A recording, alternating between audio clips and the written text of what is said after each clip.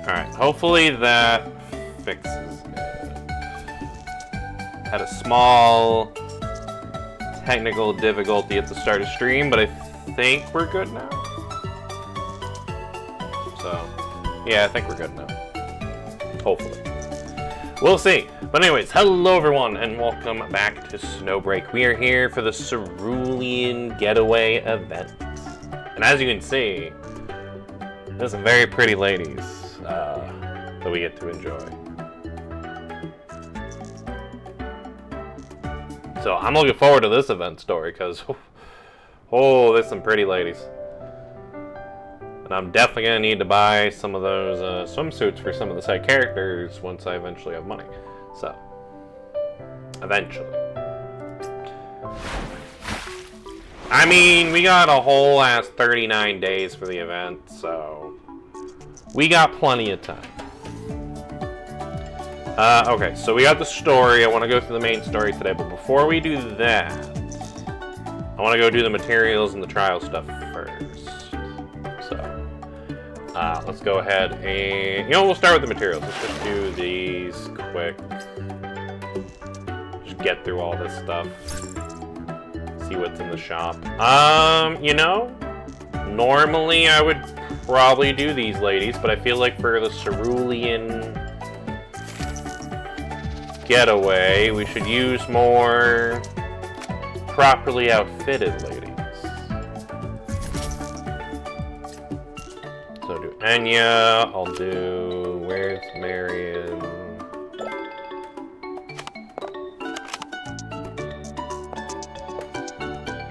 There you go, Riptide Marion, deploy.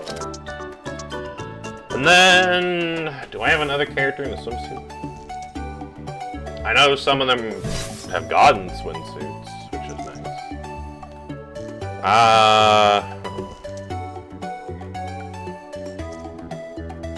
Yeah, I'm looking. I don't think any more of these ladies that I have right now have swimsuits.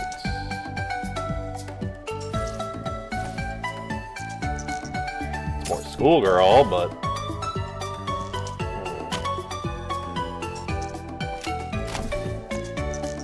I mean, we can use Clarina, mostly just because, yeah, I kind of need to use her more. I also need to build her up a little bit more too, so. Oh yeah, that's when I saw that Vidya has a swimsuit. Vidya and Narita have swimsuits, and definitely buying those swimsuits, I'll say that much.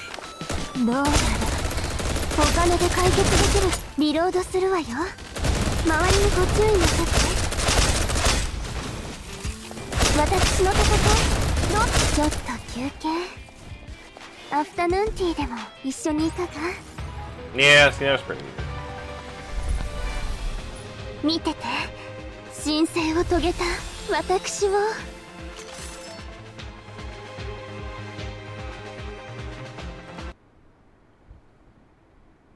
Oh yeah, then yeah, she has an outfit too. There's a lot of really nice ladies that got some swimsuit outfits that we need to get.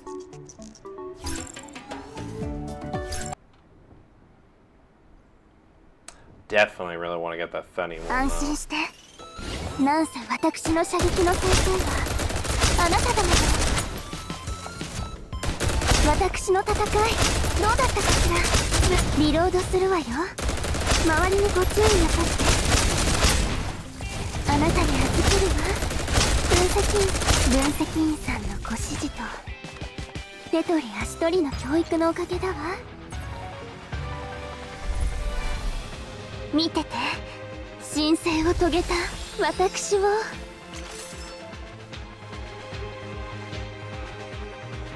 Yeah, so we'll just have to do this a few times, and then I want to do the trial ones because I want to get a good look at some of those outfits, and then also try out the new Fenny and see if she's going to be a must-have. Which I do really love Fenny, but I already have a really nicely built, wedding outfit one. I don't know if I need. I mean, I wouldn't say no to this. I was kind of more hoping the swimsuit was going to be an outfit, not a new character.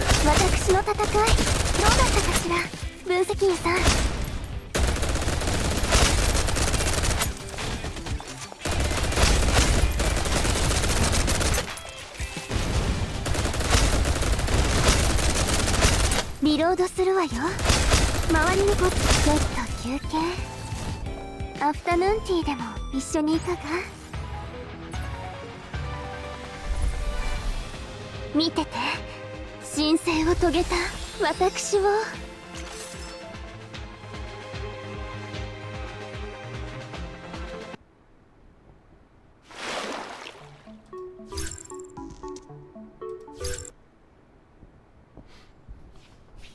I know Keisha got one, which I think you get a free one for logging in, so she might actually have that. Is that for 4-star or 5-star Keisha? No, I don't know.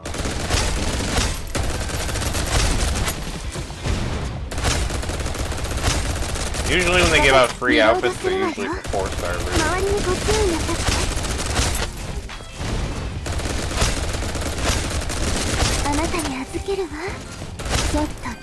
Yeah, but we'll find out. アフタヌーンティーでも一緒にいかが？見てて、神聖を遂げた私を。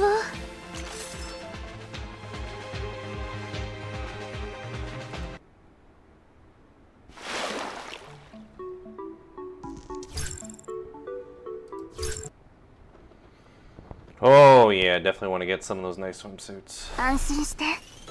なんせ私の射撃の先生はあなただもの。I don't know. Are there anyone watching excited for? I don't know. I personally love Fenny, so. That's also if I get them. I also haven't seen all the swimsuits yet, so maybe I should wait to say which one I'm definitely getting once I see them all. I know the video one. Video one really nice. Definitely looking forward to the video. これが勝利の余韻。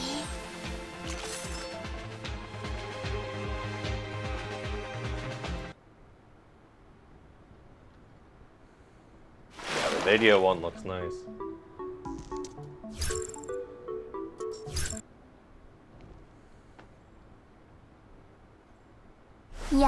Kind of makes her look almost mermaid-like, actually.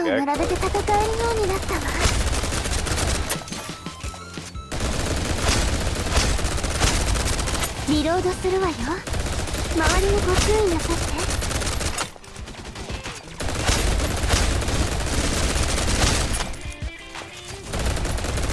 私の戦いどうだったかしら、分析員さん。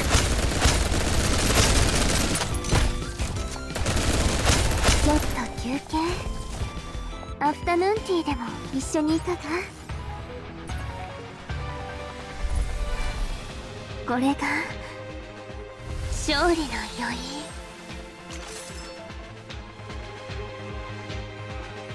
Alright, I think we need to do the... Was that the last one? That might have been the last one, actually. Oh. Oh, wait, hold on. I saw that, the Narita one. Oof. That one looked nice.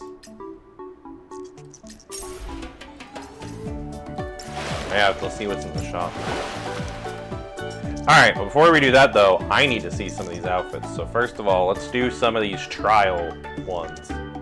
So we have Fenny Pure Heart to try first.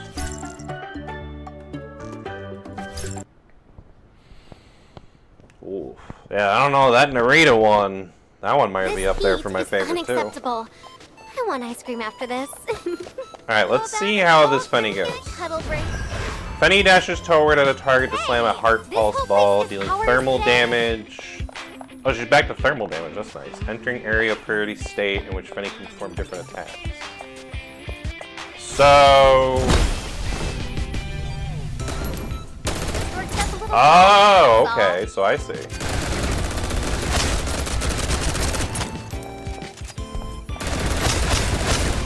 So you do the skill, and then you can either do an AoE or a single shot attack with it. Okay. Hey, this whole place is ours. Skill's pretty good. Now we need to see what the ultimate is like. So my game's lagging a little bit. I don't know why. I think I might need computer upgrades, I'm wondering. I might need Colin to maybe look at my computer and say. me down, will you? Hey, yo. We're just getting started. Happily. So wait, how do I get her to do her ultimate? It's not saying to do the ultimate yet. Still the opening act. Worked up a little sweat, that's all.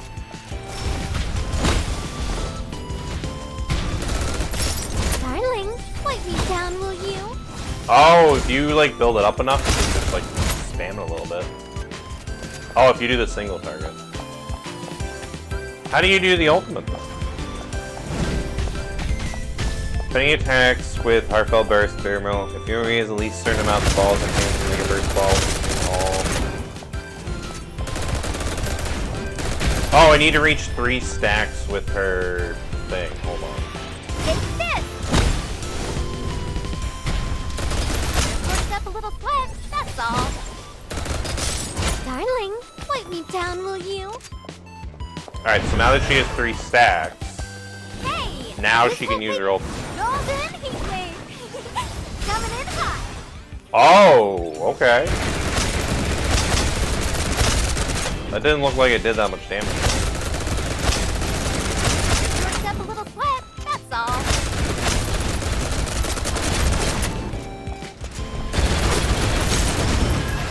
Darling, wipe me down, will you? Happily? Take this! She seems really fun to play, but I don't know if she's like a must-have, you know? She seems really fun to play though, so I might still try to get her. I mean, there's really no one else in the banners, but... I might try to get her. Want another round? Again, she doesn't feel like a must-have, but she definitely seems pretty, like, fun to play, though. Oh, yeah, hold on. That Narita outfit. I need to go for that outfit. Alright, so this outfit's making a comeback. We already know about that outfit, but I'm just going to play it anyway just to get some of the stuff for 10 pulls. Because who knows? Maybe we can get lucky and we can do a 10 pull today, though I think I'm, like, nowhere near pit. The arrows are set. I don't think Ready that's to gonna take work. flight. We'll see. Objective complete. Precisely as the simulation dictated.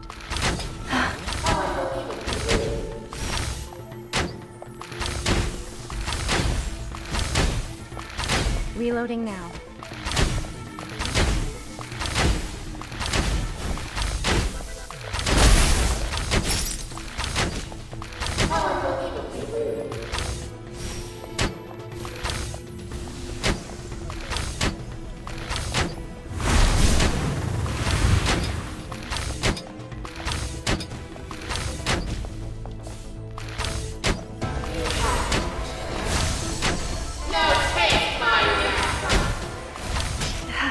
The end? This is just the beginning.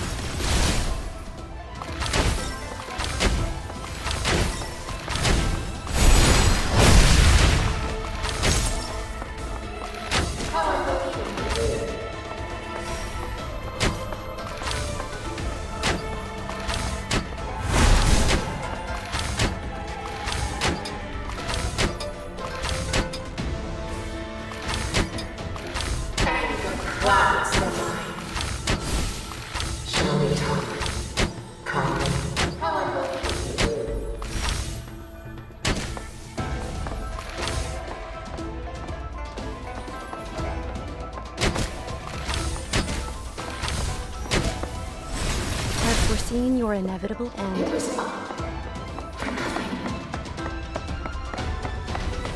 Objective complete. Precisely as the simulation dictated. Alright. So that outfit's not bad. A reward I don't for even me. think I have that version of Then, Chensing, would though. you mind stepping a little closer? Actually, I think I do, don't I? I don't know. I don't think I do, though. I know I have the assault rifle version of her. I don't know if I have the bow version. So, we'll see. Oh, okay, so infinite life. Oh, wait, is she coming back on banner? Is that what it's saying? Because it's saying this character's on there. I think infinite life, I guess, is coming on there, too. I mean, that's kind of cool if we're getting like some reruns of those characters, but I already have Infinite Life. I might be able to get the Don't let me Jensen out of one, your though. sight. I don't know though if I want that more than the Fenny one. I might probably still go for the Fenny one. All within control. Let's put an end to this.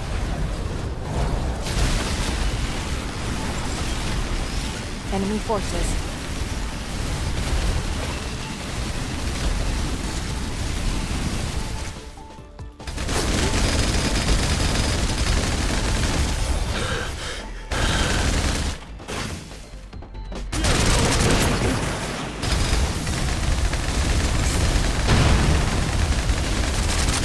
All within control.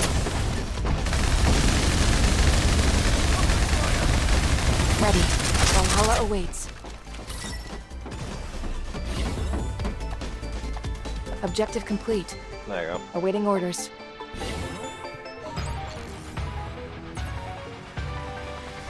Nothing can stop us. Adjutant.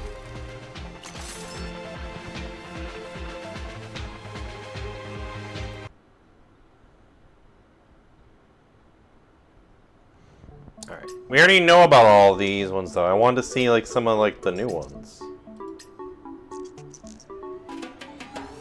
So are these all characters that are getting like reruns on the banner? Is that why they're all here? Because I kind of want to see like all the new stuff. I might later maybe go for like some of the other. So that's the other outfit that we can get for Pure Heart. Okay.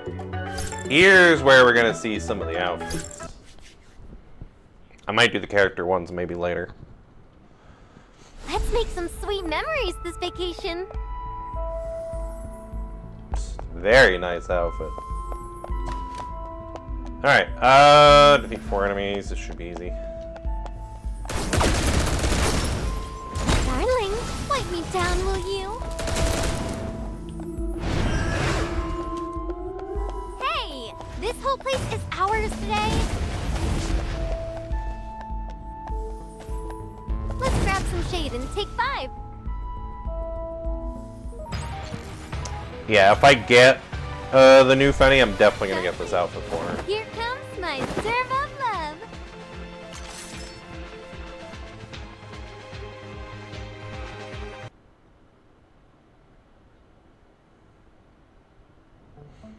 Alright, so you have Fenny. This is the new video one.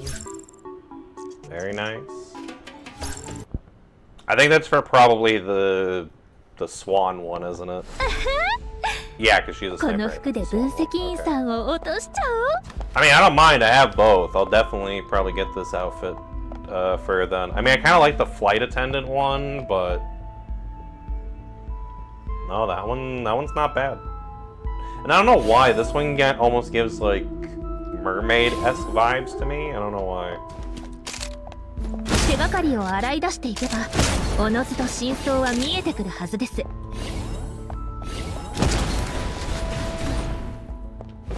正義の夜明け。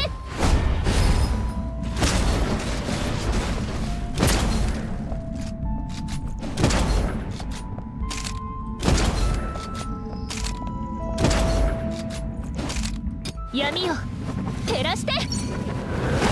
Oh, I like how it adds more of a... Okay, so the outfit adds more like an aquatic theme to like her attacks too. That's kind of cool. Because I saw like the shell she was sitting in instead of like the chair and everything else. Okay. So I might need to get this outfit too at some point.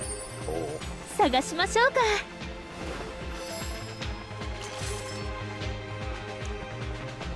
Very nice. Definitely gonna have to go for that one. So, and thankfully I already have the character, so I just need to wait till I have the money. Oh. So this is the Narita one. Sun Spray Surge.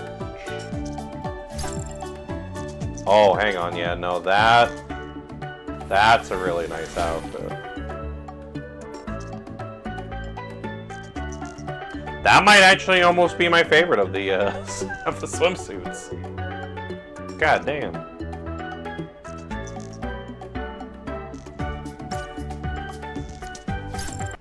Definitely have to get that one too, because Yeah, no, that'd be pretty nice actually. 敵を海に追い返す Because I don't need, again, I already have Narita, so I don't even need to pull for it. I just need to こ save up the そろそ money ろ終わらせよ and get the outfit. So that'd be nice.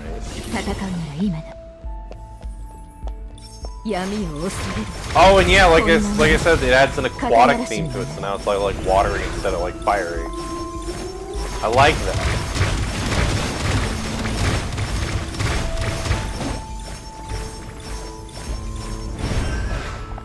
Yeah, I'm definitely gonna have to get this outfit too.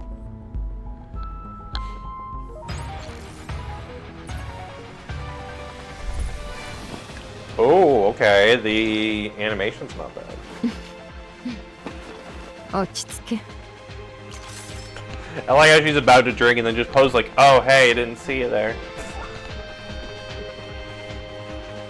Totally wasn't doing that on purpose. Didn't see you there. I like that. No, I'm definitely gonna have to get that one too. Oh, Chensing's got a secretary-esque outfit. Okay. Definitely, definitely liking the look of that one. Tender agenda.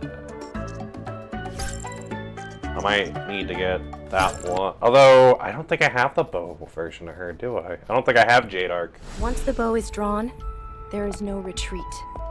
Adjutant, I am prepared. I'll have to see about maybe getting this outfit This if I shall get conclude her shortly. character.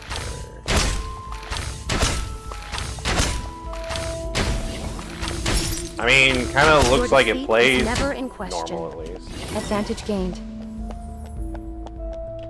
Objective complete. Precisely as the simulation dictated. Alright, let's see what the end A animation reward is. for me? Then, would you mind stepping a little closer?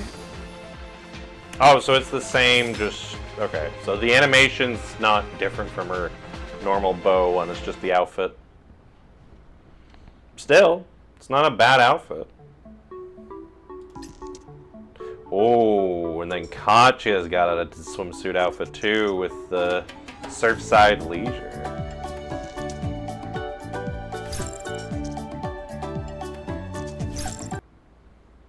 I might need to maybe get this outfit too. 水着に着替えてもやっぱり暑いわね I like how her gun almost looks. Hold on, I want to see. Her gun almost looks like a squirt gun with the way it's like kind of like aquatic and see-through on like the barrel and like the clip there.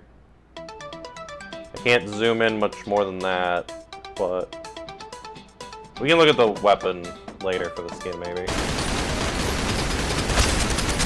But yeah, if you look at the gun, it kind of looks like it's almost like see-through on like the barrel and like the clip part. I kind of like that.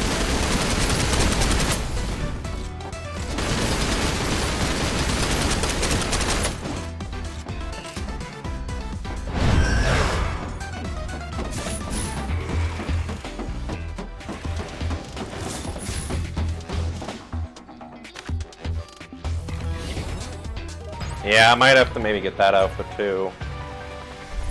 つまらない仕事はここまでにしましょう I think the animation's a little bit different, but for the most part, it's just really nice zoom in on the outfit.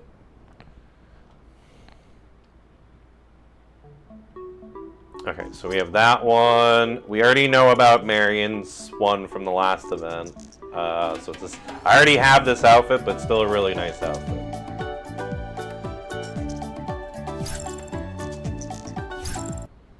So might as well play this one as well.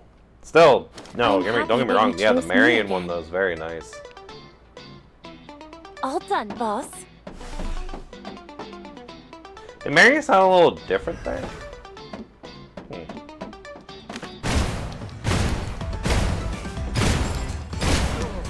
They're all out. Who's cleaning this up? Just a moment. I'll have it done in no time. Why does Marion's voice sound different? I don't know why, but it sounds off.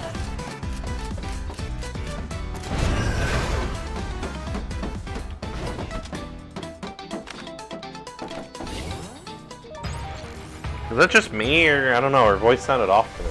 A massage? Please, go hard. Yeah, her voice sounds different. Did they change Marion's voice actress?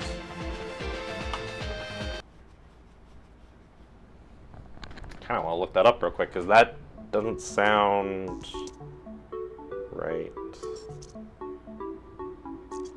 SnowBreak. Marion.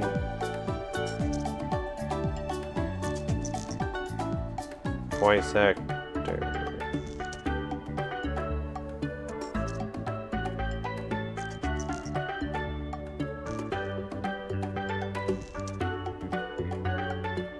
Oh, they did change. Wait, hold on. I think they did change the voice actor. Yeah, they did.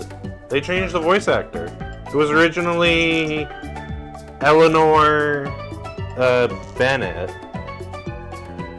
And then they recently changed it, but they haven't announced who they changed, who's the new person is yet.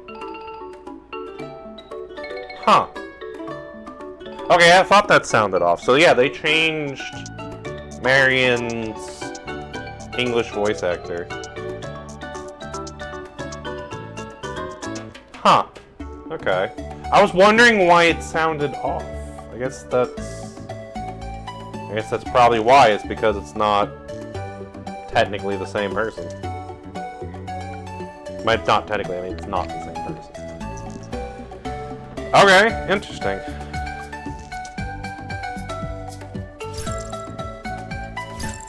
So Marion's English voice actor changed. I wonder if there was a reason why they changed it. Quality time with me, Adjutant. So, I wonder if they changed anyone else. I mean, Enya sounded the same there. Be brave. Gotcha, gotcha. Yeah, no, Enya's is the same. That sounds normal. I don't think any of the girls we saw so far, I don't think any of them were off either, other than, again, Marion. Yeah, I didn't know they changed her voice actress, though. That's interesting. I wonder who the new one is. How naughty.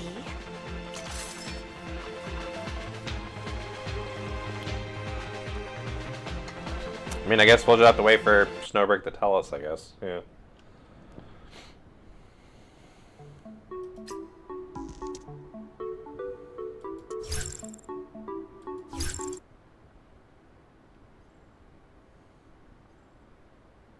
Let's bury our enemies in the sand. Alright, so this is Meowtrix's I finished everything I was working on. outfit. Which I don't think I have this outfit, so I might maybe try to get this outfit if it's on Ready to go again. sale. Huh. Why do you have to keep interrupting me?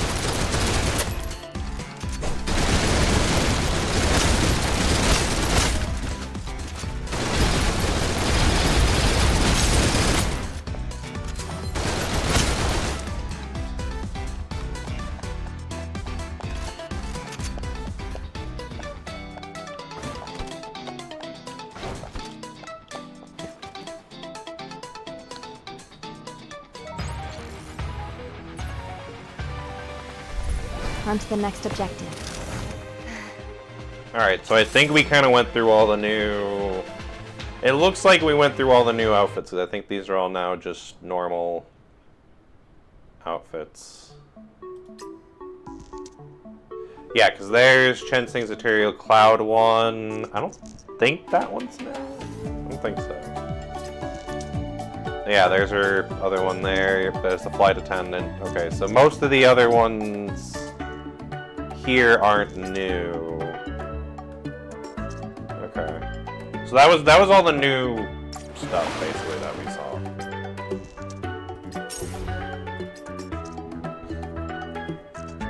So we'll have to maybe try out some more later. Anything good in the shops? I mean, clearly we're gonna have to get the... Yeah, I want to get the Diver's Memento. pretty decisive. It's pretty much the first thing I always get is the mementos. Probably gonna need some of these. I feel like I always need weapon ascension stuff.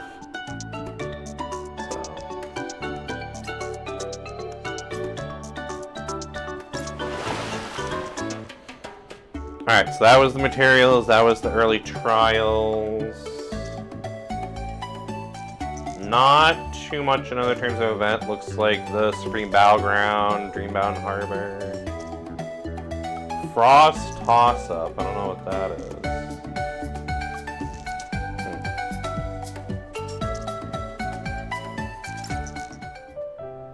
Alright, so real quick, let me just claim this. Oh yeah, I wanted to see... Okay, so it is for the 4-star version. Because I think, unless we didn't get it yet, there should be a new swimsuit outfit for... Okay, here it is. Okay, so yeah, I was told that if just logging in, you get Acacia's swimsuit outfit. So I guess it's only for the 4-star version.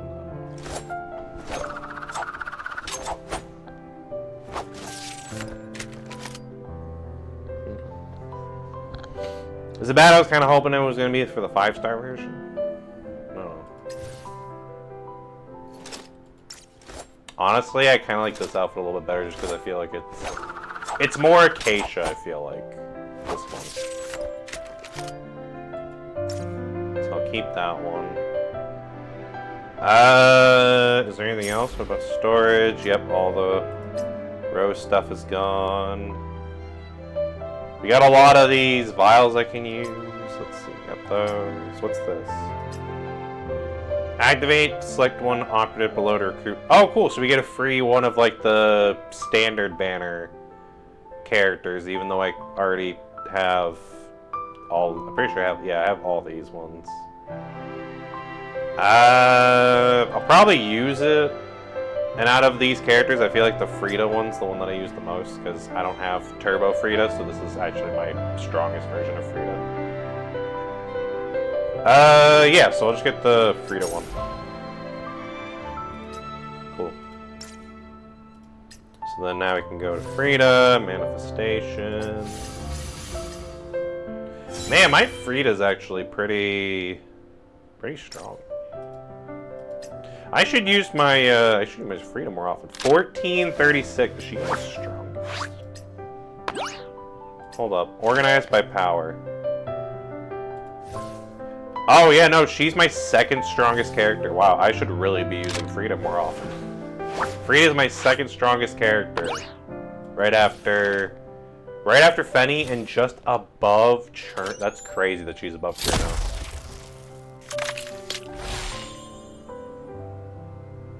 Because Cherno's strong. So if Frida is above Cherno, that's impressive.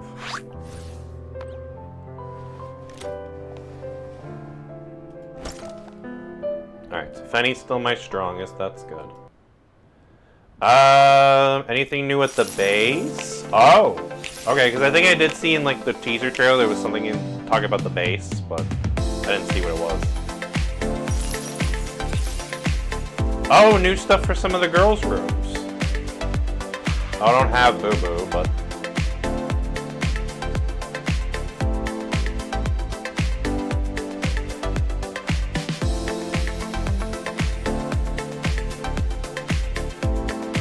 New room tours. I think I have some of those actually. Healing center. Okay, so they're just talking about like all the features, because I know some of these were already features, like the hot spring and that.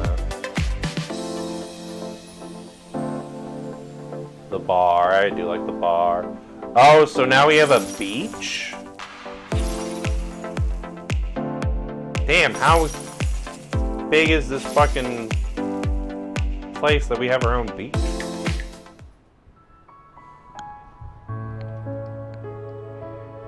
Hold on, I want to see, where do we go for the beach?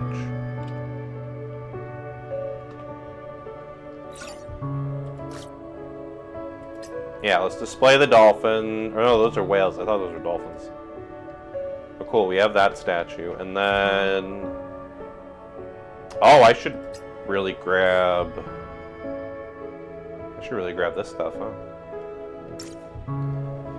I want to see where to go. I want to check out the beach. Oh, here we go, beach.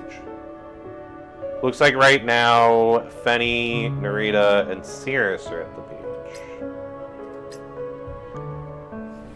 Alright, let's check out the beach. I can't believe Hemel Force now has its own beach.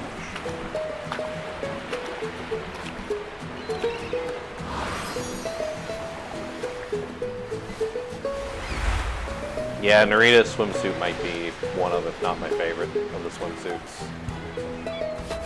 Vidia's might actually be close. Again, I like that it gives her like a mermaid kind of look. Get up, darling. You'll roast if you lie there any longer. Yeah, you don't want to get roasted, that's for sure.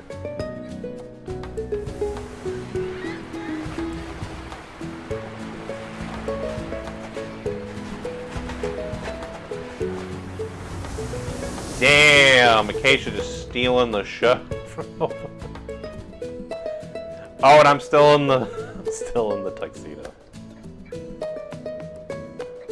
Do I get like a swimsuit outfit? That'd be kind of nice if I could have a swimsuit outfit.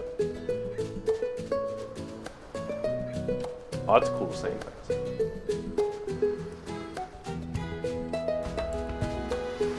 That's a big hermit crab. Alright, yeah, so Sirius is just kind of just relaxing in the sun. Hopefully they have some sunscreen on. And then, yeah, it looks like Fenny and Narita are just relaxing over here. I won't bother them. They look like they're taking nice little naps.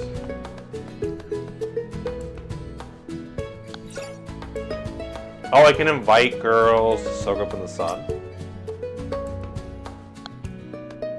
Oh, so I can like fill up the beach if I wanted to. Okay. Yeah, so now Gabe's here. I think she was the only one that literally just showed up.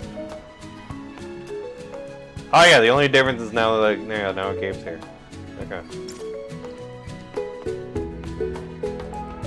I want to see if hold on. I feel like I deserve to have a swimsuit kind of outfit. Do I have something that change outfits? Attain from choice products. So how do I get the? So there is a way to get a swimsuit. How do I get the swimsuit? Also, I like how you can now have wedding rings for a bunch of different characters. And now I have 3 of them. I have 3 wedding rings with Tess. I have one with Tess, I have one with Katya, and I have one with my darling Fenny. Looks like I can have 2 more if I wanted to. Oh, wait, no, hold on. There's a thing here. Switch hand. Oh, I can have up to 10 wedding... Imagine how goddamn, like... Imagine how your hands would look if you had, like, a wedding ring on, like, every finger. That's crazy.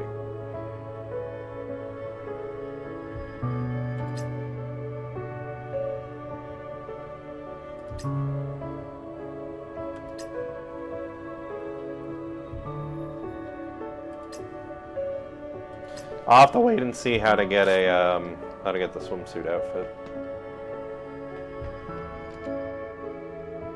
Oh, there's like little stuff you can do with some of the girls. That's cute. Alright, well, I'm gonna go ahead. I want to collect these because, yeah, they're kind of full up on this.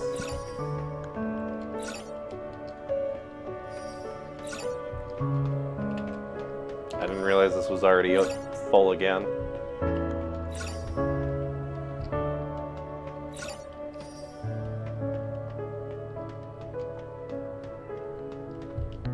Is that all the ones on this floor? Let's see. There's 5 more on this floor, 8 on the next floor, and then 5 on the floor after that. So let's see. 1, 2, 3, 4, Oh, and figures 5's right up here. Oh yeah, I want to see something too, because I was told they might maybe add this. No, they didn't have it yet. So we don't have a room for Clarina yet. We don't. Yeah, Clarina doesn't have a room yet. Yeah, we need to be able to get her a room. I'm assuming they're just waiting to do like some update. I was hoping this was going to be the update with this event, but I guess not. I can maybe see about looking that up and see if maybe there's like a reason they didn't make a room for her. It'd just be weird that Clarina's the only one that doesn't get a room. I don't know.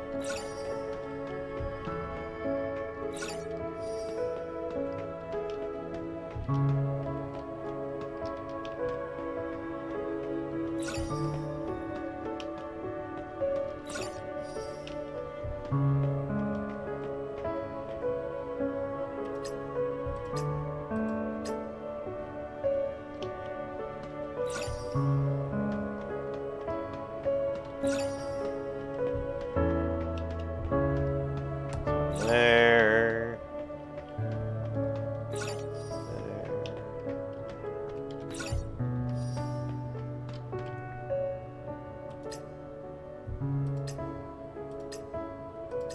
Alright, looks like that's all of them.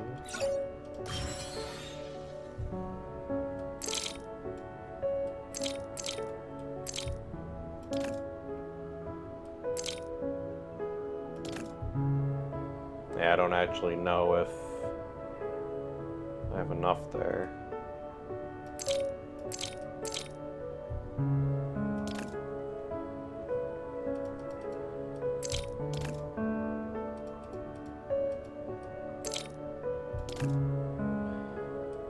Alright, then put that there.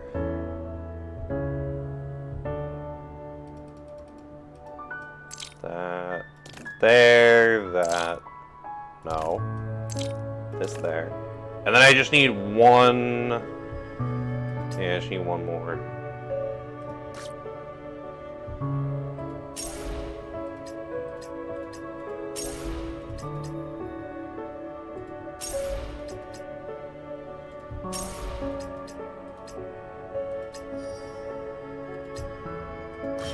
Alright, there you go. So then we have one there that fills up that.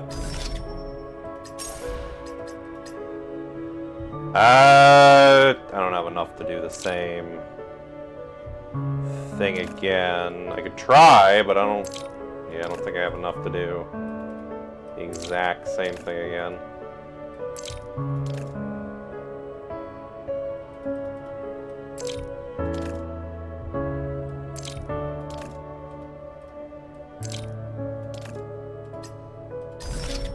It's not the exact same, but it'll do.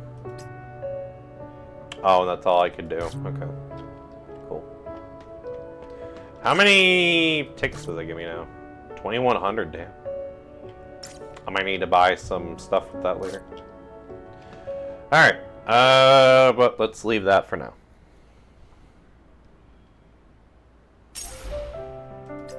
Oh, is it a new... I guess it's a new day in the game. Cool. Yeah, we have all the outfits that I want to get at some point.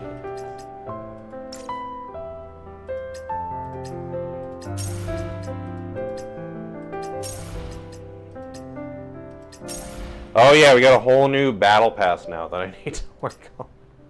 Yeah, I'll have to get the thing for that too, to get the battle pass.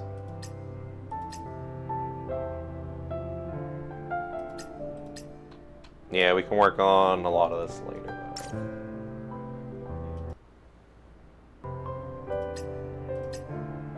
though. Pretty decisive. Yeah, I don't have enough for a 10-pole just yet.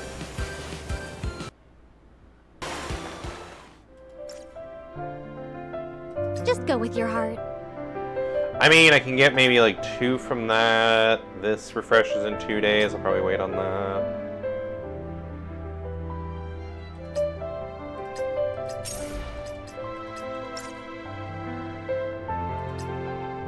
Yeah, that's not enough. I still need a little bit more. Okay.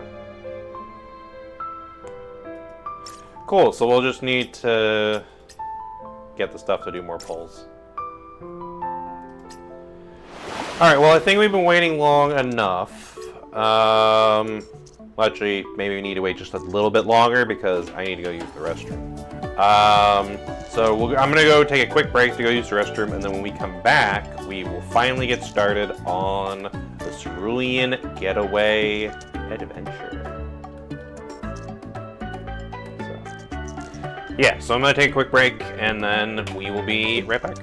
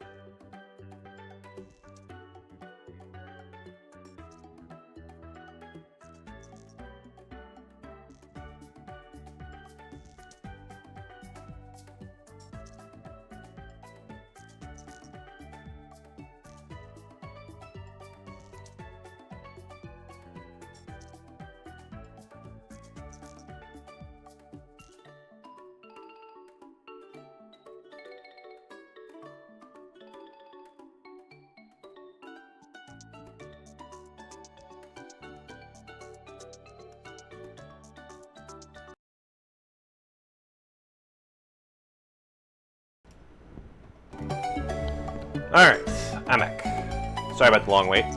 But let's get right on into the Cerulean Getaway story chapter.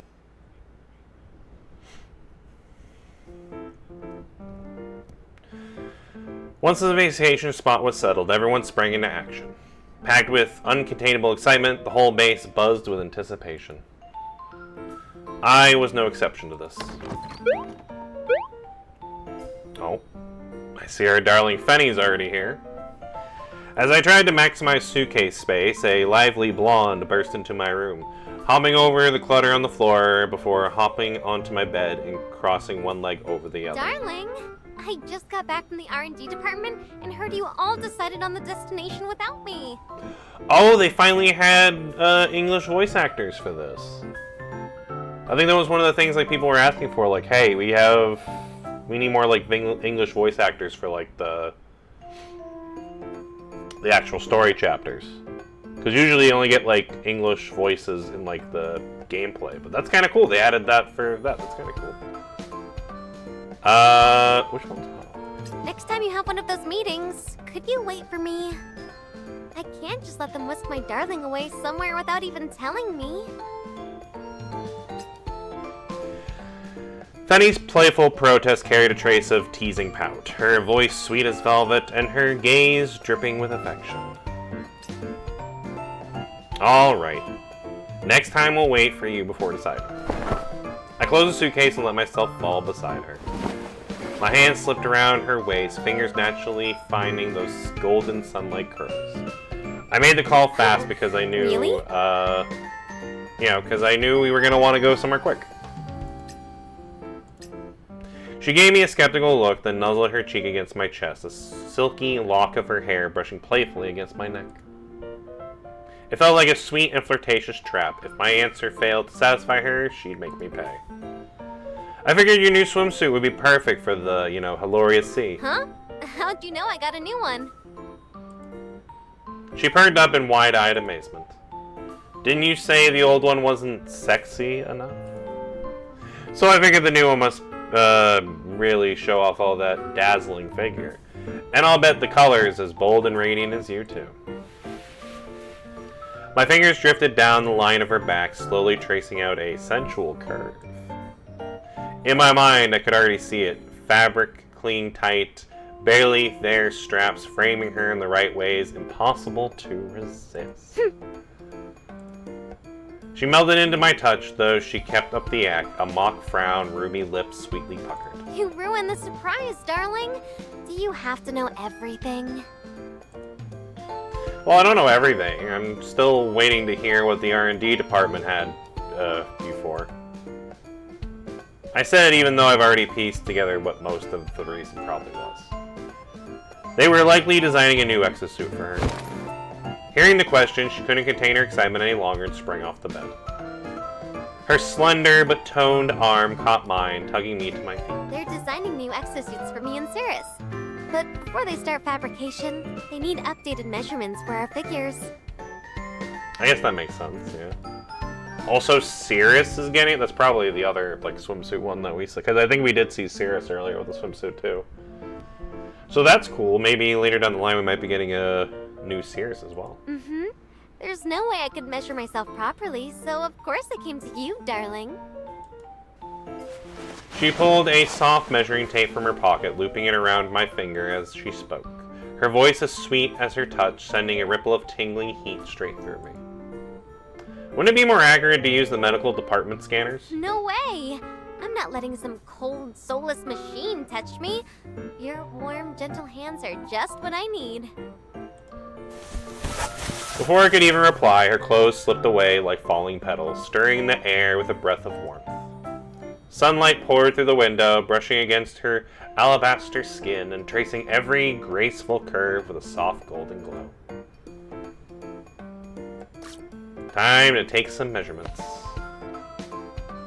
Also, glad she's not fully naked in this part here, but God knows I don't need Twitch having a field day on me. I slipped the tape around her, its scale gliding over a constellation of rose-hued marks on her skin. As I logged each number, my finger moved with familiar ease, trailing gently across the tender sides left by passion's fire. In other words, she's got some love marks on her. So. A sultry current shimmered between us, coaxing forth by her soft moan, rustling the blossoms she become. I'll be gentler next time. No way. I want those marks everywhere. On my neck, my back, so everyone knows how madly in love we are. Her voice rose with playful pride. With a flick of her hand, Fenny brushed her hair aside, proudly revealing the marks just behind her ear. Once we finished, she slipped her clothes back on, but only loosely. The straps hung barely on her shoulders. It looked careless, but every detail whispered intentional seduction. Say, darling, did my waist get slimmer? And what about my bust? Did it go up? In other words, she's hoping that she got skinnier, but also bigger in other areas. I mean, you've been giving some very hands-on attention to this area, right? I'm sure I have been. Well, according to the numbers, your figure is just as perfect as ever. I knew it. Wait, what? Her smile faltered, confusion flickering in her eyes. As perfect as ever? What's that supposed to mean? Means as perfect as always. I don't know what other way to phrase that. Means your measurements haven't really changed much at all. No way! She snatched a report from my hand, scanning every line with growling disbelief. Her fingers gave her waist a double pinch, and just like that, she deflated like a pop balloon. I've been working out like crazy, and it didn't help at all. That's not true. It helped maintain the perfect figure of yours. But even so, my compliment didn't seem to settle her doubts. She tapped her lips, lost in thought. Where'd I go wrong? I've been doing my workout routine pretty much every day. Have you been doing the same one every day? Yep. I didn't feel like memorizing a bunch of new moves. Well, in that case, sounds like your body hit a maybe workout plateau. Huh? What's that?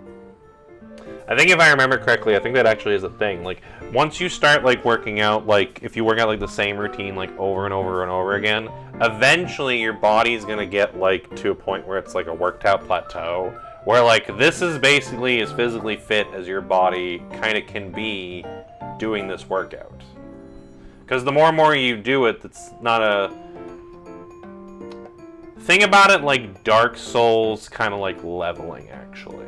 Eventually, as you level up in Dark Souls, not every level up's the same, and eventually there's like soft caps, where like, okay, instead of gaining like 50 HP a level, you're only gaining like 25, then you're only gaining like, at some point you get near like the top, where eventually, even though you're gaining levels, you're only gaining maybe like 5 HP, which isn't much. So it's kind of similar to that, where like in workouts, where like if you keep working at something in a workout, eventually the amount of increase that you're getting is kind of very minuscule to the point it's not really going to change anything. That's why it's important to work out different areas.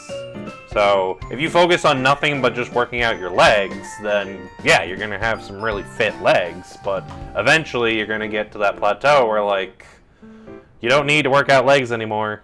You just kind of just, you know, I guess just keeping it at that same point, if anything, but you're not really improving. If you want to constantly improve, you got to do multiple different workout routines. So, it sounds like that's what Fenny did. Sounds like Fenny just did like a bunch of like the same workout routine, and now they're just kind of just stuck where they're at. Yeah. When your body gets so used to the same exercise, it stops reacting. See, that's what I was saying. Eventually, if you do the same exercise over and over again, eventually you're just going to stagnate.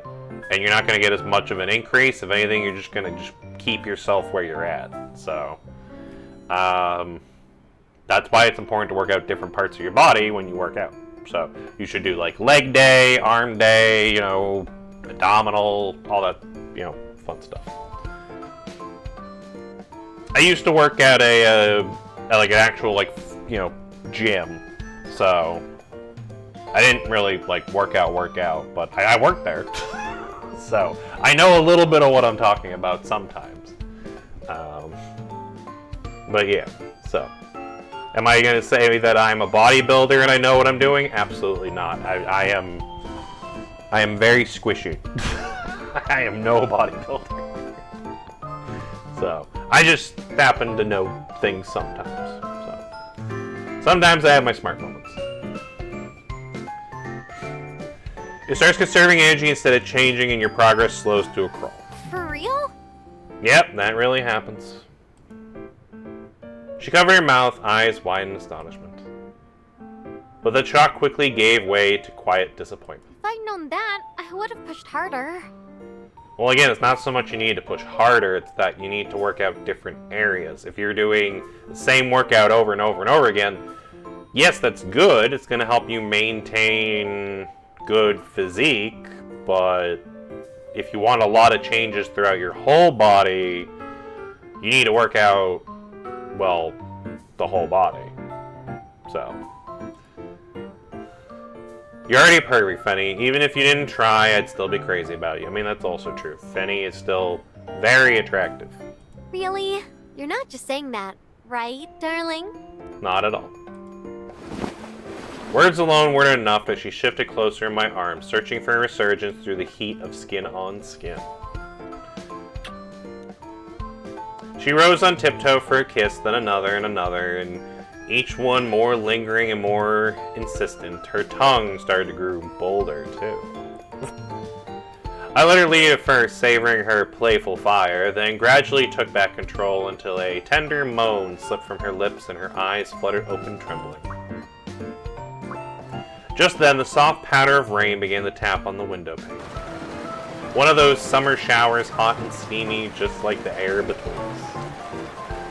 Outside, raindrops threaded through the garden blossoms, nourishing roots and petals with tenderness caress, just as I had to the flower in my arms. After several rounds of passion, the rhythm of the rain began to fade, and spent and satisfied, Fenny dozed off in my arms.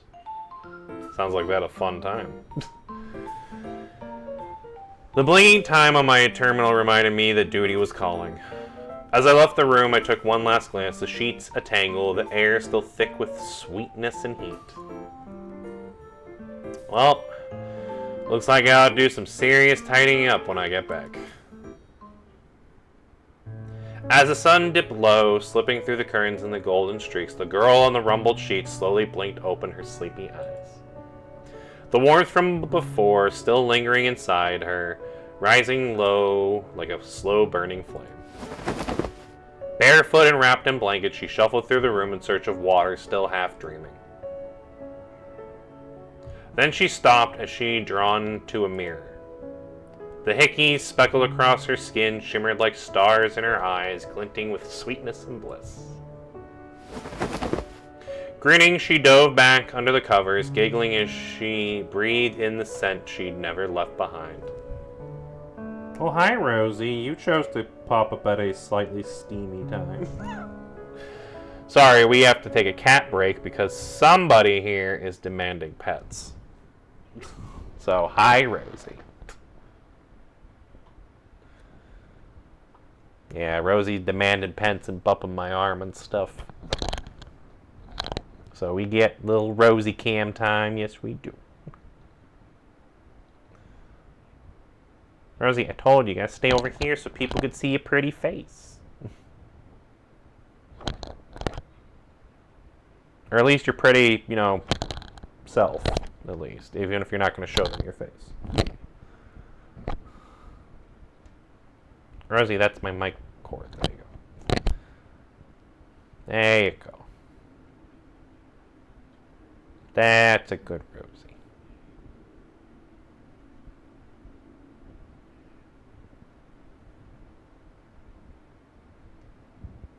Oh. I think Rosie... Oh, nope, they're there. I was like, Rosie left, but then they just immediately came back. Eventually, when Rosie is done with pets, they'll leave of their own accord. Until then, butt scritches for Rosie.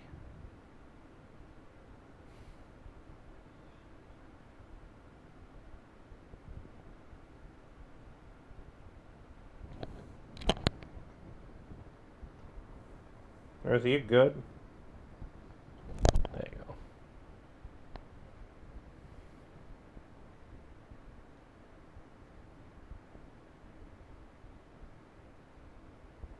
go. Oh, Rosie still wants more pets.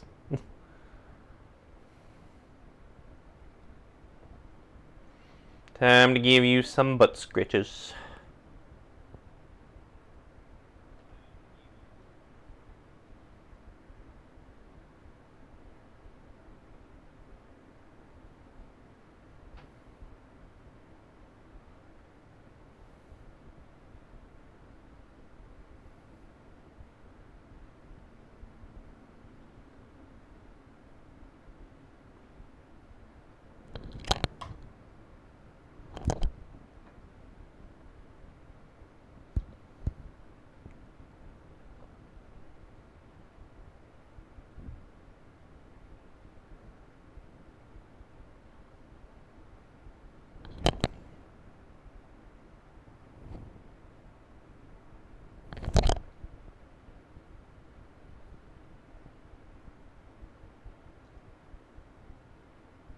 No, Rosie, you're cute.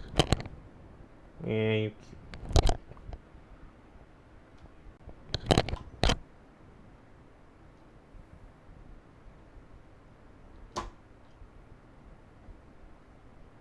Oh, you don't want pets anymore? Okay. Looks like Rosie's done for now. Cool, we can get back to what we were doing. As she rolled over, something caught her eye, a pale yellow sticky note resting nearby. Taking you shopping after work. Aw, that's sweet. Just a few words, but Fenny clutched the note to her chest like a precious keepsake. Perfect. The stores are getting new collections today. I can pick out a couple of stylish suits for Darling. But something tugged at her thought. She glanced back at the note, then paused. Wait a sec. Didn't we go shopping on this day last month, too? And the month before that? Oh, so we have a shopping day every month? That sounds like a good idea. New Collection Day had quietly turned into a tradition. One of many little rituals shared between them. Movie night, dessert hunts, even joint patrols through the containment zone elf. Lately, their time together seemed to orbit around routines, comforting and familiar, but unchanging. Things have been feeling kinda samey lately. Nothing new, really. Hugging a pillow, she rolled lazily across the bed, her thoughts drifting like dandelions on the breeze. The same old routine. Like we're missing some spice, perhaps? I'm sorry, did you two not just have apparently a really good sex time? I count that as spice. Her thoughts rippled outward like a pebble dropped into a lake, one doubt stirring many. You ruined the surprise, darling. Do you have to know everything? According to the numbers, your figure is just as perfect as ever. Sounds like your body hit a workout plateau. Yeah, like I was talking about before. Aww. Oh, that hurt. Lost in thought, she rolled a little bit too far. And with a soft thud, she tumbled off the bed, one leg still hooked over the edge. But she didn't even pause to rub her bruised hip. Something stirred inside her, a sudden fluttering pressure. She marched to the mirror, eyes locked on the proud girl staring back, and launched into a full-on self-scolding. Benny Golden, you've totally let yourself go. I mean, if that's letting yourself go, that... God damn. I don't know if I call what you did letting yourself go. Did you really think sealing a covenant vow meant you could just kick back and ride the love train? I mean, I would kind of think so, yeah, a little bit. How are you supposed to live happily ever after with Darling if you keep slacking off like this? Her expression turned serious as her reflection in the mirror frowned right back at her. Without a little spark, people get dull. And that goes double for relationships. That's a good point. Luckily, clever old me caught it before it's too late. before Darling even starts to get the tiniest bit bored. She leaned in close to the mirror, jabbing a finger at her own too comfy self. You've got to light things up again, not just lie around taking him for granted. You've got to keep surprising him. More spice. Got that? She gave herself a firm nod, and her reflection nodded right back. That earned a satisfied little smile. Darling's probably buried in work right now. All those battle plans and strategy meetings. Then we'll make it happen during the vacation. Fenny clenched her fist and thrust them right into the air, her spirit ablaze with fresh resolve. Uh-oh. Just as I was buried in reports, my son's sneeze caught me off guard. In the hush of the command room, it echoed like a gunshot. Given my current enhanced physiology, catching a plain old cold is next to impossible. Someone must be thinking about me, as the saying goes.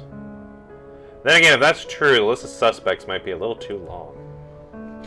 I gave my nose a rub and just turned back to the task at hand.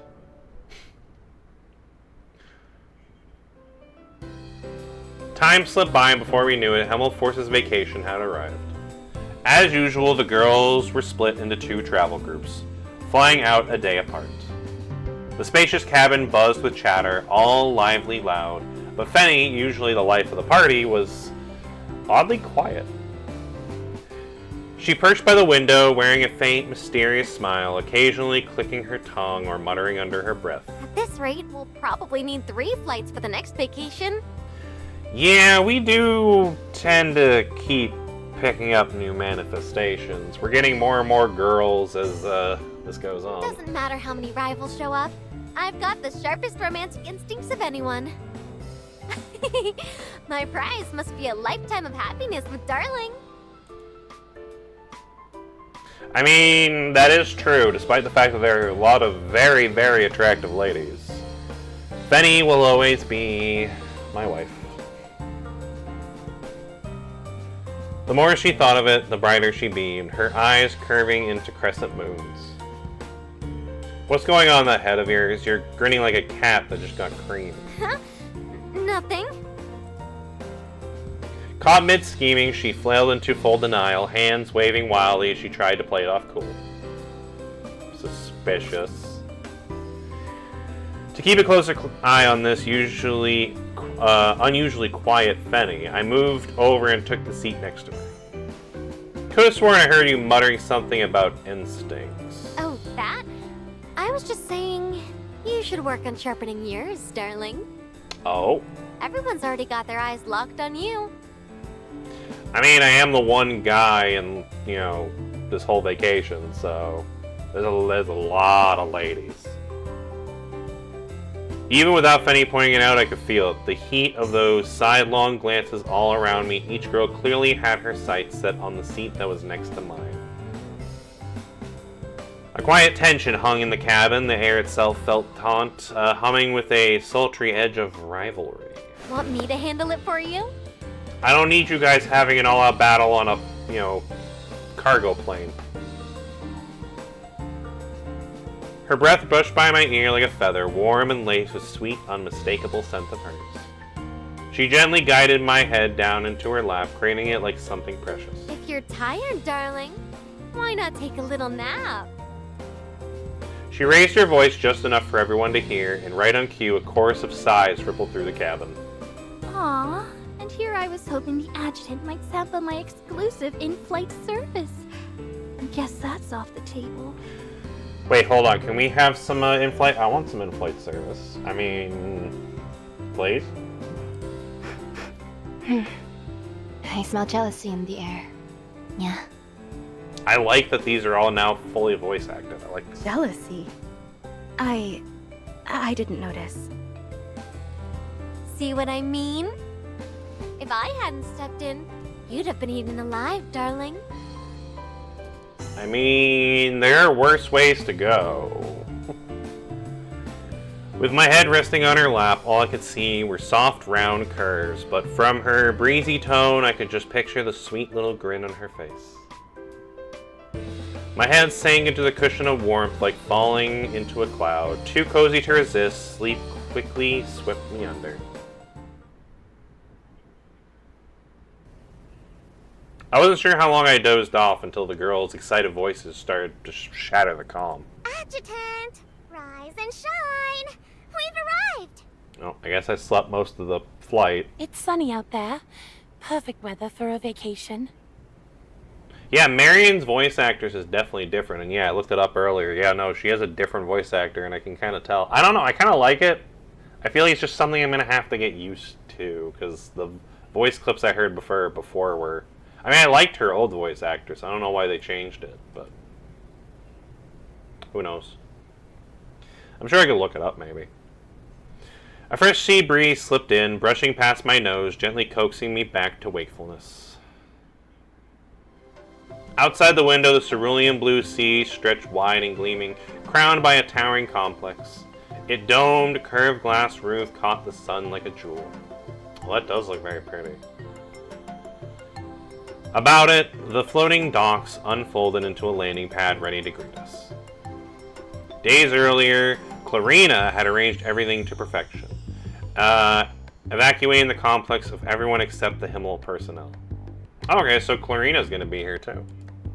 And the fact that she was able to get all this for us is pretty generous. As soon as the aircraft came to a full stop, the girls surged forward, bolting toward our private slice of paradise. And just like that, our summer holiday officially had begun. Behold, Professor Frisia's flawless dive. Careful, Frisha. Sure no. Let's try the slide too. I like how now you can hear both of them, Cherno and Marisol's voices. The girls split off into little groups, diving headfirst into the vacation mode. From atop the towering water slide, a few petite forms zipped down in a flurry, sprays of water catching the sunlight as they grew. The wave generator kicked in, sending forth surges of crashing toward the sandy beach. Meowxer's sandcastle stood near completion until a rogue wave surged in and swallowed it whole. Yeah, bad wave. Meanwhile, I stretched out on a beach chair, letting the sea breeze roll over me. I sank into the warmth, hoping the sun might melt away the lingering pressure of duty. A vibrant green watermelon suddenly entered my field of view. It's cold and sweet. Want a bite? Hello, Narita. That is a hell of a swimsuit. I would most certainly love a bite. Can you feed it to me? What? I mean, it might even be better if you used your... Hey, yo, I am bold. My gaze drifted to her lips, and for the first time, her icy composure had cracked. Her hand went instinctively to her pocket. She came up empty. She forgotten she was wearing a swimsuit. Were you trying to grab your terminal and look up how to feed your lover watermelon using your mouth? How did you know? She does kind of do that a lot, just look up how to do stuff. I mean, I wouldn't look up that per se, but I tend to do that too a lot, just like looking up stuff that I don't know how to do. I mean, no, I wasn't. The usual glacial calm in her eyes gave way to the subtle ripple. Then after a moment of hesitation, she suddenly steeled herself. She took a bite of the watermelon, then leaned in quickly. A deep blush bloomed from her cheeks to her ears, and the hand holding the watermelon began to tremble. I pulled her close and kissed her deeply, drinking in both the sweetness of the fruit and the cool, unmistakable scent that was hers alone. Naturally, this hot scene didn't slip past Fenny's watchful gaze. Crouched beneath a swaying coconut tree, she spied through a dainty pair of binoculars, tracking every detail of the watermelon kiss from afar. But she knew this wasn't the moment to make her move. She was waiting for the perfect opening, something grand, dazzling, and unforgettable.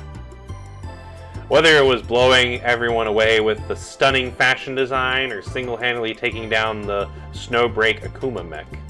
Oh yeah, that was in the last beach one, the Akuma mech one. That was fun. I remember that. to shine in a way he never saw coming. What could be more romantic, more surprising than that? The thought alone made her grin and then erupt into unhabilitated laughter. Oh, Fenny's definitely up to something. Gotta warm up now if I want to perform well in any combat competition. Oh yeah, now that we're on an island, we can kind of just let loose and have fun.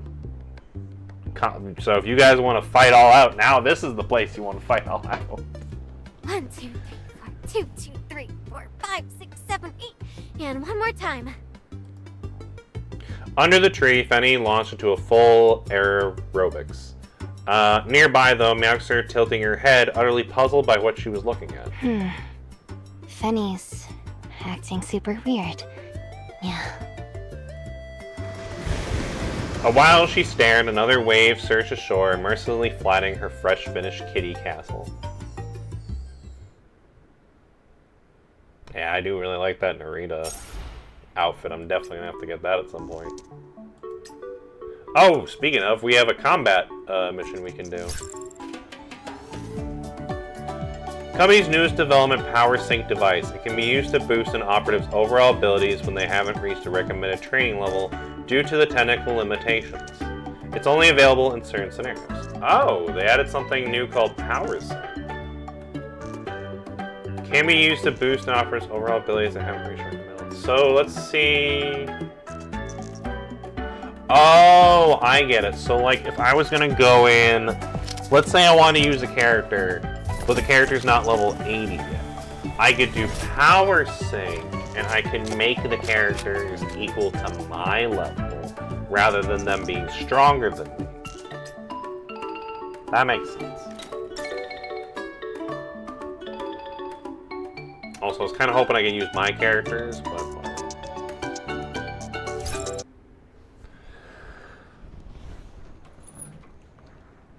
Today's performance is a two-person show. If the contest this time turns out to be a dessert showdown, how about the pistachio lion dance sundae for my darling? Already objective complete. Big surprise. We have extras on set.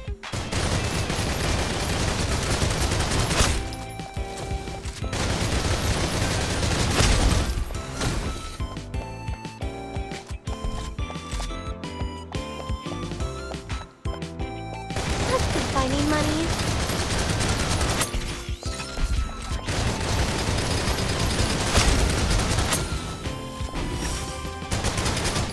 Oh, that's cool, her outfit change.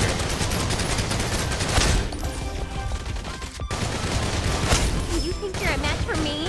Please. Is that something new that they added where the Not like outfit Akuma anywhere. changes if she uses their special bullets? What kind of contest are we in for today, I wonder? Show must go on. Whatever it is. Nice try. I'm gonna win. Give me the applause I deserve. I like how they're now much more supportive, like just like the English voice lines in that. Because before it would be, if I used my ult, it would be the Japanese version. Objective So I like that now there's Big more surprise. English stuff going on. I like that. All I want to hear is you cheering me on. Yes, even that's new, because before she would just say something in, she would do the same thing, but she would say something in Japanese that, you know, I didn't really know what she said, but still. Now she's actually speaking in English. I like that. Sunlight glittered across the sea like scattering gold foil, while a cool ocean breeze rustled through the coconut grove in a soft whisper. Just as everything basked in peace, the wave generator suddenly kicked up, sending a towering swoo across the surface. Whitecaps churning in a forward dance, and atop the highest crest stood Cirrus, with a sea sprite riding the waves. She teetered atop the swell for a few heartbeats, then the sea turned against her, swallowing her over and over. At last, the tide caught her clean and hurled her shoreward with relentless force. Oh, she was trying out some, like, surfing or something, okay. Just before she could face-plant a somersault across the sand, I stepped in and caught her squarely in my arms. The impact sent me sprawling into the sand. Ooh, I like the new swimsuit. That's nice. A cute little whimper escaped the girl in my arms, clearly still dazed by the crash landing. You good? She gave her head a shake, flinging off bits of sand stuck to her cheeks. Once her senses returned, she scrambled off in a flutter. Sorry, Adjutant. I didn't mean to crash into you like that. Oh, don't worry about it. Getting tackled by you is rather enjoyable. I pushed myself upright, and only now noticed that Sirius was wearing the new exosuit from R&D department. They had just finished it for her. Its surface gleamed beneath the clear sky, colors rippling from the pale blue and a silvery white, like seawater in motion. Trying to pick up surfing, huh, Sirius? Something like that. She gave a sheepish smile, scratching her fluttered cheeks before gesturing to the board tucked under her arm. You probably haven't heard. This might look like a surfboard, but it's actually a jetboard. Custom designed for this exosuit. Oh, okay. Controlling it feels a lot like surfing, so I thought I'd sneak in some practice while we're on break. But... She glanced down at the sand stuck to her leg and gave a sheepish little grin. I just can't seem to remember that trick to staying upright, so I keep wiping out. Yeah, see, Sirius has memory problems, so that might be part of it too, so... There's a trick to stay upright? I found an online tutorial and even recorded it to play back. But even if I watch it right before jumping in, the second I hit a wave, oof, I forget it. She shook her head as her voice tinged with frustration. I might have another idea that you could do to help. Want to give it a shot? Yes, absolutely. Droplets slid down Sirius's hair, catching the sunlight just like the sparkle in her eyes. I scanned the beach and found a patch of shade beneath the coconut tree. The sand looked just right, not too hot, not too cold, perfect for a little training session. I mean, that's a hell of a position. As soon as we reached it, Sirius plopped on the board with practiced ease, lying on her stomach. Her pre-surf posture was surprisingly solid. I'm ready, Adjutant. Alright, so surfing 101. Your posture on the board is everything. Now, try popping up quickly like you're catching a wave. She nodded as her expression turned more serious. She gave it an earnest attempt, but her form still needed some work. As she rose, her knees buckled and her hips jutted up, all without her noticing. Her posture was adorable, if not a little awkward, and adjustment was definitely needed. I mean, if you're offering, I'm not gonna say no. A crisp smack echoed across the beach. A soft yelp escaped her as her cheeks flushed with pink. Even after removing my hand, I could still feel the bouncy softness. Why are you sticking your butt out so much? Put your weight in your legs, lower your hips, now lift your body straight up. Like this? She did her best to adjust, her voice tinged with uncertainty. Her lower half was spot on, but her upper half was kind of a mess. Watching her fumble with such heart, I figured it was time to show more hands-on help. You mean slapping her ass wasn't enough hands-on? I stepped under the board behind her, one hand around her chest, the other steadying her waist. Before I knew it, we were flush against each other. Oh, there you go, much better. Now, the specific trick. Don't rely on your brain to memorize the moves. Just feel them with your body. Just let the feeling sink in and make it second nature.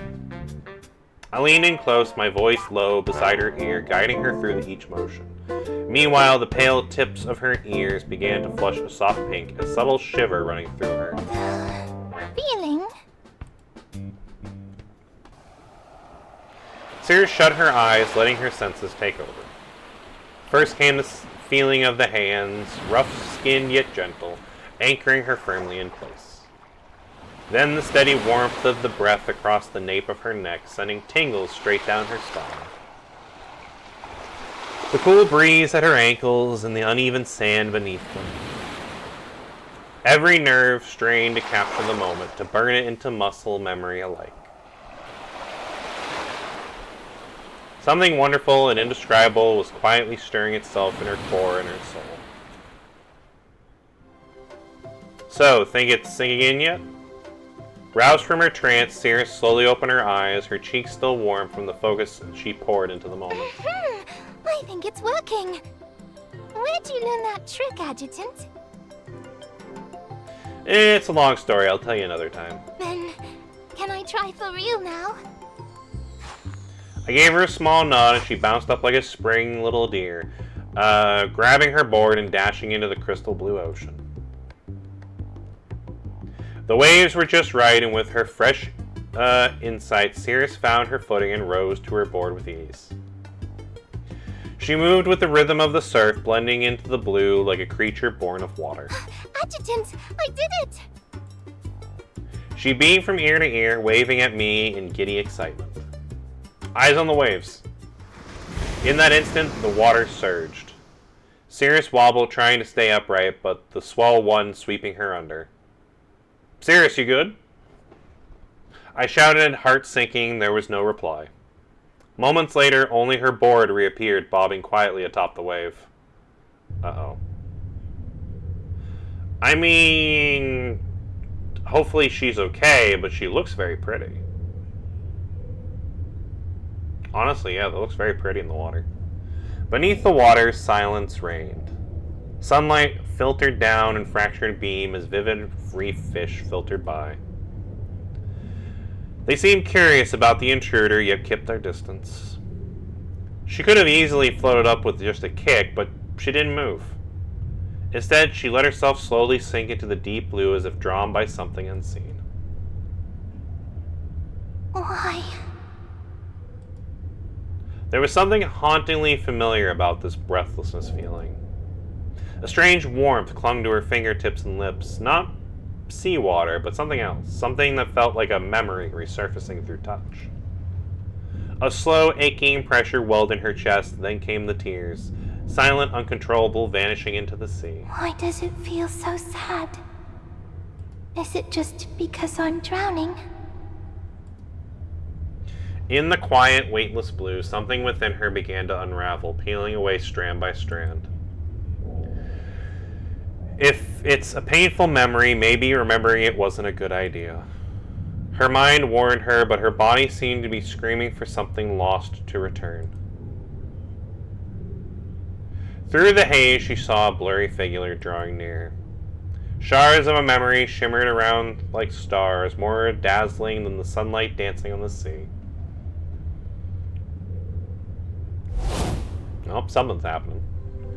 In the next heartbeat, strong, warm arms pulled her into a familiar embrace. You good? Cirrus clung to my shoulder, coughing hard and spurring up mouthfuls of seawater. Her eyes were unfocused, like her thoughts were still somewhere far beneath the waves. I'm okay. It's just, I feel like I've forgotten something really important. But it also feels like it was something that hurt. Interesting. Seeing her so adrift, I gently patted her soaked hair. Sometimes forgetting painful things might be a blessing.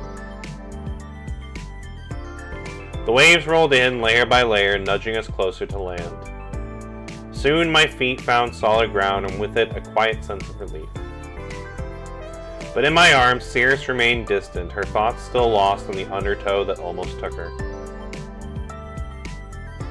I'm glad you're alright. For a second there, I thought I'd have to give you mouth to mouth. Huh?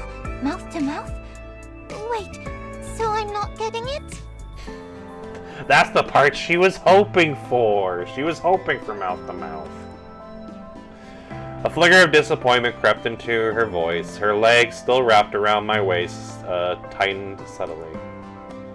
The waves kept her body rocking softly against mine and sank with the ocean's rhythm. I mean, if you want it, you can ask. I do. I want you, Adjutant.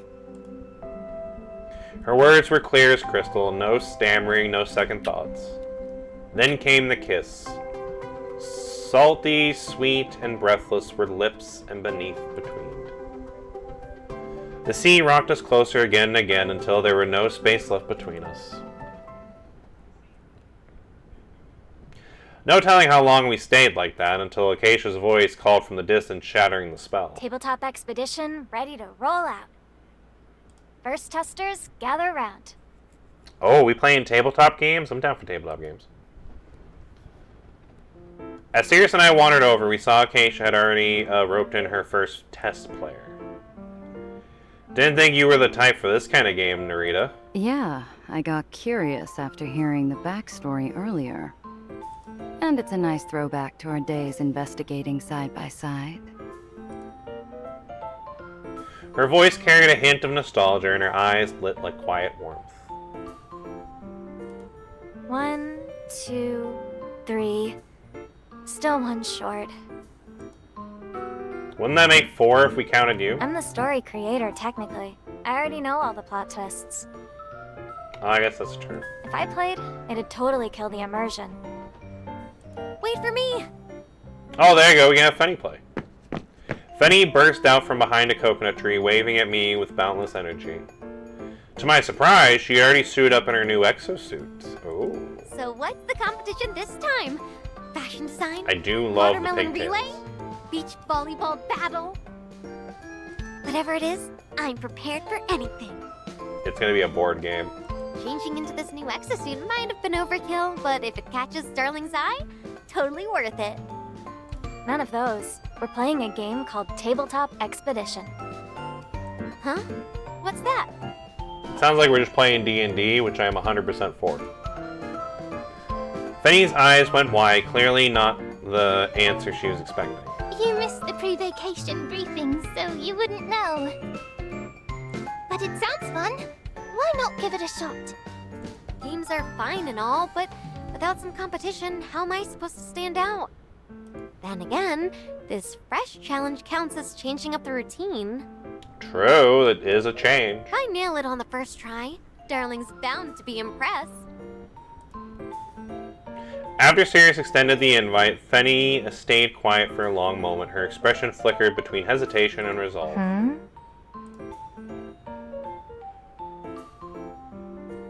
Yeah, I'd say Fenny should join. I held out my hand, inviting her over. Her hesitation vanished in a heartbeat, replaced by a radiant smile. Well, if my darling insists, how could I say no? She skipped over and loomed her arm around mine. So now that we got a full party, can we play now? Hold your horses. I poured my heart into making this tabletop expedition session top tier. Besides the scenery and NPCs, I even prepared a special starter item for you. Ooh. With that, Acacia pulled out a hefty device and thrust it into my hands. Up close, it kind of just looked like a camera decked out with, a deliberately retro design. Before we dive into the game, let me show you how it works. And we'll warm up a bit while we're at it. Acacia flashed us a follow me look and then led us to a nearby open area. Then she turned her back to us with mysterious air, clearing up to something. Oh, sounds like we're going to be doing something involving a camera.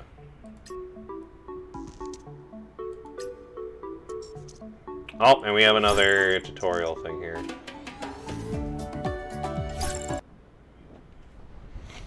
Except now we get to do this battle level Everyone with the ready? news. I'm turning around. Behold, my true power. Whoa! How'd Where'd she even get the do magic that? eye? Give that camera a try, Adjutant. Looks totally different now, huh? I mean... I'll explain how it works later. Now let's do some warm-ups before the game starts. Oh. Alright, so we got enemies. Cool.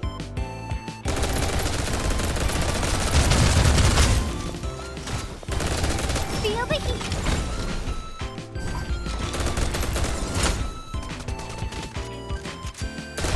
How about a cold drink and a cuddle break? Huh? A dead end? Or is it some kind of visual trick? Yeah, there seems to be a Just lot of like like with Acacia's illusion stuff eyes? happening here. Bingo. Try using that camera I gave you. So the camera will show like the real way. Ah. Huh. Whoa! And Everything looks so different through this thing. How does it even work? More eyes on me. Everything you're seeing is actually masked by an optical veil. Darling, wipe me And that camera is a little device I call a veil disruptor. This works up. Just run an optical correction with it, and everything will show its true face. interesting. So it's a camera that can see through illusions. That's pretty cool.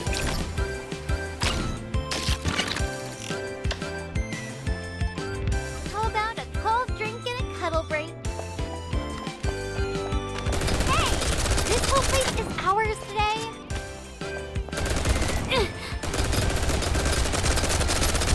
Feel the heat.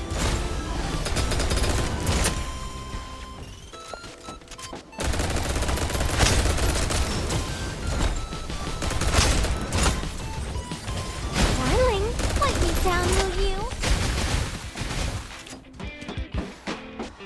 We're just getting started.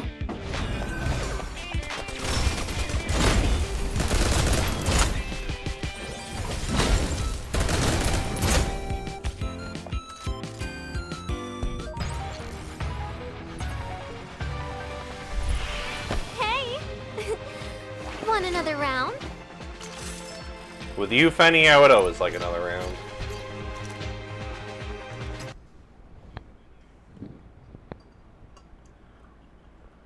Let's make this quick. Got a swim date with my darling. Stealing a break together is romantic too.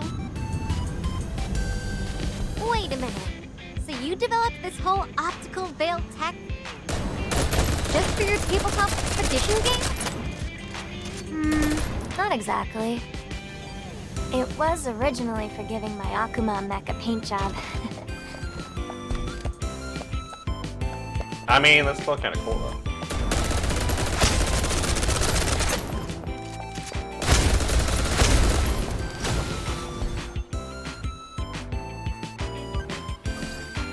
So I'm guessing we need to use the camera or Hold something on for to this. this for me, darling.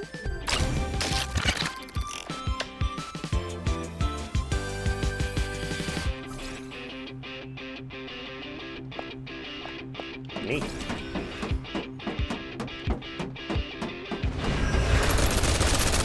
Still the opening act.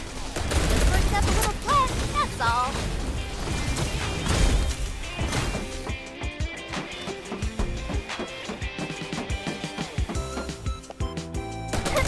More eyes on me. Darling, wipe me down, will you? Just worked up a little sweat, that's all.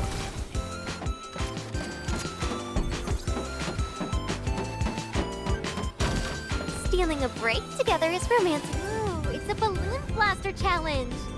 This totally takes me back to our last vacation. Was that one also at a water park? Oh yeah, Narita wasn't there for that one. Although, the vibe here at the Heliora Sea is rather unique.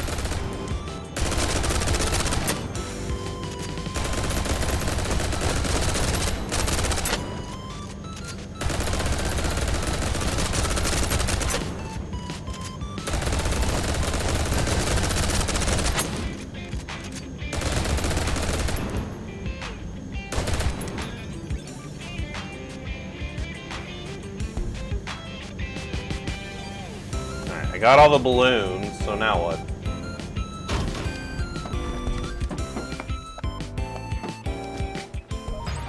Oh, I guess that's the end of the level. Not too bad, huh?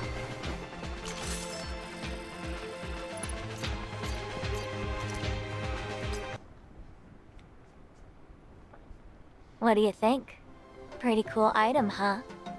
I mean, that is pretty Just cool. don't forget how it works once the game officially starts. I mean, the camera's kind of fun, but Benny frowned as eyeing the buzzing drone overhead. what's with those drones that have been tailing us all this time? Oh, they're part of the horror ambiance crew. Just warming up early. Don't worry, they don't have any attack capabilities. Totally harmless.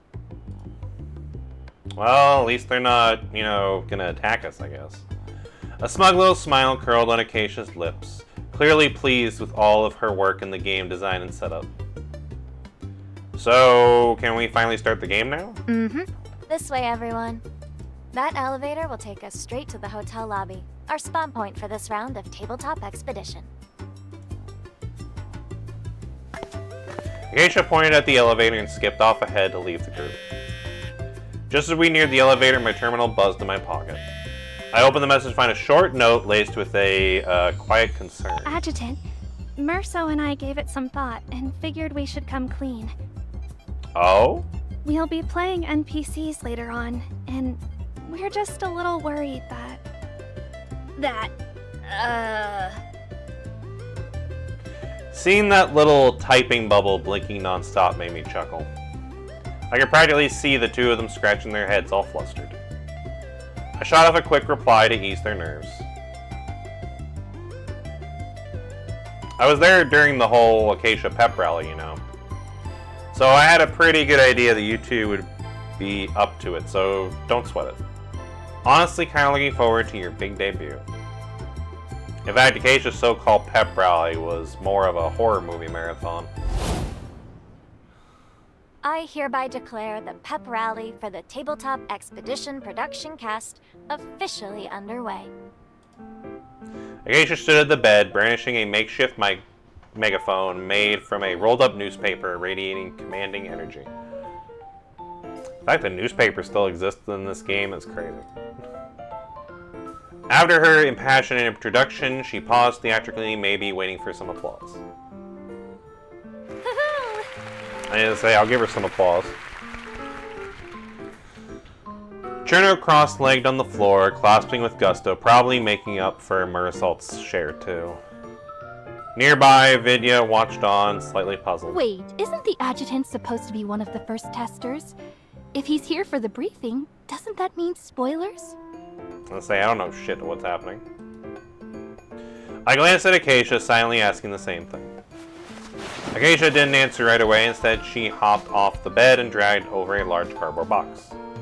Everything about the box, both how it looked and what it contained, gave off a serious retro vibe. After rummaging for her biff, she finally pulled out a worn DVD case. Its corners were scuffed, its labels faded. This thing had at least been 40 years old. As the production cast, it's our sacred duty to bring the story to life. So I thought we'd warm up with some classic horror. Perfect for sharpening our acting chops. Though, these movies can be a little spooky. I like spooky. It is almost spooky season after all. At that, Acacia glanced at the DVD case, which was plastered with a ghastly white ghost illustration.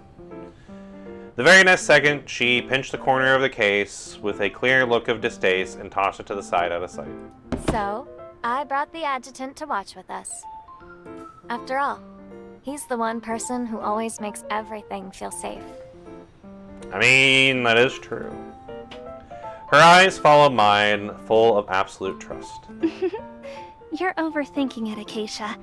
Merso and I aren't scared at all. I don't know about that. Still, having the adjutant here is definitely a plus. Wait, hold up. Something's not right. Before Murasalt knew it, Acacia and Vidya had already flanked me tight on either side. They pinned me down on the couch and promptly wrapped up in an oversized If blanket. the adjutant's holding me tight, I won't be scared, no matter how terrifying the scene. Merso, we lost this round. Not yet, Cherno. The best seat's still up for grabs. Right there. I was gonna say, yeah, you can just sit in my lap. Spurred on by Murasalt's cue, Cherno scurried over in quick little steps. She lifted a corner of the blanket covering me, slipping underneath with practiced ease, then perched herself right on my lap. Adjutant, is it okay if Merso and I sit here? Why, of course. Everyone ready? Let's start the movie. So the only thing I know about this going into this is that I watched the horror movie. Okay. Acacia hit play and grainy, aged visuals flickered to life on the screen. Crimson tile text crawled across the frame, backed by an eerie soundtrack insistently setting on a chilling tone. By the time we were a third of the way through, I'd already clocked the pattern of the movie. Cursed old hotel haunted by vengeful spirits, guests vanishing one by one under mysterious circumstances. The plot was a bit cliche, but the horror staging was surprisingly effective. With every scary scene, the girls on either side of me would tense up, breathing faster in unison. Cherno, on the other hand, was totally absorbed, and her little head itching toward the screen with fascination. Yeah, Cherno seems like the type to enjoy horror My movies. hands and feet are freezing.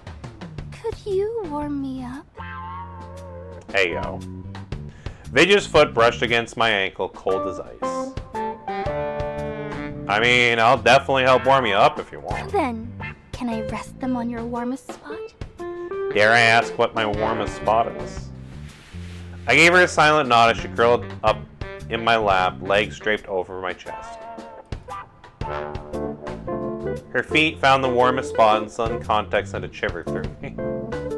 But little by little, the warmth followed between us, melting the cold from her skin. Adjutant, Merso, let's bake a creepy green ghost cake next time, okay? Oh, that does sound Wait, fun. what's going on here? Cherno, we've been bumped from prime seating. Yeah, I think Vidya took your spot. Marisol protest snapped Cherno out of it as she finally clocked Vidya's sneaky move and scooted back fast into her seat. With all the pressure from every angle, my head was starting to spin. Acacia, lured by the horror flick's atmosphere, sat nearby with the hat-lidded eyes, completely oblivious to the chaos that was happening underneath the blanket. Ew. My sigh didn't go unnoticed though as Acacia glanced over, tightening her hold on my arm. Adjutant, you aren't scared, are you? Don't be a hero. I've got you. Thank you, Acacia. She gently placed her hands over my eyes, shielding me from the screen. With the vision gone, every other sense kicked into high gear. For a while, I drifted in the heightened perception until the room suddenly fell silent. Sensing something was off, Acacia pulled her hands away, soft light poured back into my eyes. Huh? Why'd the movie stop? Acacia slid off the sofa to check. As soon as she pulled out the disc, the DVD player let out a puff of smoke. Oh no, the DVD player! Something smells burnt. Smells just like Cherno's cooking. Ow! Looks like the circuits gave out. Aw. Well, let the poor thing rest in peace. After decades of service, it's more than it's earned. Spotting the reluctance on her face, I gently took the still warm device from her hands. I can go ask logistics department. Maybe they can patch it up for you. What if it does get fixed? Then we finish the movie with all of you, of course. You were totally scared, breathing all hard and everything. But since you promised, no going back on your word. I won't go back on my word. On the way to logistics department, I dropped Cherno, Marisol, and Vidya off at their rooms. As I examined the DVD player in the hallway, I heard a soft footstep approaching from behind me. A moment later, a light tap landed on my shoulder. Oh?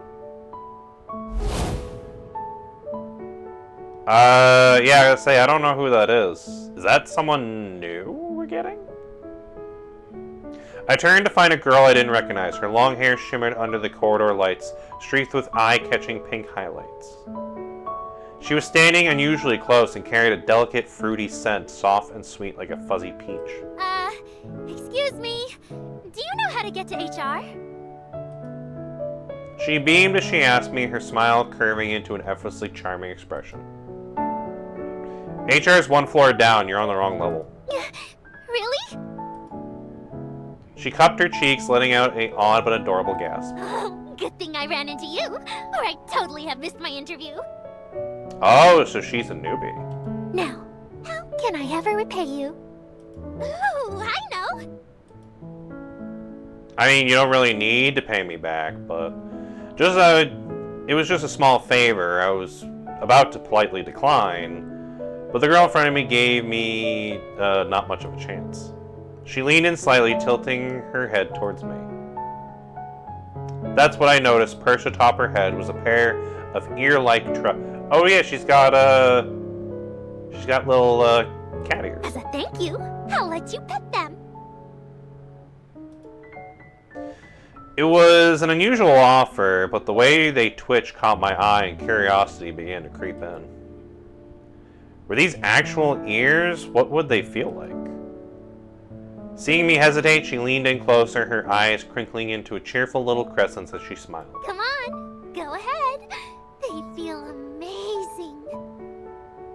Well, I mean, now how could I say no? Wow. I gave one a cautious pinch with my fingertip, and she let out a tiny squeak, nudging her head deeper into my palm. A soft blush bloomed across her cheeks, her face radiating pure content. They're not real ears, are they? The cat little troughs on her head were soft and silky, but there was no warmth to them at all. Gotcha. Oh, they're just hair.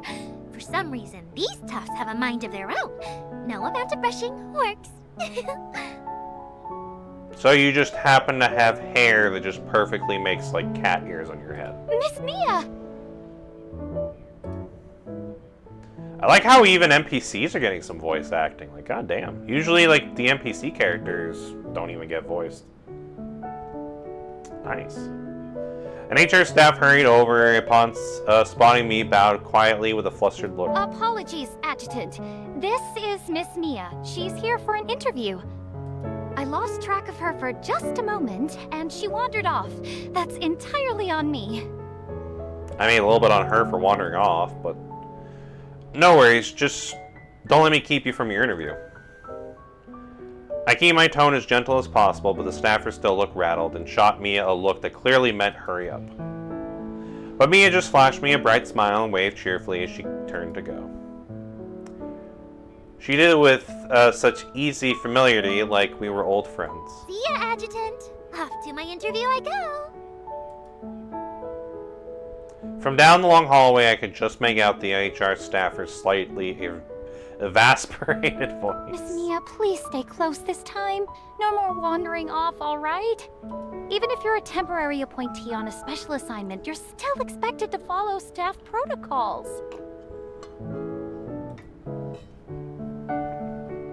Soon their voices faded, leaving only the lingering scent of peaches in the air.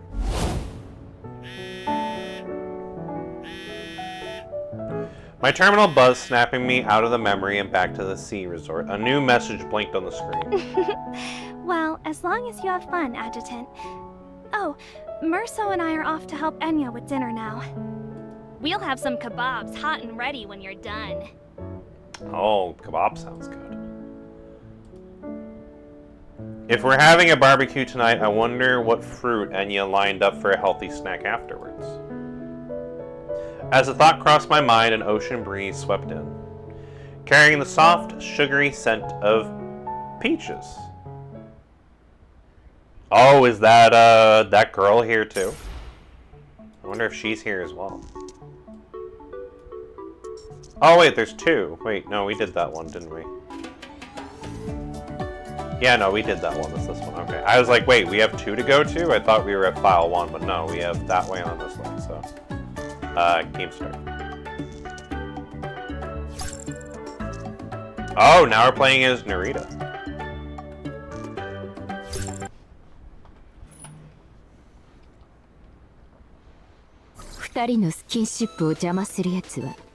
Oh, interesting. Now it's back to not English.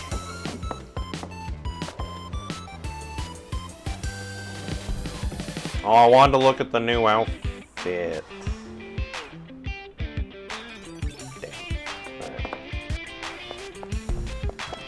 I want to inspect it closer, but I guess not.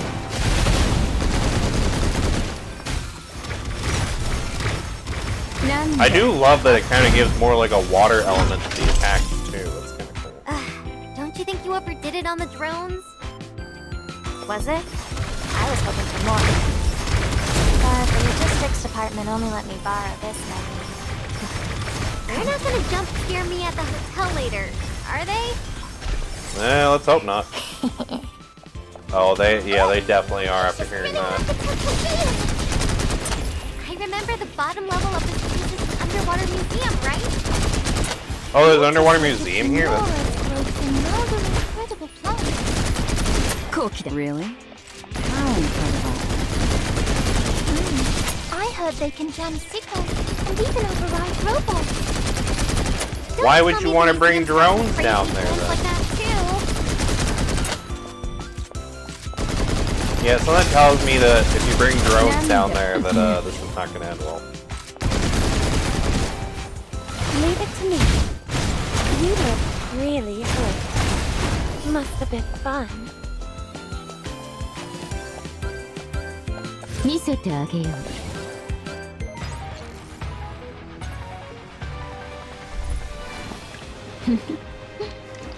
I like the look of that end animation too. 一杯どう? I just like how she takes the drink, like about to take the drink. She's like, "Oh, I didn't see you there." I don't know why. I just love that part.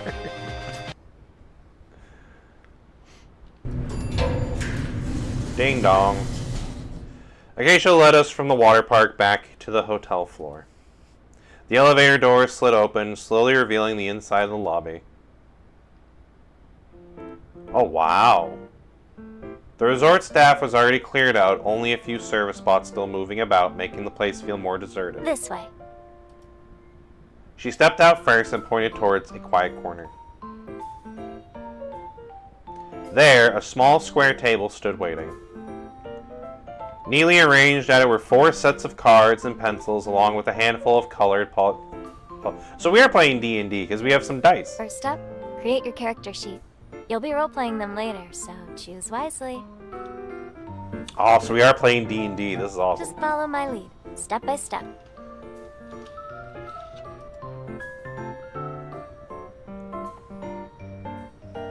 We each took a seat and picked up a blank character sheet laid out. First up, your profession and name. Since this is the simplified version, everyone's got the same job. You're all paranormal investigators. Ooh, I like that. The case takes place while you're on vacation together. Wait, the investigators are all vacationing together? Who's handling the Titans then?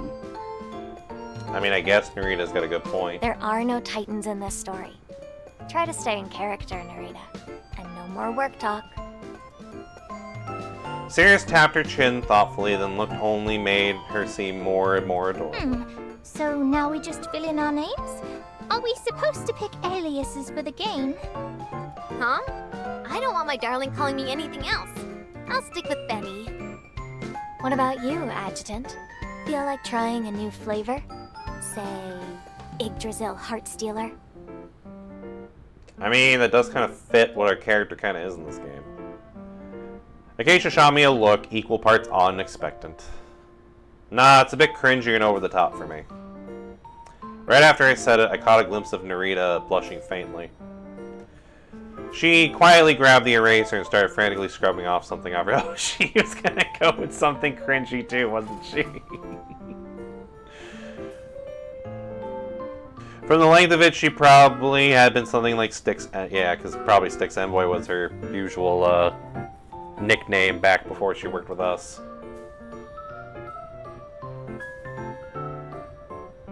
Acacia glanced around, murmuring thoughtfully to herself. Huh. Everyone's sticking with their real names. I mean, there's nothing wrong with that. Guess it's natural to play it safe your first time out. Moving on. Time to pick your skills. You each get to choose 2. Do I get to pick 2, or do I just flesh out have your 2 backstory thrown while in? you're at it? For example, I picked anthropology, so I need to explain how my character picked that up. She unfurled a densely packed skill sheet, brimming with line by line of options. Honestly, with this many options, it was hard to know where to begin. Any suggestions for beginners? Nope. Any skill could come in handy, depending on how the story unfolds. Why would an investigator need all these extravagant skills anyway? I mean, skills are just kind of good to have, no matter what skills. The former chief investigator of the Academia Acropolis grumbled as she skimmed the lists, clearly unimpressed. I'll go with listen and intimidate. At least those sound like they'd actually be useful. Those sound like things she would do, too, yeah. Even if she didn't fully get it, Narita was still made her picks first, true to her usual decisiveness. If the setting's anything like a backstory, this hotel probably crawling with hidden threats. Exploration and first aid might come in handy. I'll take search and first aid. I'll pick psychology and psychoanalysis. Oh, so you're dealing with a lot of psychic stuff. I studied them in college, so I think I can roleplay them pretty well. That's pretty good. So, what is Fenny gonna pick? Huh? You've all picked already? Feeling everyone's eyes on her, Fenny's voice wavered with a hint of panic. Then I'll pick cooking and charm. I can see cooking come in handy, They yeah. seem totally practical and totally me. Time for charming domestic Fenny to lead the team to victory and dazzle my darling while I'm at it. Alright, let me give your character sheets a final check, and then we're good to go. She gathered up the sheets and scanned through them carefully. Her brow furrowed slightly when she got to Fenny's, lingering on it a little longer than the rest. Huh? Looks like you ticked the wrong skill, Fenny. Cooking and driving? But once your character sheet's locked in, no do-overs. You'll just have to go with it. Oh, she didn't get to do charm. She actually picked driving. What? No way. Let me fix it. Her face flushed crimson as she lunged to the sheet, but Acacia had already one move ahead. It's fine, Fenny. You never know. Maybe Little Snake will end up working in your favor. What kind of favor involves driving of all things? Maybe we find a vehicle and you can be the only one to drive it? I don't know. Acacia gave a theatrical little cough, then proceeded to officially begin our grand adventure. On a stormy night, the investigator's car breaks down, leaving them no choice but to push open the creaking doors of a desolate hotel. The air inside is clammy and cold, thick with the reek of mildew. But with nowhere else to turn, they step inside, hoping to find help. So this is what the Game Master does, huh? That's kind of cool. We're playing D&D. I didn't expect that. This is cool. Just as they reach the empty reception desk, a deep, chilling voice calls out from behind them. Welcome. Oh, Mia's here as the bellhop. That's funny. Startled, Cirrus and Fenny dove behind me in a flash. But the figure stepped out of the shadows. Wasn't some dreadful specter. Adjutant! Fancy seeing you again. The bubbly pink-haired girl bouncing into view, a few dainty dice jingling cheerfully at her waist. Remember my name? Hi, Mia. Oh, you really do remember. That makes me so happy. You two know each other? Yeah, a little bit. Ran into each other during her interview at Jaegersoul. As I spoke, I thought I caught the faintest flicker in her smile. There and gone in an instant, probably just my imagination. Oh, got it. Now then, allow me to introduce our special guest. I wrote this scenario myself, but I'm still kind of a newbie when it comes to actually running games. So to make sure everyone gets the full experience, I hired a real pro game master online. Oh, so she's a pro game master. From here on out, Mia will be your guide on this tabletop adventure. No sooner had Acacia finished speaking when Mia grabbed my hand and shook it with bubbly enthusiasm, eyes sparkling like a puppy wagging its tail. I'll rock your world, Adjutant. I'll make sure your first time will be the very best. Hey, yo. What are you talking about? This definitely isn't Darling's first time. One, true. Two, I don't think we were talking about that kind of first time, Penny. Huh? Oh, I meant his first tabletop RPG, of course. Fenny's face turned bright red while Mia just giggled and tossed me a cheeky wink. Looking forward to it, Miss Mia. Acacia crossed her arms, clearly satisfied to see the group's energy ramping up. I'll leave it to you then.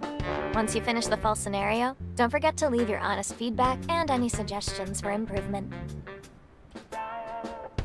As Acacia headed for the elevator, a cold slap from Mia snapped us back to attention. All right, investigators, eyes front, the game's back on. Then Mia's cheerful smile vanished, her eyes turning glassy and distant as she slipped seamlessly into her bellhop character. Acacia wasn't exaggerating. Mia really was a natural-born game master. Good evening. Is there anything I can assist you with? Our car broke down just outside. Do you have any tools we can borrow or someone we can call for help? Tools? I'm afraid we don't have anything like that here. But I can phone the mechanic for you. Just a moment. The bellhop picks up a rotary phone, murmurs a few hushed words to someone on the other end, and then quickly hangs up. Well, that wasn't a long conversation. The earliest the mechanic can come is tomorrow. It's pretty remote out here. Guess that means we're stuck staying the night. Narita frowned, her tone edged with caution. Let's scoop this place out a bit before checking it. See what we can learn. Seeing we are about to take action, Mia smoothly dropped out of character and switched to a breezy, upbeat tone. You're performing in action? Great! But before that, let me walk you through how checks work. In games like this, nearly everything is decided by rolling a die. That's true. Outcomes fall into 4 tiers. 0 to 10 is a critical success. 11 to 50, a standard success. 51 Oh, to 90 interesting. is They're not a using fail, D20, and they're 91 using a to D100 and a making the critical lower fail. number better. Okay. Interesting. So, if you're ready to act, it's time for the best part, rolling those dice. Adjutant, you said you wanted to check out the hotel, right? Yeah. Woohoo! Then let's roll and see how your search check turns out.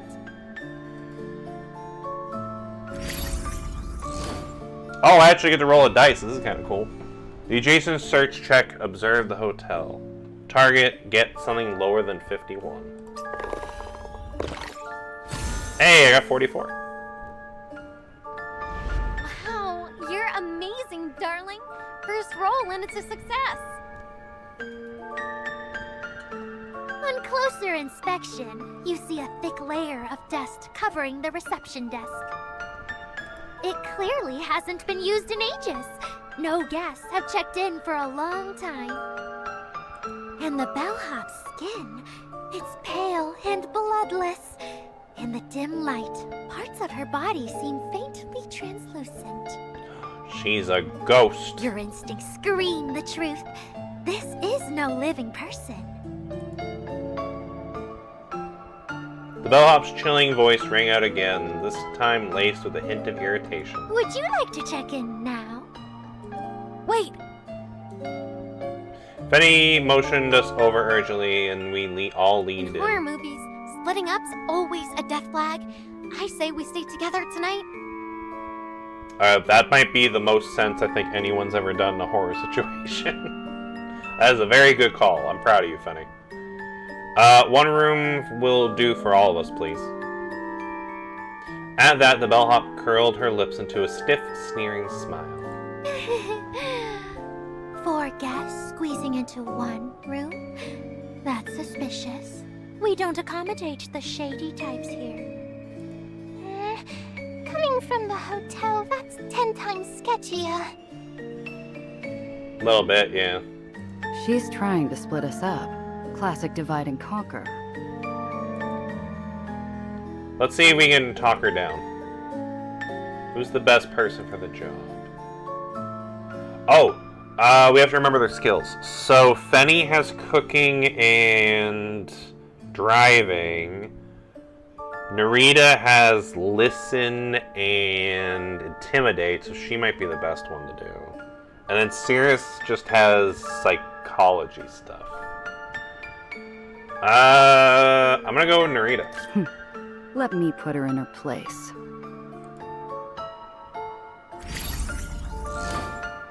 Alright, you're aiming for less than a 51. Hey, 33. Cut the crap. We said we want one room, so that's what you're going to give us. Whoa, Narita is intense. I mean, she kind of always is. She's really getting into the role, too. Faced with Investigator Narita's overwhelming presence, the bellhop begins to tremble. Yes, ma'am. I'll make the arrangements right away. After a little back and forth, the investigators finally get their way and check in as a group. As Mia picked up a thread of narration, she smoothly uttered us to the location of the next scene. The investigators step into their assigned room and are surprised to find it rather cozy. Well, that does look cozy. Neatly It's a made big beds bed, too. await them, and resting atop one is a slim hotel handbook. With Mia's not-so-subtle cue, we all zeroed in on the clue. Naturally, we pick it up on the handbook and begin flipping through it. The first few pages were mundane, contact numbers, hotel layout, the usual. The final page was entirely different, though. The layout became erratic and the text jagged and printed in a glaring bold red font as it read. Guest notice. Do not approach the peephole. Do not open the door for any guest. Do not leave your room after nightfall. It may take notice.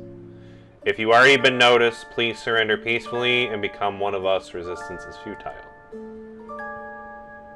Oh. It? What does that mean? Fenny lowered her voice to a whisper as if afraid that even asking something will summon whatever the handbook warned against. Oh shit, she was right.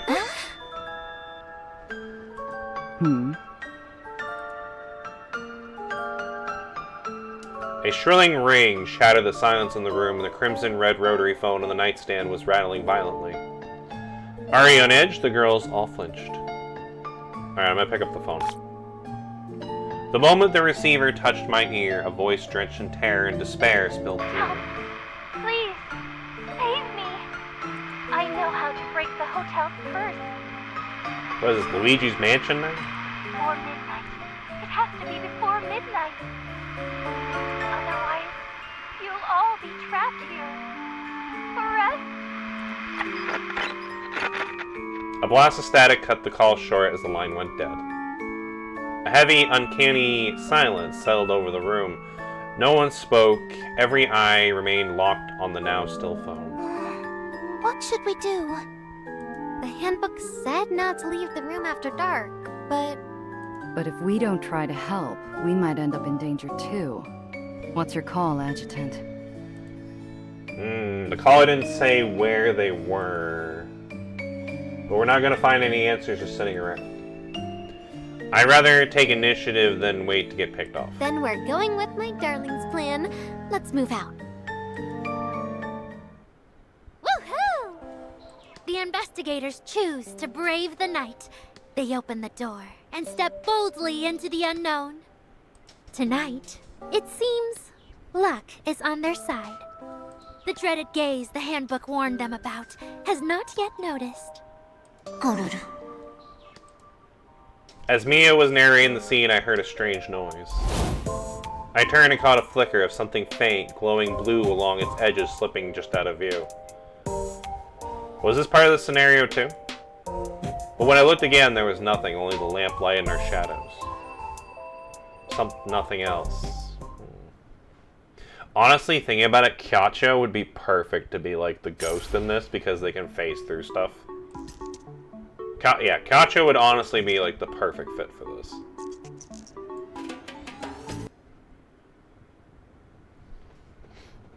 Did you guys just hear something? Nope, nothing. Fenny shook her head and glanced around. Then some things seemed to draw on her. Her face darkened. Wait, could it be? Is it midnight already? Before she could finish, deep, heavy chimes echoed through the corridor. 10 total. Oh, so it's 10. It's not midnight just yet. That bell. It's telling us it's 10 o'clock. And if the caller was right, if we don't break the hotel's curse by midnight... So we have 2 hours to break this curse. We'll be stuck here forever. Cirrus instinctively edged closer, her hands reaching out of the helm of her shirt. But I was only in swim trunks today. Her hand fumbled, then awkwardly lashed onto my waistband instead. I was gonna say, we're all in a horror situation, but we're also all in, like, bikinis and swim trunks.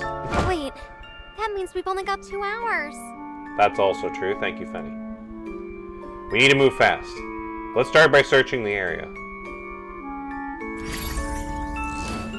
Let's roll for search. Hey, 17. As a chilling stillness creeps in, the investigators are stunned to see a trail of blood-red footprints slowly materializing across the carpet. The trail winds forward, following some unseen course. Near the group, fresh prints begin to bloom into the fabric, still wet. Whatever left them is clearly invisible and still on the move. Oh, that's kind of cool. As Mia wrapped up her narration, a ghostly projection of the footprints flickered into view, uncannily unlike. Anything on your end, Narita? Let me try my skill. Yeah, because she has listen, so she could do a listen check. Hey, we just made it with a 49. As investigator Narita tunes into the silence, a shrill, blood-curdling giggle suddenly pierces her ears.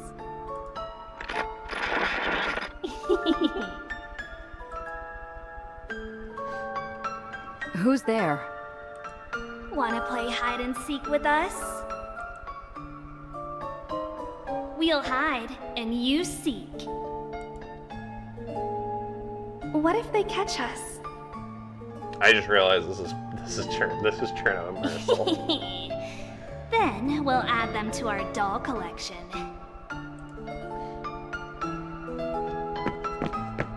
We gave chase, weaving through hallway after hallway, only to watch the eerie footprints fade into nothing. Huh? Where'd they go? Whatever they might be, they moved unnaturally fast. Way too fast for any ordinary human to keep up. But we're not just ordinary humans. We're manifest... God damn it, Narita. Mia tilted her head as Narita, with a knowing look, as if silently reminding herself to stay in character. Right. We're just ordinary humans. Oh, if we can't catch them, we won't get any new leads. Feels like we're hitting a dead end. No worries. You're free to explore other areas. That's the beauty of Tabletop Expedition. Total freedom. But if you're dead set on this lead, don't give up hope just yet. Every investigator has a pool of luck points. So we can roll for luck and see if fate cuts you a break. Oh, can we? How much luck do I have? So we're close to a breakthrough. It'd be waste to stop right now. Let's test our luck and see what happens. Alrighty then. Who's feeling lucky? Honestly, I'm in a hotel with a bunch of very attractive, you know, ladies in bikinis. I'm feeling pretty lucky right now. I'm gonna say me.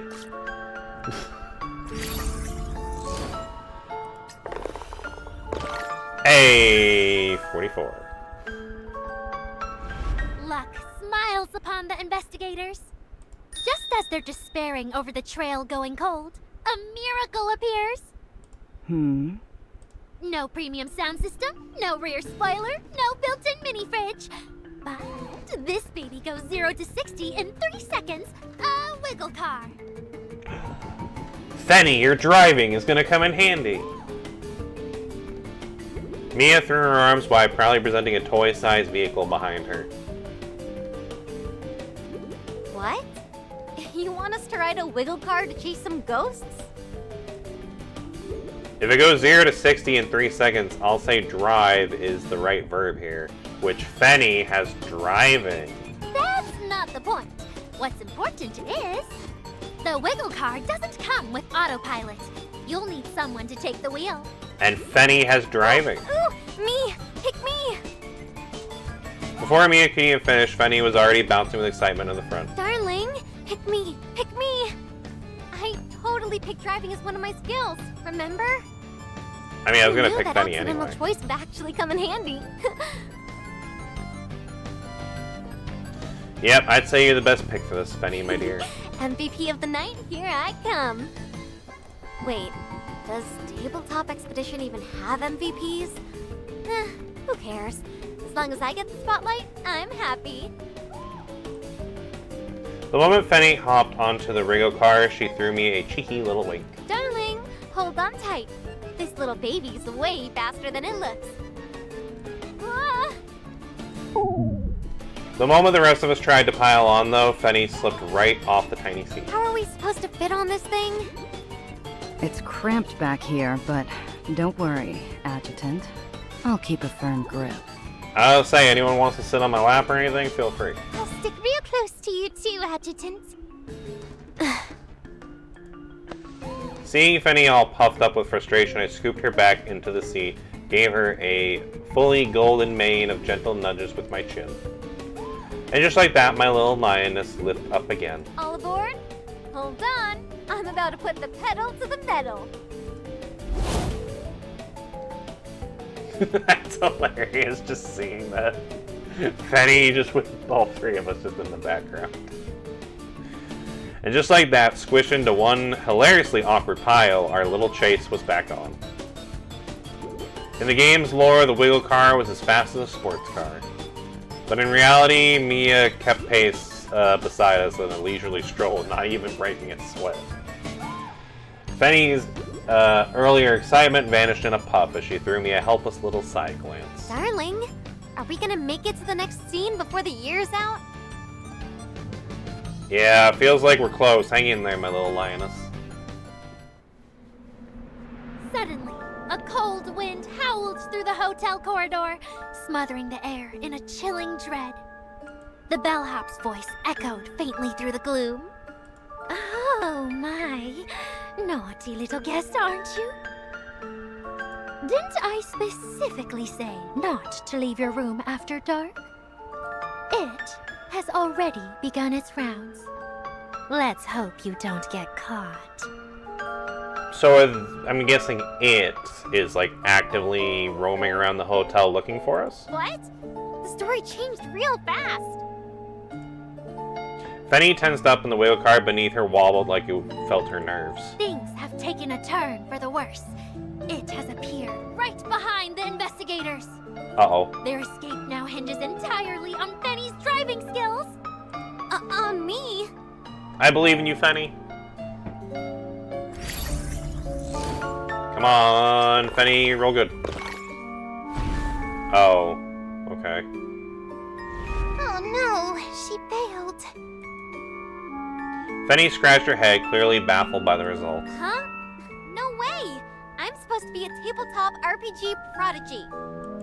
Despite Investigator Fenny's best efforts, the wiggle car just can't outrun it. The shadows close in, and eerie whispers slide into your ears like a creeping curse. The odds are grim. Looks like you're headed for a bad ending. Fenny's lips turned downward, frustration and bitterness flicking in her eyes. I gently pat her head, trying to comfort her with a soft voice. Tabletop RPGs are all about randomness. Good or bad endings, they're all part of the fun. Don't let it get to you. That's true. Sirius and Narita chimed in, trying to lift the mood, too. It's okay, Fenny. We might turn things around in the combat phase. Yeah, and fighting's what I do best. Is that so? I thought your specialties were listen and intimidate. Huh?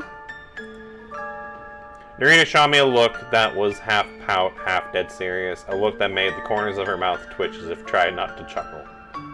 The laughter was contagious, and sure enough, Fenny let out a snort. Don't make me laugh right now, okay? Now then, our investigators stand at the brink of despair. But there's one last rule that just might tip the scales. Each player has a one-time all-or-nothing chance. A reroll that could change everything. Oh, cool. So we can use the reroll on Fenny's driving skill. Beware, in an all-or-nothing roll, even a standard fail counts as a critical fail.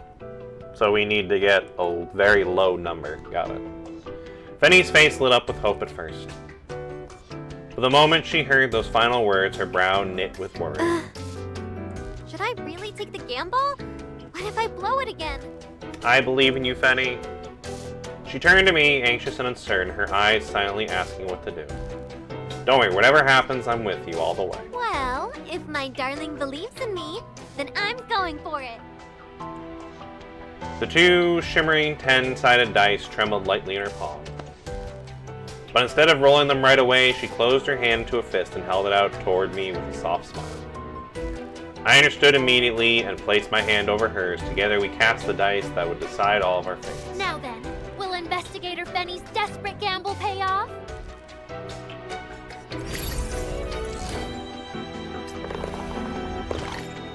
A crit success.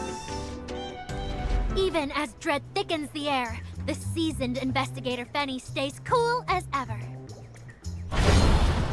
With one hand on the wheel, she floors the gas, nails a sharp drift, and leaves it choking in her dust. Go, Fenny! That's incredible, my little lioness. What the? How'd I suddenly get this good? Last time was a total disaster. Yeah, that's D&D. Sometimes you get a lot of 1s, sometimes you get a lot of 20s, and a lot of times it's a lot of stuff in between. That's the magic of Tabletop Expedition. And as she pulls off the escape, our ace driver even manages to sneak a peek at the thing that was chasing them. And what she sees is... Sure enough? Kinda plump? With something weird on its head. A hat? Fenny's eyes glazed over, locking on something unseen in the distance. Her voice dropped to a mumble, cutting off Mia's narration mid-sentence. Wait, what? That wasn't in the script? Mia flipped through her Game Master notes, brows Huh? furrowed. Did I imagine it? As Fenny rubbed her eyes, I glanced in the same direction she had. There was nothing there, still an odd chill rode down my spine. That got tense fast. I have a bad feeling about what's next. Look! The floor! Sarah shrieked and pointed down as her eyes followed, and there it was. A jagged trail of blood-red footprints, scattered and uneven, leading out off into the distance. Looks like we're closing in on our target. I like how this suddenly turned into a horror thing. I was wondering why we're getting a beach episode thing, like, right before spooky season, but no, this turned into spooky season. I'm down.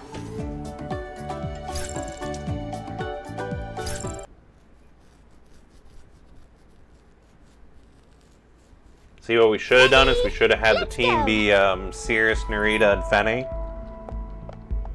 That would have been better, considering, yeah. The footprints go this way.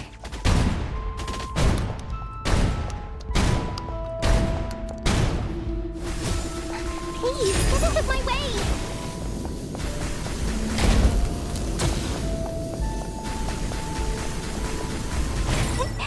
Right. I forgot to tell you, investigators. Acacia snuck in a little Easter egg for you along the way. Oh? See Where? if you can find it. Can I really keep this?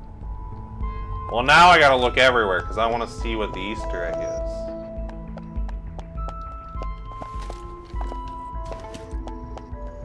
Acacia snuck in an Easter egg.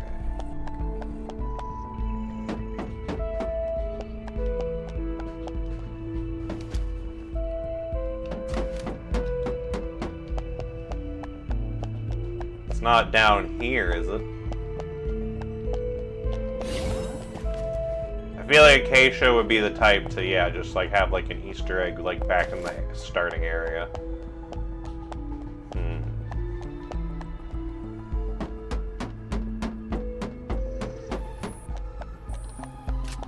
It's fine. I have more.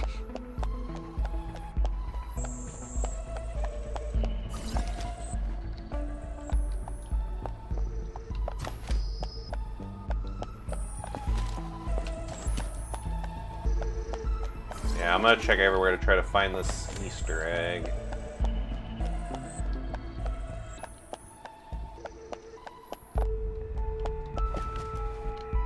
Oh, that definitely looks familiar.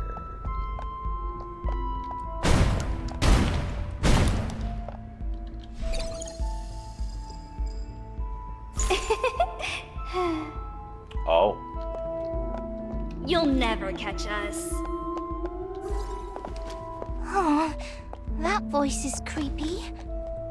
I mean, Cherno and Mersault kind of do the good familiar, double doesn't voices it? there. What's the protocol for this again?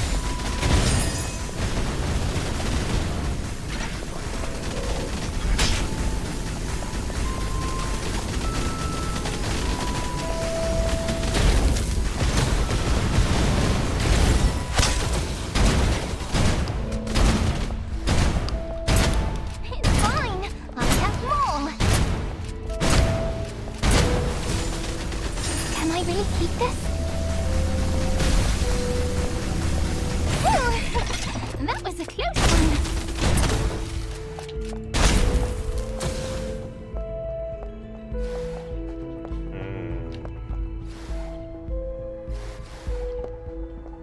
Not seeing any Easter egg yet.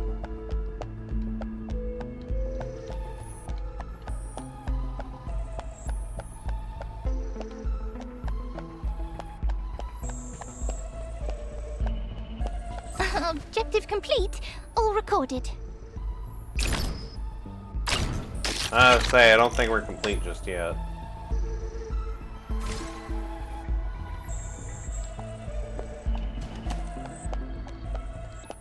Oh, I'm ready again.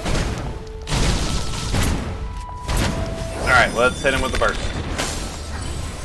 Won't be lost anymore. Nice. Oh.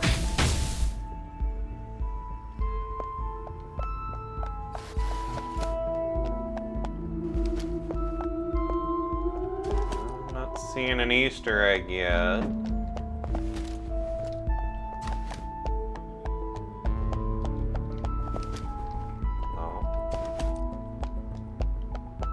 Trying to keep a sharp eye out for this Easter.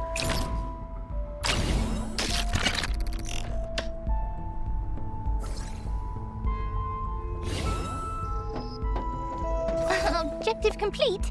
All recorded.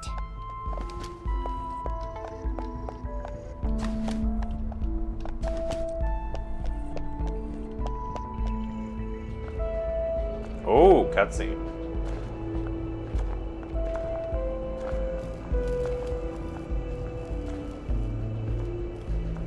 Stay.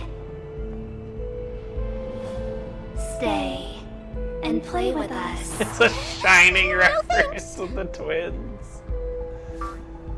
Aw, they don't Doesn't want matter.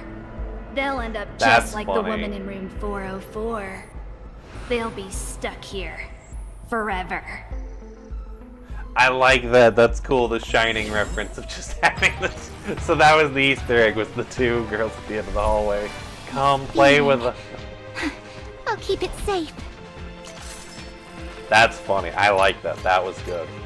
I don't know why I didn't piece that together. Because you know, the twins, hotel. I should have pieced that together. That was going to be the Easter egg. Before anyone could react, a little ghost played by Cherno and Mersault vanished into thin air. The three girls froze and silently hung heavy for what felt like an eternity. The initial fear had faded, but a lingering sense of confusion and unease remained. Was that Merso I just saw? I think I saw her too. Oh yeah, usually you guys can't see Marisol, so that's interesting. Unless Cherno's got stronger to the I'll point be that people visiting can the see medical department for a checkup once we're back at headquarters. it. Seriously, you girls think Cherno and Marisol showing up together is scarier than Ghost?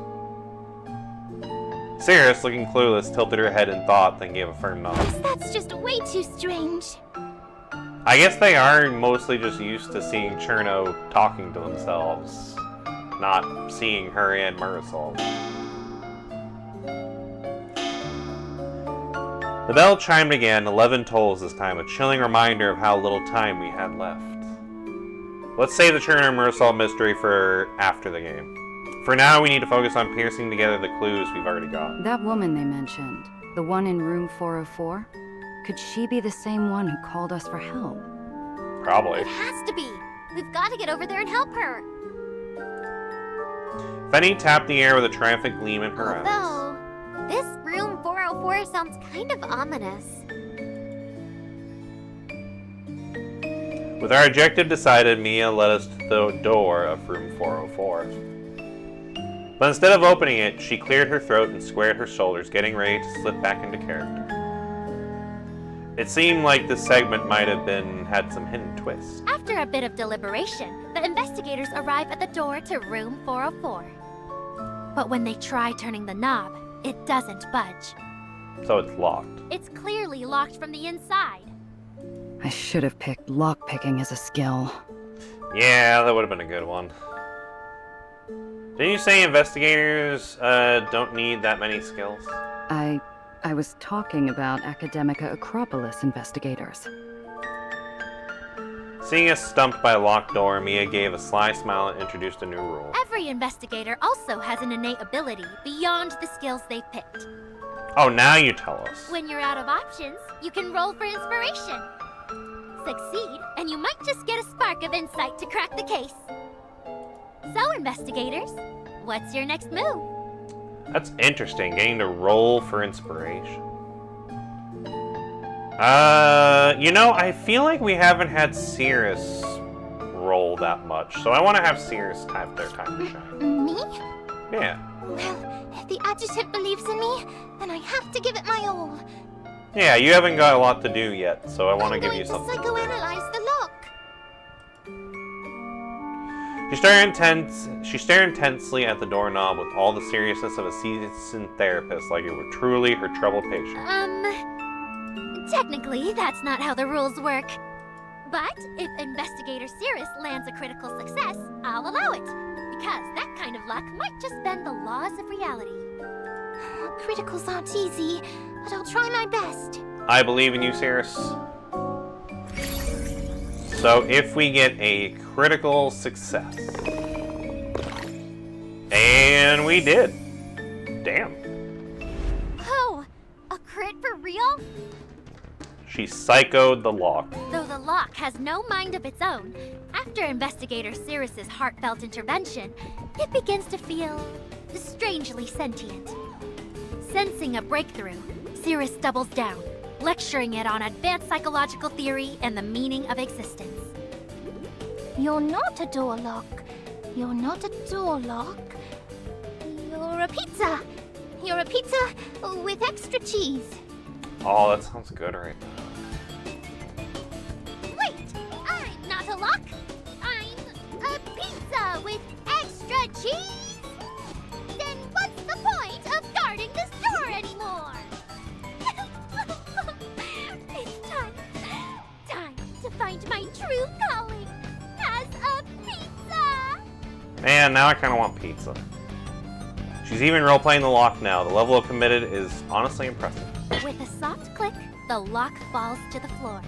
And just like that, the room beyond is laid bare before the investigators.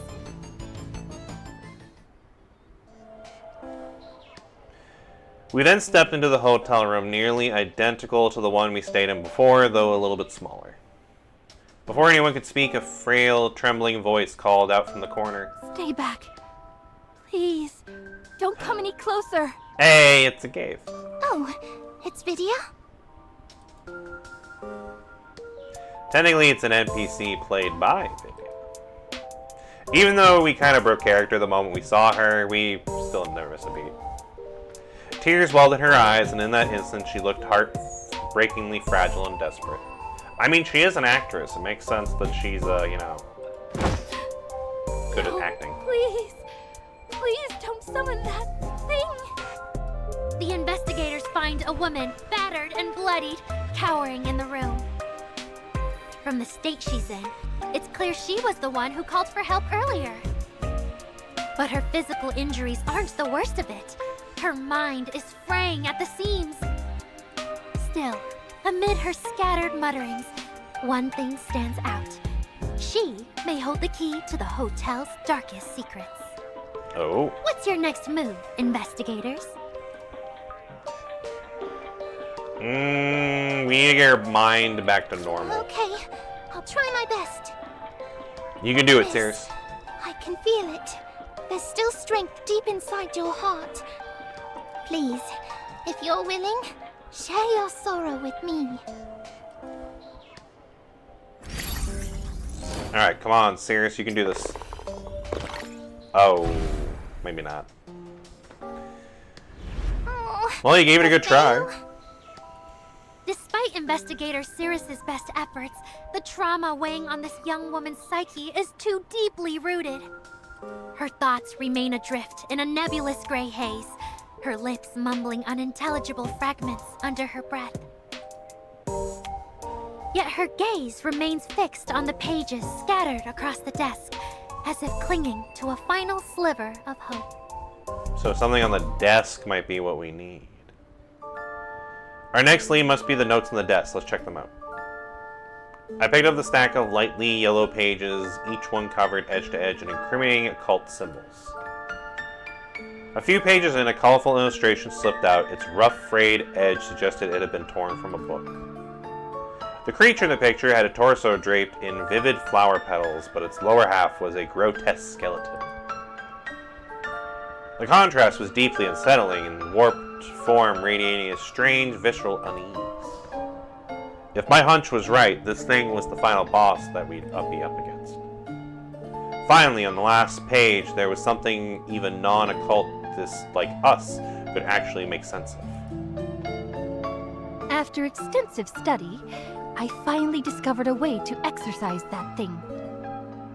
All you need to do is use silver powder to draw the sigil in the hotel lobby and chant the summoning incantation in reverse. I mean, I guess that makes sense. Then... The handwriting was frantically and unevenly clear, sprawled out in a rush, before it ran a long stretch of tests, the exorcism incantation.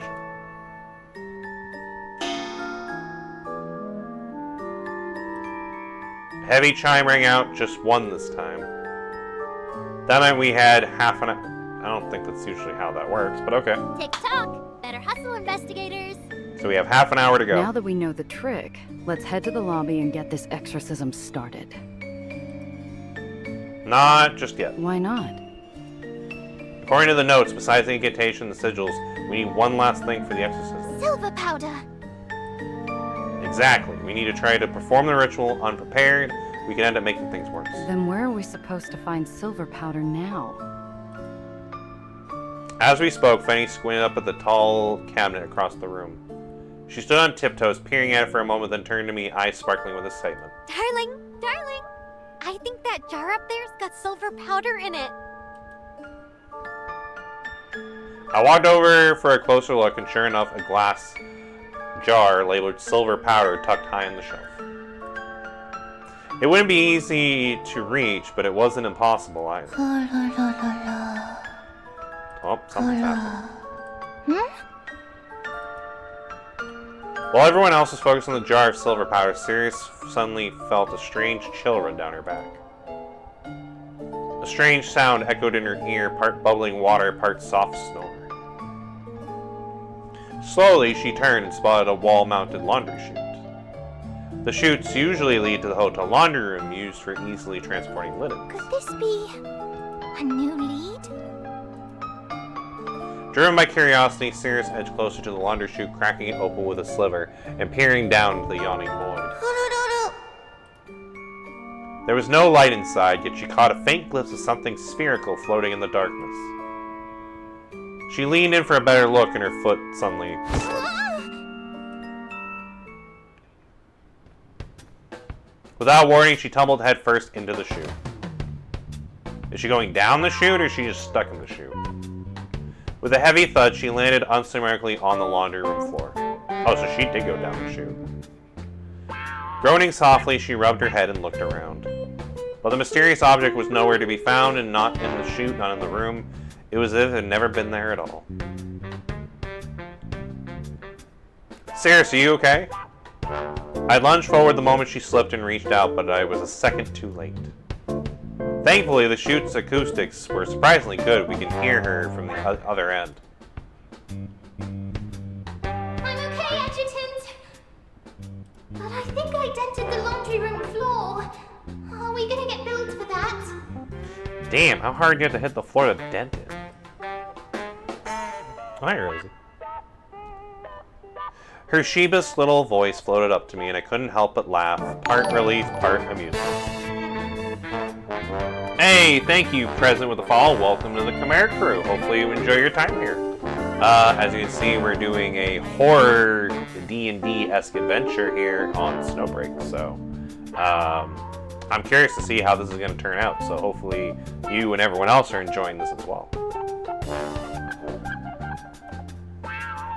Anyways, don't worry about that. What matters is that you're good, and I guess you're not dented, just the floor, which, again, I'm surprised you dented the floor. Do you know what happened?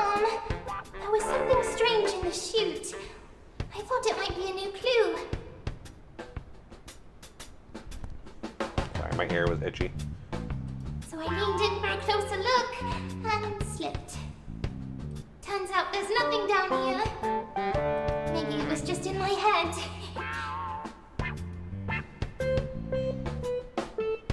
Just in her head, huh? Funny, I had a similar feeling earlier. Could this hotel really be haunted? Sorry for slowing us down. Do you think we can still finish the exorcism before midnight? Manifestations are tough, sure, but falling down a chute like that still had to hurt. You sure you don't want to rest up a bit? Yeah, you sure? I mean, we only have half an hour though, but... Fenny leaned over beside me, peering down the chute with concern. But...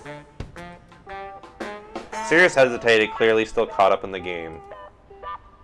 The map in the handbook says the laundry room's on basement floor 1. That's quite close to the lobby. Making our way down from the 4th floor will take some time anyway.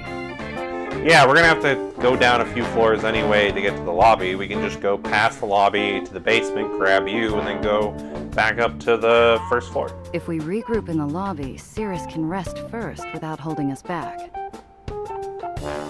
I just got the game myself. Oh, good. I'm glad. Hopefully you're enjoying the game. So, I know I like SnowBreak. I've been playing it since... when have I been playing it since? Probably for a while now. I think probably like the one... What was it? 1 point... Was it 1 point? No, it was 1.7, was it? No. Because I was there for the first year anniversary. Maybe it was 0.7. I don't know.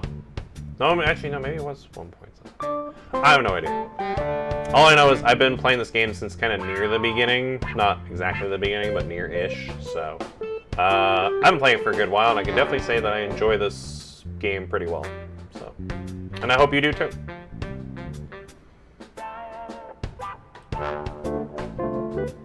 So, Cirrus, does that work with you, that we go down to get you and then go up to the lobby? Perfect. I'll see you all in the lobby then. Oh, I guess we're gonna just meet her at the lobby, so that works too.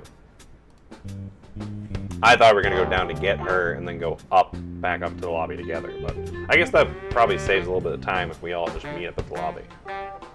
After making sure Cirrus was alright, I turned to Mia. She was leaning casually against the door, already set to lead us to the next scene. Alright, we got everything we need. Let's not keep Cirrus waiting. Right. Let's go! Yahoo! With their exorcism supplies in hand, the investigators set off for the lobby, every step filled with resolve. Mia led the way through the hotel, narrating with her usual theatrical flair.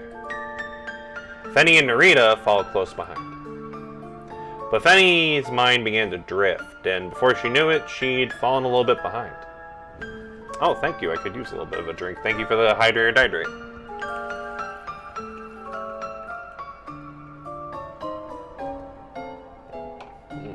There you go. Thank you.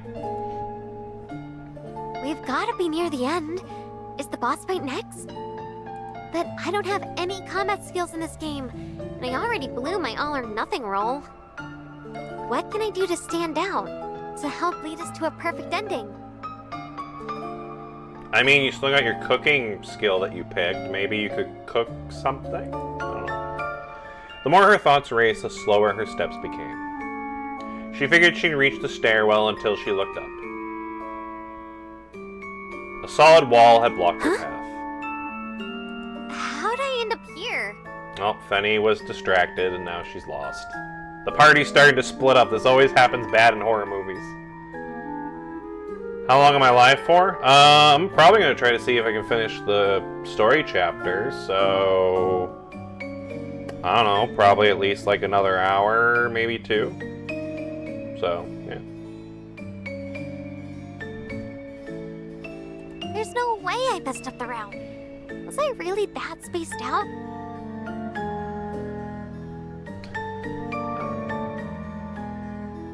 Where are you from? I am from the United States. Yeah, I'm from America, so... I'm an American.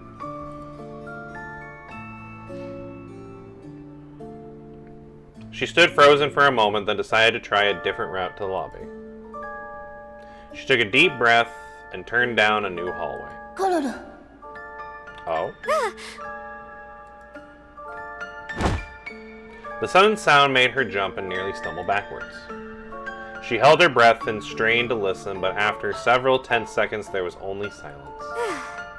Just my nerves getting the better of me. She patted her chest and quickened her pace, eager to shake off the creeping unease. After what felt like ages, she finally reached the end of the hallway, expecting to see the stairwell, but her steps froze. Uh-oh. Stretching out before her was the exact same hallway. Same painting, same carpet design, same vases arranged in the same exact spot. What the? To be fair, this is a big hotel. I imagine there's a lot of hallways that look exactly the same. Her pace slowed, doubt sinking in with every step as she moved forward again. She turned the corner and found herself in the same hallway yet again. I didn't see any other turns.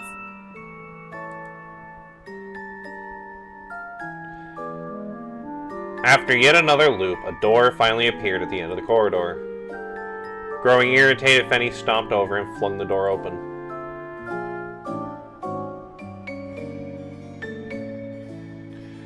But beyond the door was the same eerie, silent hallway.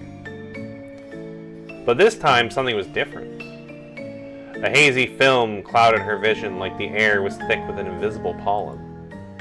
She rubbed her nose, even breathing felt harder now. Then an odd thought drifted into her mind. Odd not because it made no sense, but because she could tell that it didn't come from her thinking. It felt more like doubt that had silently taken root, sprouted, and bloomed into something vivid and unsettling. Maybe she wasn't stuck in a loop. Maybe she was the loop, just another lifeless fixture in a dreary, hollow space. That's an interesting way to look at it.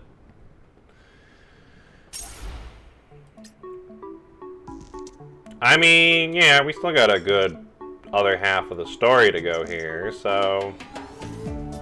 yeah, I'll probably be streaming for another good little bit. I'd like to see if we can finish the story, or at least get close to it today. Alright, we got a little combat part here, so let's go ahead and just do this real quick.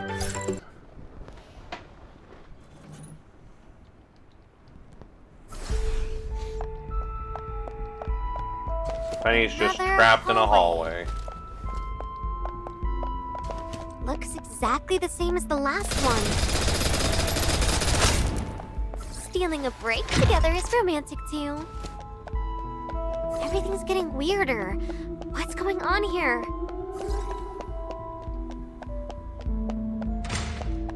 Huh? How did I get here? I mean, at least we're out of the hallway. Where's the exit? There's gotta be one. Is any of this real or just in my head? Yeah, I have no idea, but this is a little bit trippy.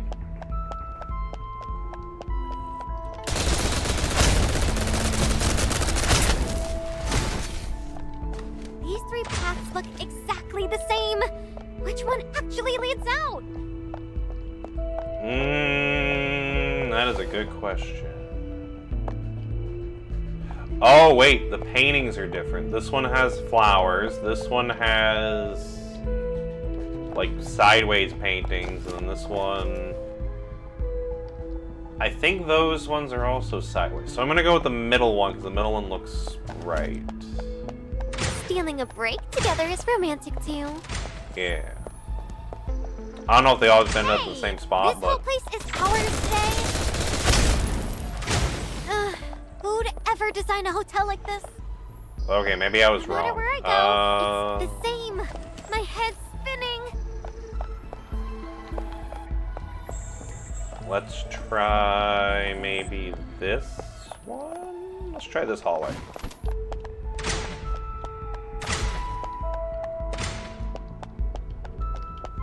Oh, I think it worked. I think we're in a different part, maybe? This whole place is ours today.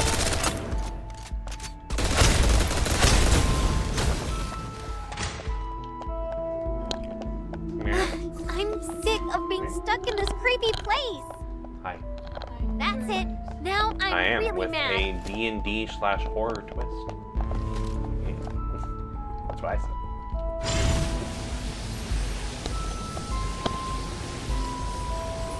Oh yeah, you have. Gotta stay hydrated. Oh. This whole place is ours today. Worked up a little quick, that's all.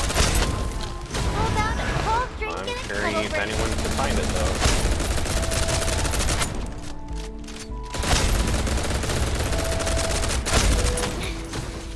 Hurry up already.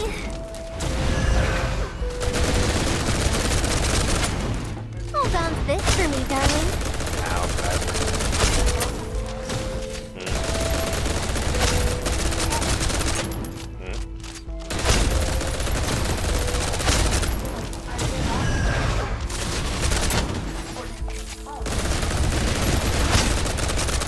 Worked up a little quick, that's all.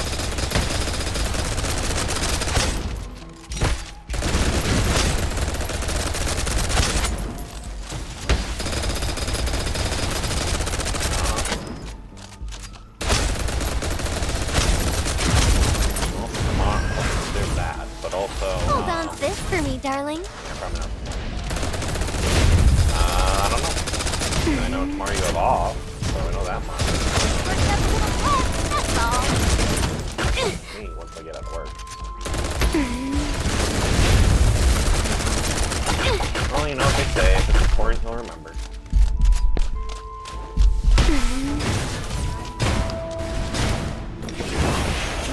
That was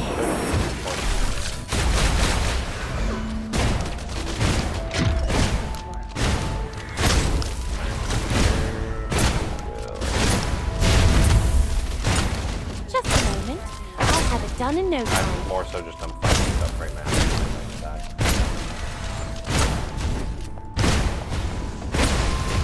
I like Constantine, though. I haven't seen you all day except for this morning. You look all done, boss. Well, now the level's over, so now you're fine. A massage? Please, go hard.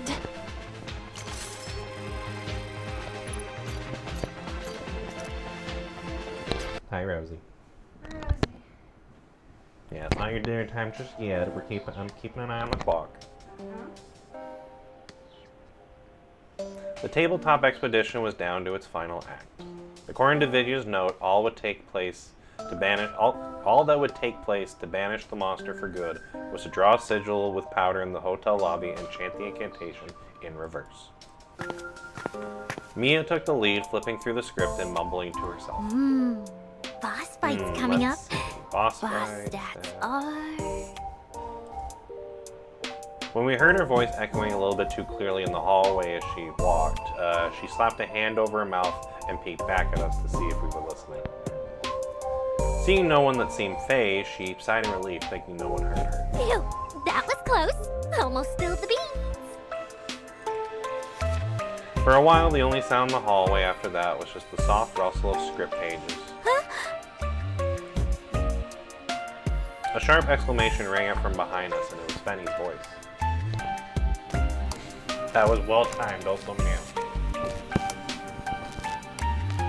I turned, but there was no one there, just ceiling lights flickering in an eerie rhythm of shadow and glow.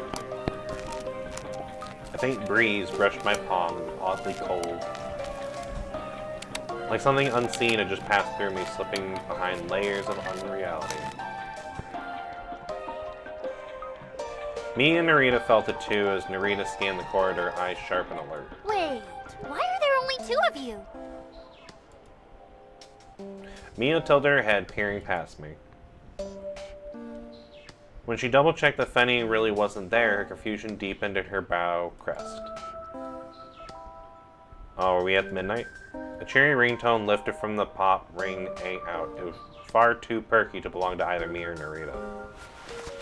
Mia scrambled on her terminal, tugging out a sort of keychains along with it. The pink case on her terminal was plastered with stickers and somehow even more eye-catching than the jangling charms. She glanced at the caller ID, flashing an awkward smile, and swiftly hit decline. Are you not gonna answer that? Mia shook her head, expression turning serious. I'm a professional game master. No way I'd take a personal call mid-game. Well, at least she's dedicated. After a few seconds, the cheery ringtone kicked in again.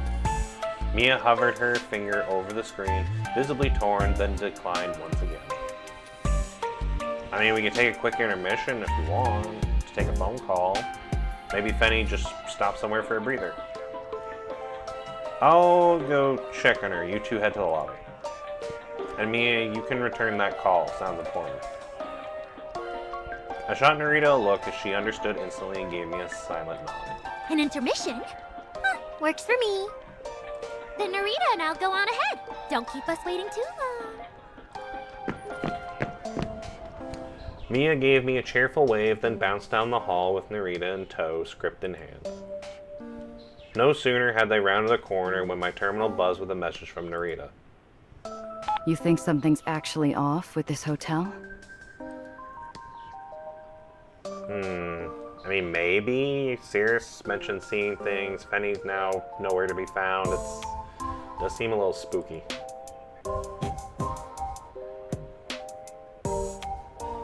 I mean, we could always reach out to Clarina since she funded this little trip. Maybe she knows something we don't. Then why not pull out and call for backup? I mean, we're not in any danger, and I'd rather confront the suspicion before setting off too many alarms. Truth to be told, there was yet another reason for not calling the game off, but a more personal. As the production cast, it's our sacred duty to bring the story to life. So I thought we'd warm up with some classic horror, perfect for sharpening our acting chops. Acacia poured her heart and soul into this. I'd hate to quit her game halfway through and let her effort go to waste. Okay.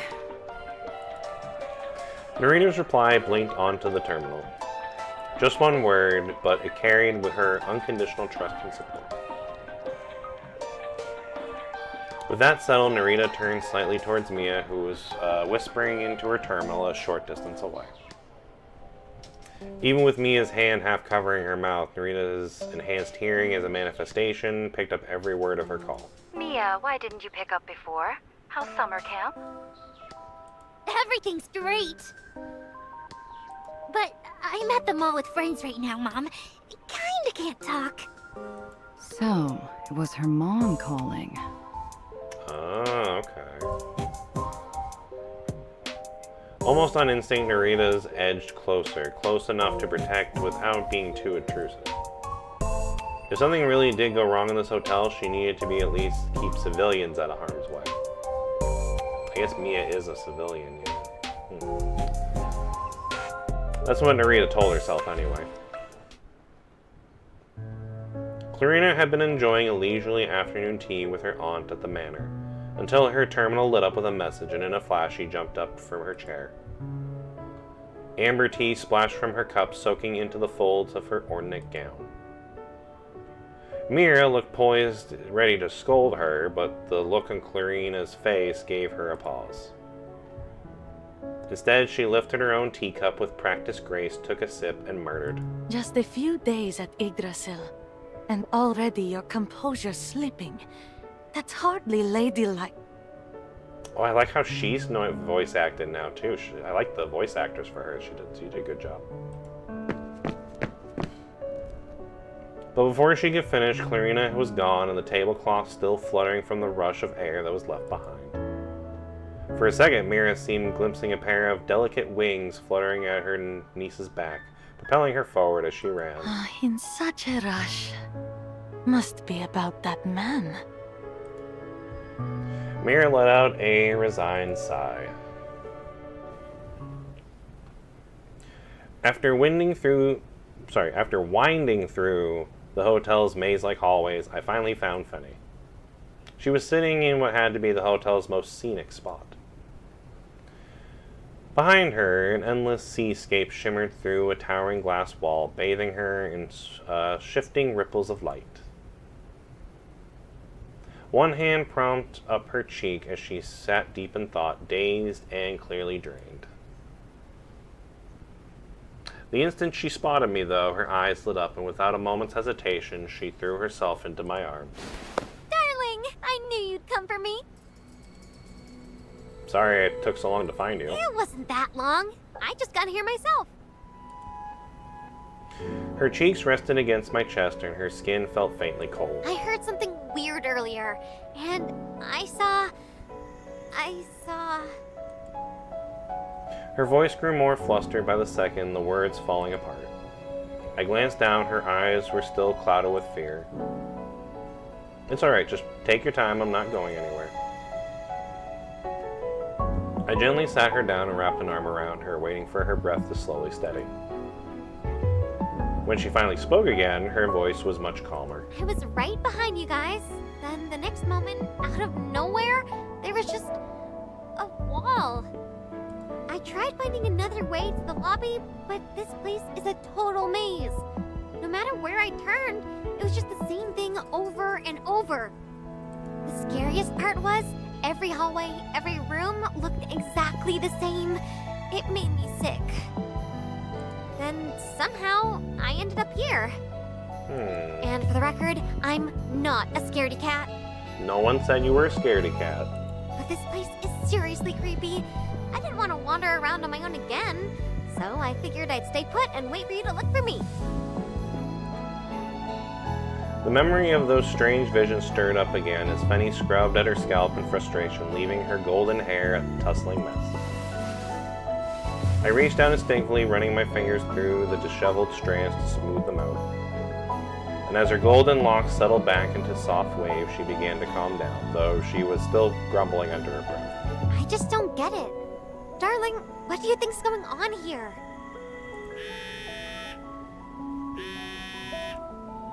Just as Fenny was fretting, my terminal chimed. A jellyfish, a refish, and a tiny bat icon lit up one after another. Wait, jellyfish? What was it? Jellyfish, tiny? The tiny bat's probably Clarina. Jellyfish, that might be... Jellyfish, that might be Narita then. What was the other one? I don't remember. Once connected, Clarina's urgent voice came through first. Adjutant, is everything alright on your end? Yeah, we're fine. We just ran into some strange things and Narita must have filled you in. Phew. Honestly, your descriptions were quite vague. But I still managed to dig up a few clues. The sound of rapid page flipping crackled through the comms as Clarina was shifting through files at breakneck speed. Remember how I mentioned there's an underwater museum at the bottom of the complex? There's a genetically modified plant down there. Specimen SPH-L12. It just enters its spore release stage. During this stage, it releases a large airborne spore, after which the main plant withers rapidly. Oh, Cirrus. Yeah, that makes sense. So the jellyfish is Narita, the fish is Cirrus because her nickname is Golden Fish. And then Clarina's the bat because she's the bat. Yeah, that makes sense. Okay, that makes sense. I was trying to think, who was the middle one? I forgot about Cirrus. I feel bad now. That sounds like the puppy thing I saw in the laundry chute.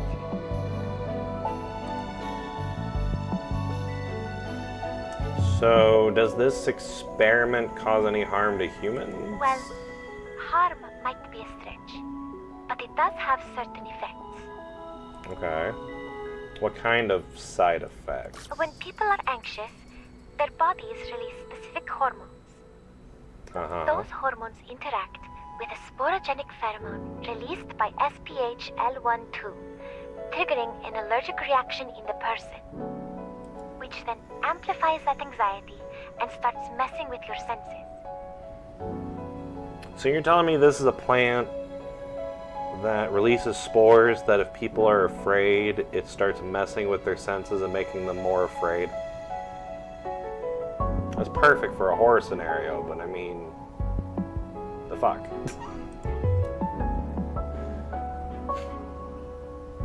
Alright, so if someone's already having a sort of reaction like this, what should we do?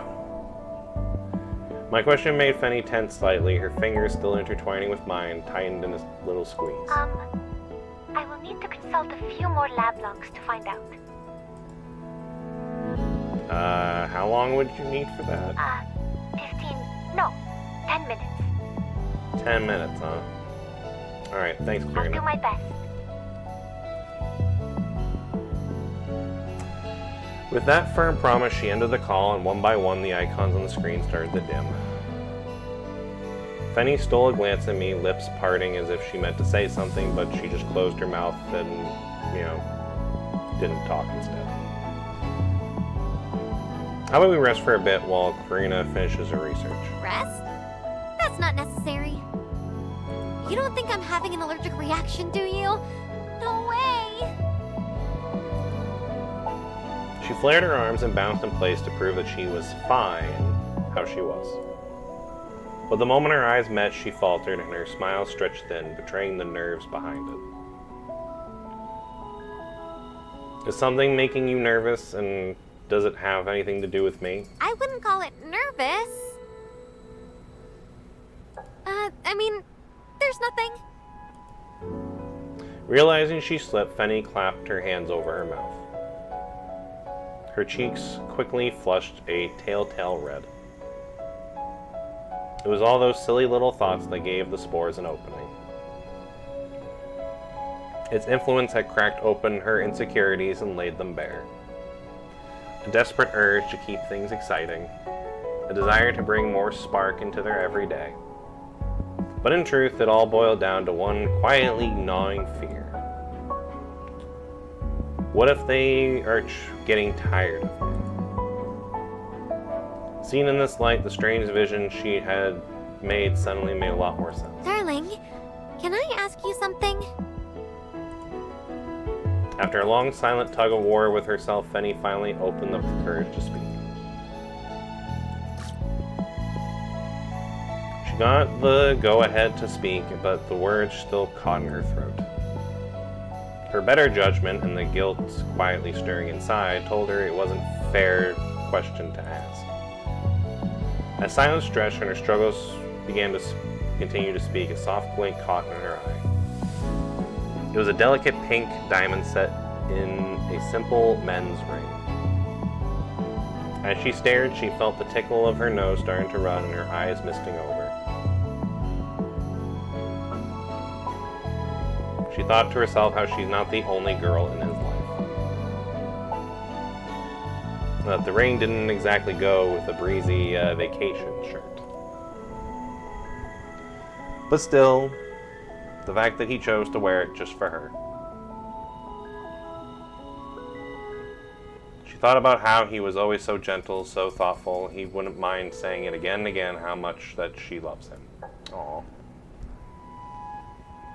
Her doubt began to lift and fading like morning fog as her eyes grew clear once again. Darling, have you ever felt stuck? Like you're trapped in a life that's always the same, with someone so predictable the spark slowly fades? Please, I need to know. It really matters to me. Aww. Poor Fenning having insecurities.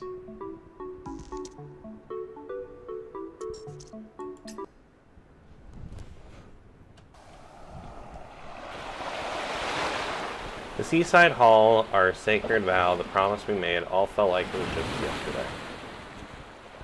Benny's question caught me off guard, and I hadn't realized how many days had passed since then. Maybe she wasn't uneasy because something was wrong, but because happiness like this made her worried that it might not last forever. I tapped the edge of the chair as I gathered my thoughts and then responded. What does someone predictable exactly mean? What's a life that's always the same? Honestly, I can't imagine that.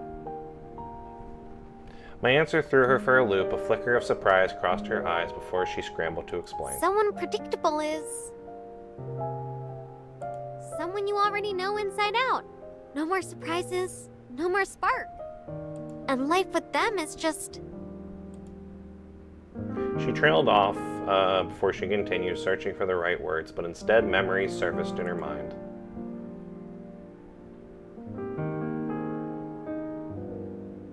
Each morning, sunlight would spill through the window, lighting up her face before she would open her eyes. Because we'd always forget to draw the curtains, too swept up in the heat of the night before. Hey, yo. But somehow, even in sleep, shifting to block the light with the body, casting a quiet shade just for them.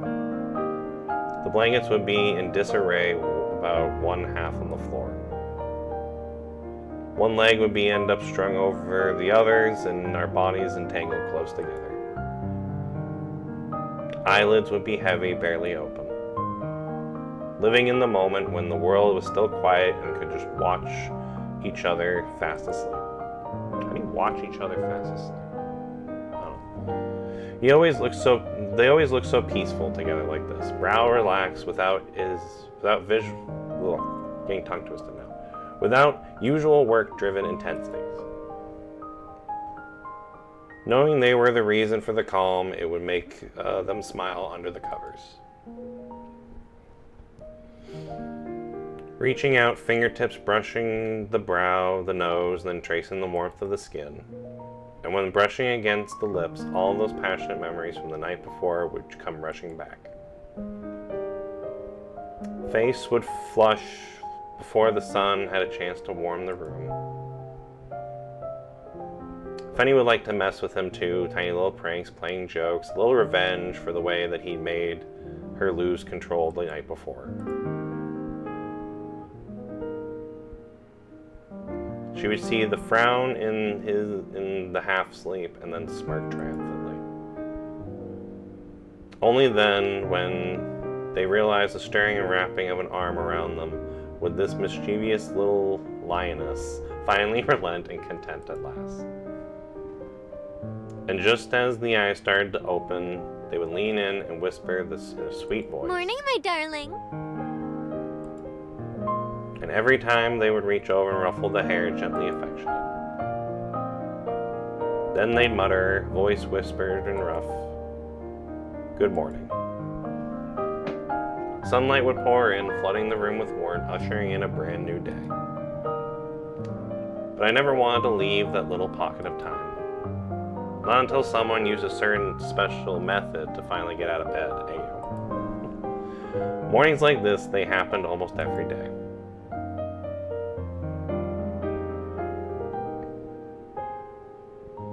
will say it once again. What does someone predictable mean, and what's a life that's always the same? Then it hit her. She didn't have an answer either, because the question itself didn't really make sense.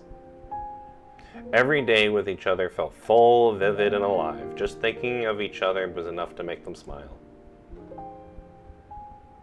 She could still feel the arms around her waist, just thinking about the warmth of him against her. Maybe routine can get dull, but maybe it also can be something good. Something dull was not for them. What they shared was too real and too deep. This ever-present love had become part of her and something that she could not live without. Just like air, breathing, and a heartbeat. Her eyes shimmered misty, but tears never fell from her eyes. As if every dawn they had always shared had melted into the gaze, glinting with a soft silvery light. And in that moment, they knew we were remembering the same sunrises together. That's what it was like when two hearts beat in sync. Can I tell you a secret? What is it? Most mornings, I tend to wake up before you do. What? She stared at me, eyes wide in disbelief, until our gazes met. And in that instant she realized I'd known all along, every sneaky little poke and every little prank to try to wake me up. The blush rushing in all at once, blooming across her cheeks to ear, and even tingling her neck made a soft little pink. Is it because I moved too much in my sleep? Do I wake you, darling? She asked this gently, guilt peeking through her concern. No, you're good. It's just, I can't wait to open my eyes and get to see you there. The dark blue of night would still be lingering in the sky, and the room washed in a soft gray haze. Even in the dim light, I would be able to see her lips, still slightly swollen, flustering with the heat of our kisses from the night before. Faint marks would trace around the neck and collarbone area with shy blossoms blooming under the moonlight. I imagine they matched the light scratches on their light scratches along their body, both still warm from the passionate night before. That was usually when the little lioness would probably start murmuring in their sleep. Darling, no more. We've got work tomorrow. We won't be able to get up. I knew she liked to sleep with one leg strung over the other, each head tucked against each other's chest. So even when my arm went numb and I lay perfectly still just to keep her resting easy.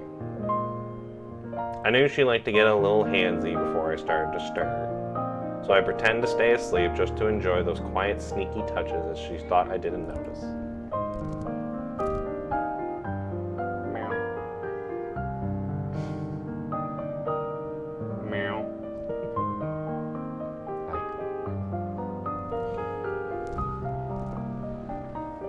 I know her inside and out, not because she's predictable, but because night after night our souls would be shaped around each other, and what we have is forged in time something deep and enduring. Anyways, to answer your question, my answer is this. Never. Never have, never will, and I assure you, Fenny, you don't need to worry about that ever again. Because we'll always be there for each other, never losing the spark, not ever. Huh? Always in love? She blinked and a mix of surprise and confusion flickered in her eyes. Wrapped in the hush of the sea near them, I could hear the quickened rhythm of her heartbeat. We can take each other's every word to heart, always trying to understand what the other's thinking, what they're feeling. That's what people in love do, right? And neither of us are going to stop that, not ever. As I finished, her expression finally softened into a smile. Her eyes lit up and she gave a tender, firm nod. Yes! We'll be hopelessly in love. Always. She said it slowly, every word clear and steady. Framed by the shimmering of the waves dancing on the sea-facing glass, Fenny suddenly rose onto her toes. She cupped my face and sank her teeth into my lips. Oh. A kiss that was fiercer than any before. No more doubt, no more hesitation, just raw love pouring between the two with each breath and each beat of their united hearts. Our reflections swirled together on the deep hues of the water outside as the ocean stood still, bearing silent witness to our love. When the kiss finally broke, Fenny had bounced right back to her usual high-spirited self. Hands on her hip, she jabbed a finger towards the terminal in my hand. Wonder how Clarina's digging is going. No point waiting around, right? Darling, why don't we go meet up with the others in the lobby? Yeah, that's a good point. It's probably been at least 10 minutes by now. My knot had barely started before she tugged my arm with a familiar, unthinking ease. Her palm in mine felt like it was the last glow of a summer day. Just warm enough to melt my heart. Aww.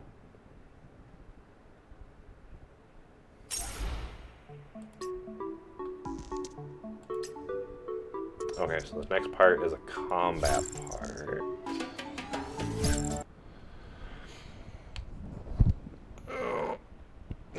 Let's make this quick. Got a swim date with my darling.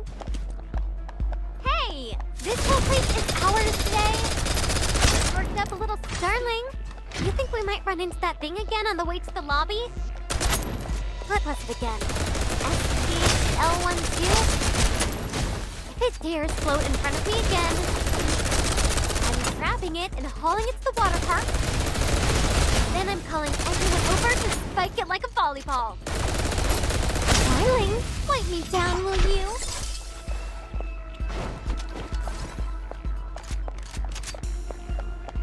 Alright, so now we go this way.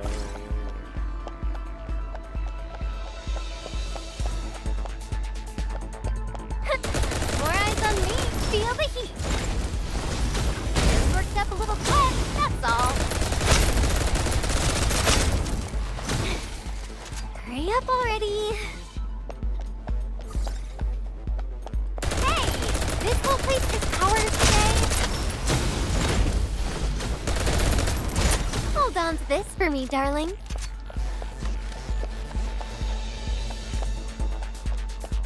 Oh wait, I think I'm supposed to go that way. More eyes on me. Still the opening act.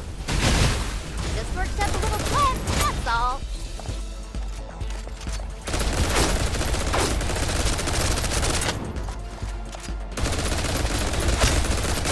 How about a cold drink and a cuddle break?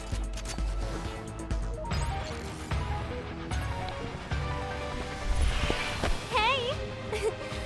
Want another round?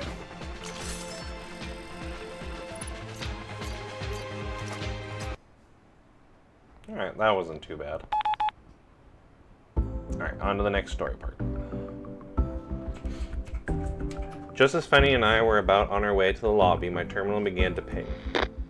I picked it up and Clarina's voice came through, tight with urgency. Adjutant, I have good news and bad news. Which would you prefer to hear first?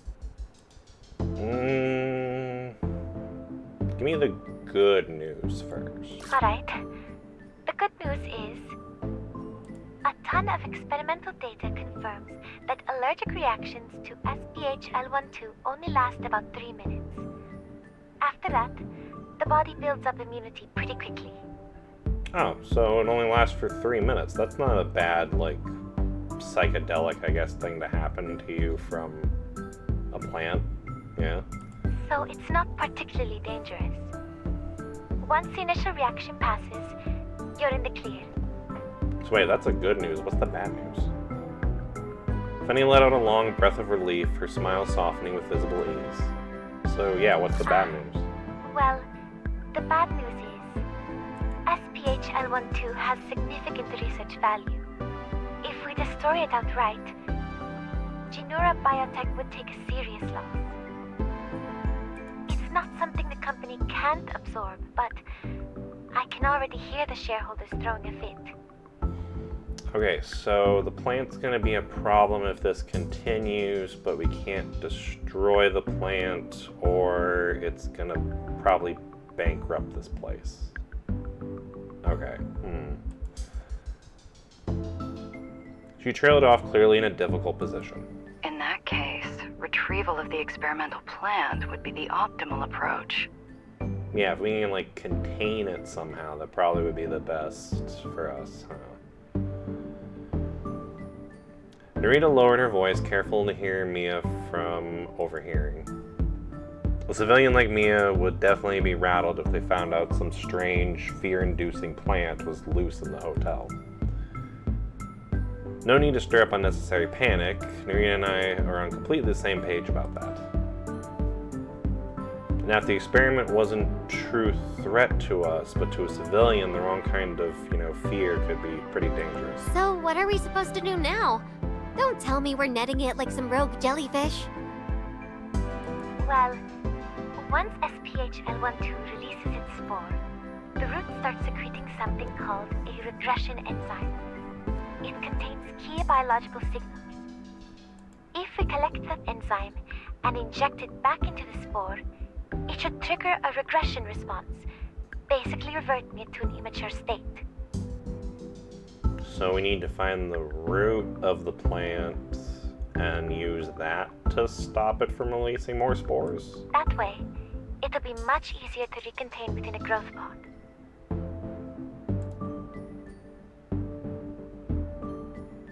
Okay, so we have to go to the basement of the hotel then to find where the root is. Correct.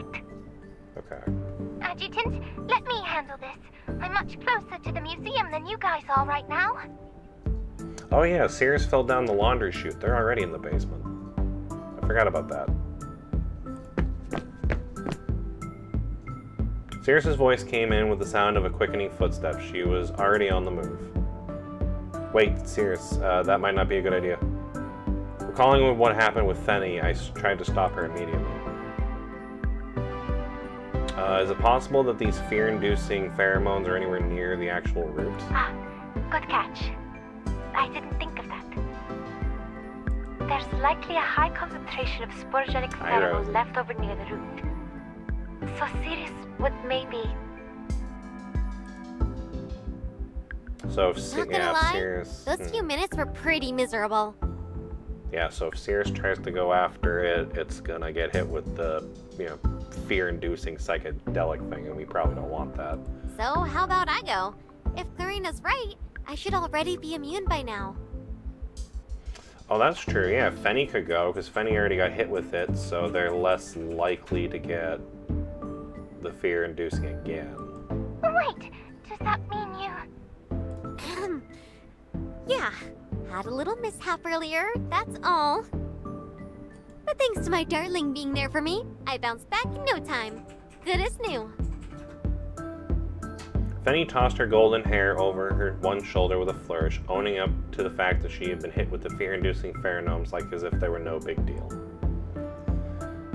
There was a hint of embarrassment in her eyes, just a bold, charming wink in my direction. Benny leaves for the museum. Who's going to keep the adjutant safe? What if that thing shows up? I can catch back up with Narita. Narita can keep me safe. And if the adjutant goes with Benny, what if he has an allergic reaction to the pheromones too? Yeah, so because I can't go with Fenny because I haven't been affected, so I would get hit with it, and I'd rather really not have a bad trip in a hotel. So yeah, Benny, you stay there and protect the adjutant. I'll take care of this. I still don't know about that plan of Sirius going. I think it'd be better if Fenny went. Her voice pitched up slightly at the end. I could picture her furrowing her brow and adorable seriousness on her face.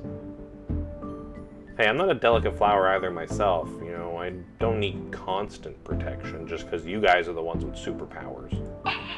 I know, but I still want to do whatever I can to keep you safe. And I'm sure Fenny feels the same. Well, yeah. I do feel a lot more at ease near my darling, to be honest.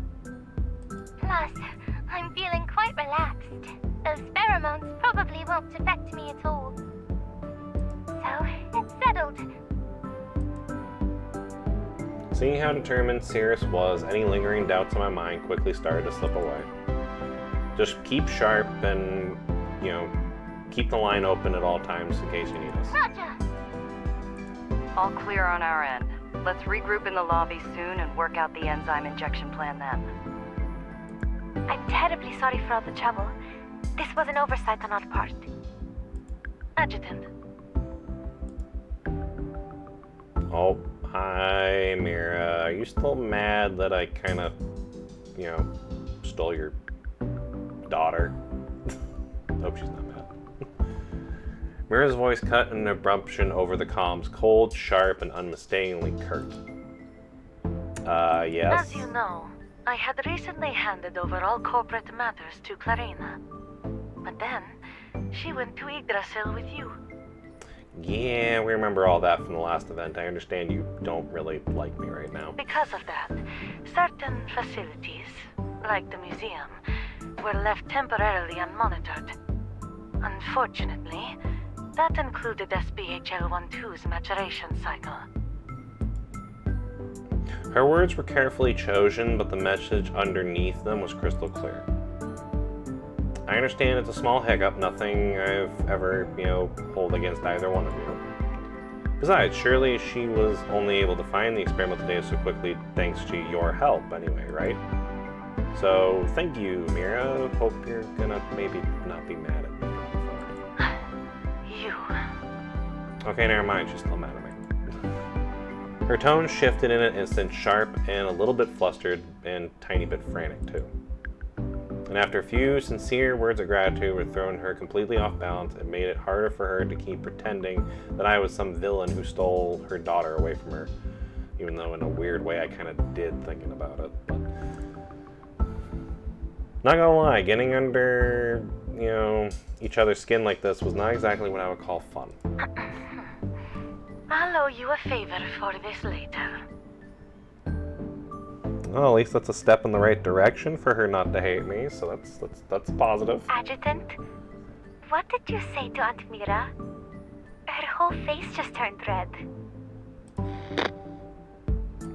Oh, before Clarina could even take back the terminal to continue the call, Mira had already hung up on the call for them. One by one, everyone signing off in the group chat, Cirrus included. Ooh, those are pretty, like, jellyfish. Are those actual jellyfish, or are those, like, jellyfish lamps?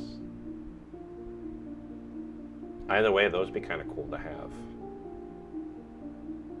I know someone really likes jellyfish. Anyways, she tucked away her terminal and started staring at her way down through the museum. Eyes sharp, she scanned her surroundings for any trace of the pheromone-inducing spores. Thankfully, everything in the museum appeared to be perfectly normal. Neat rows lined the walls, holding all kinds of botanical specimens. Some with twisted shapes, others with vivid hues. Cirrus let out a breath of relief. Maybe she'd be right. Plus, I'm feeling quite relaxed. Those pheromones probably won't affect me at all. While she might have sounded convincing then, a pang of unease was starting to linger in her chest, quietly gnawing at her composure. Ever since the near drowning earlier when trying to learn how to surf, that feeling had never quite gone away. The harder she tried to trace its origin, the more it slipped through her fingers while trying to scoop moonlight off the surface of the sea. Eventually, she found herself wondering if she'd ever been a clear origin at all. Step by step, Cirrus began to slowly, almost without realizing it, continue to walk. The air grew thick, heavy, like she was wading through some invisible mire. The choking sensation she remembered was creeping back, and then came the sound of waves lapping against the far-off shore. Unbinding, a hazy memory rose to the surface. It was a summer before the first descent had happened, and the girls from Yggdrasil's neuroscience lab had invited her to go to a beach outing. Though they worked together for some time, Cirrus could hardly recall a single one of their faces. Still, their enthusiasm made it hard to say no, so she agreed to go with them. Wanting to fit in with the group, she grabbed a whole bag of iced sodas and hauled it awkwardly to the beach. It was a private beach owned by Jaegersil, strictly off-limits to outsiders. Stretching as far as the eye could see, it was unnaturally quiet and nearly deserted. A few scattered figures dotted the sand, some tossing a volleyball, others lounging on the beach chair under the sun. Their faces glowed with relaxed, content smiles, but no one turned. No one seemed to expect her to be there. That quiet hit her hard. Maybe she wasn't really welcome. Maybe she was just an interruption. The bag straps dug into her palms, and condensation from the soda bottles dripping steadily onto the sand. Like the bag of sodas, she didn't quite have a place to belong.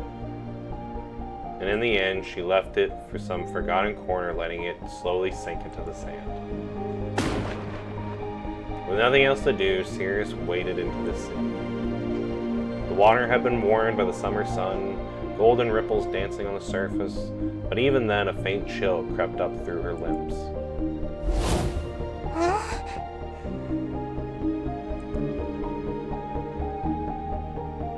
Soon Sirius,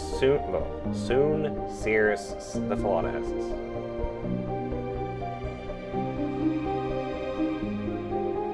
And beeps.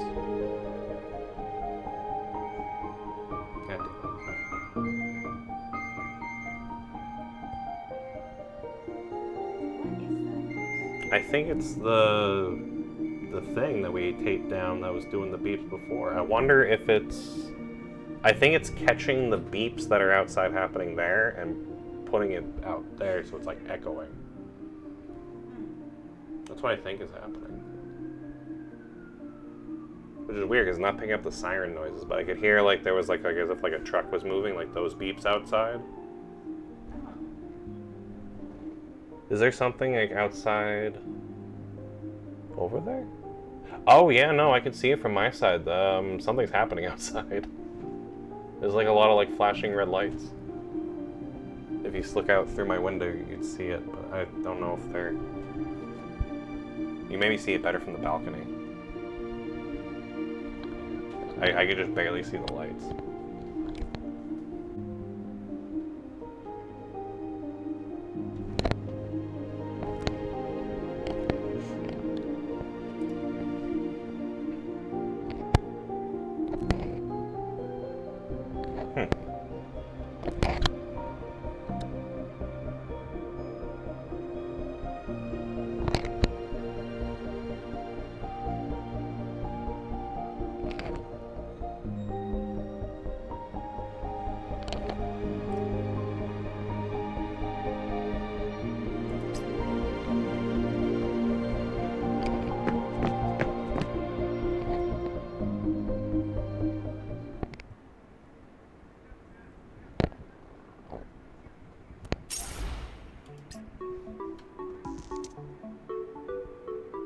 Yeah, only a few left.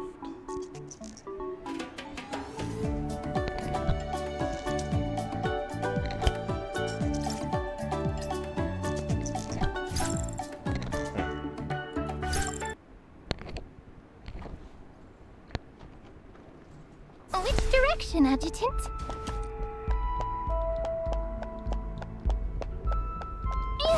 Excuse me! Coming through!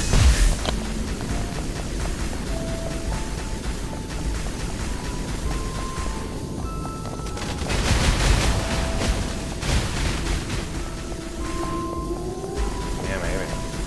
All I could see was like the flashing of lights. That was a good one! Vehicle. Objective complete. Hopefully everyone's alright. Judging by the specimen numbers on the labels, I should be getting close. Can I really keep this? The ceiling. It looks unreal.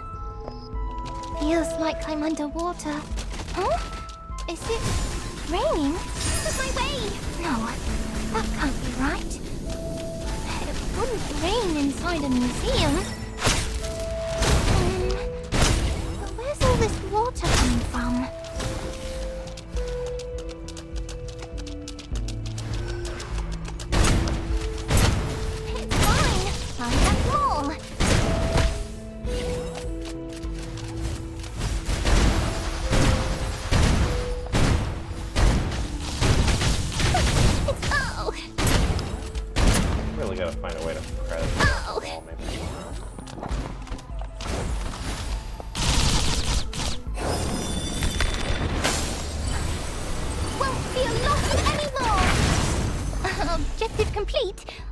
recorded.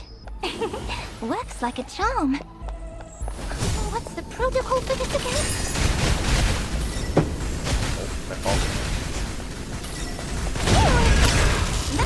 Oh, me too. Can I really keep this? It makes me feel better. Oh, God, stop. Please, get out of my way! I had it slightly leaning up in the edge. Whatever.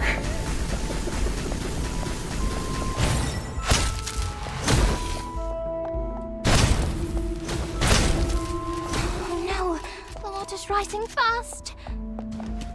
I need to get out before this room floods completely. Works like a charm. What's the protocol for this again? Can I really keep this?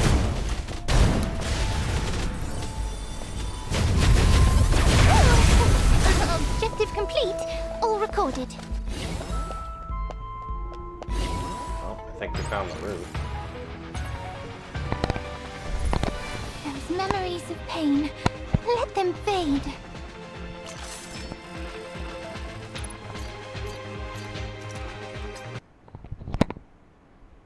Hey, Rosie.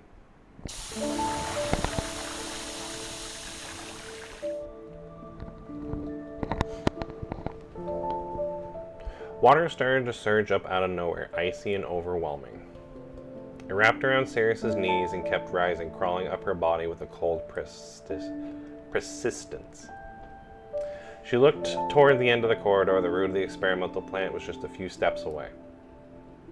But the water climbed faster than she could move, lapping up her waist before pulling her under entirely. Almost there. Her limbs drifted, weightlessness. Her body was being carried away further and further from the root. This must be the allergic reaction. Her voice was dissolving into the water, no louder than the whisper from the depths. The current scattered her words into bubbles that burst gently against her lips.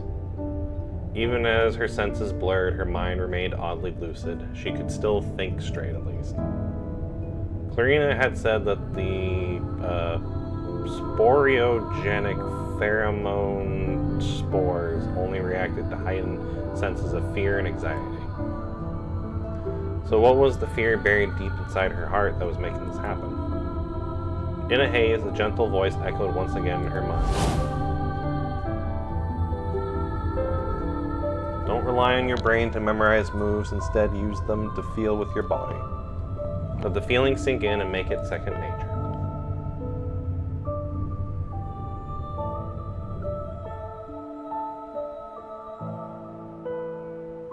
Sirius did this, and somehow her body gradually remembered. Long buried fragments stirred, traveling cell by cell back into her awareness. Then suddenly she was back in a lonely summer beach. She drifted quietly atop the sea, nestled in a brightly colored floaty shaped with a reef fish.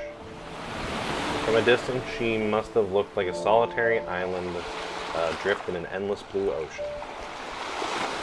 Each passing wave wore away at her fragile length between her and the shore. In the far-off distance, voices drifted from the breach, little laughters here, little murmurs there, all scattered by the wind before they could truly even reach her. Tide's rising! Big waves coming! A warning rang out with casual excitement, but that barely registered with Sirius.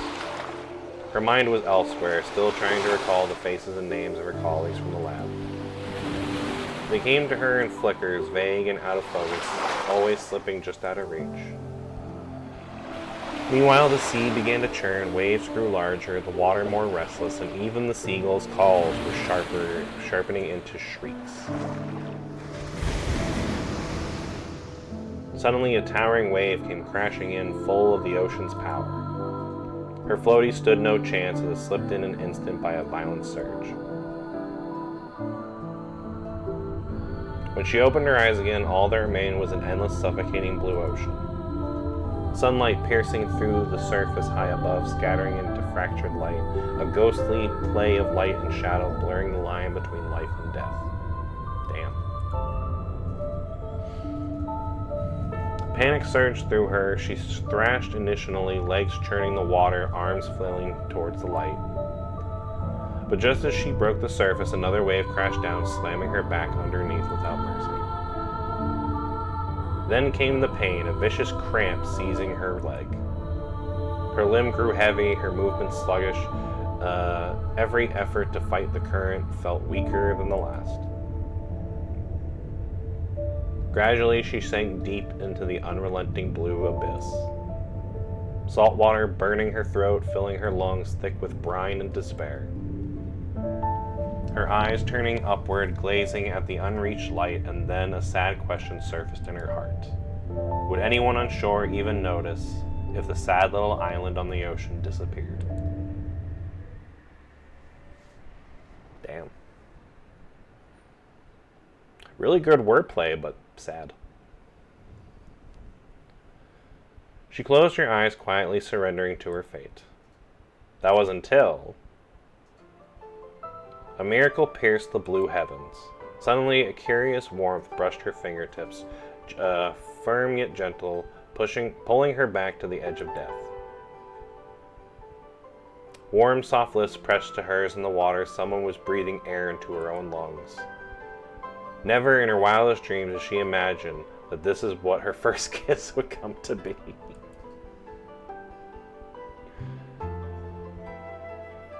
The kind face was so close, the hair floating around him like silk in the water's embrace.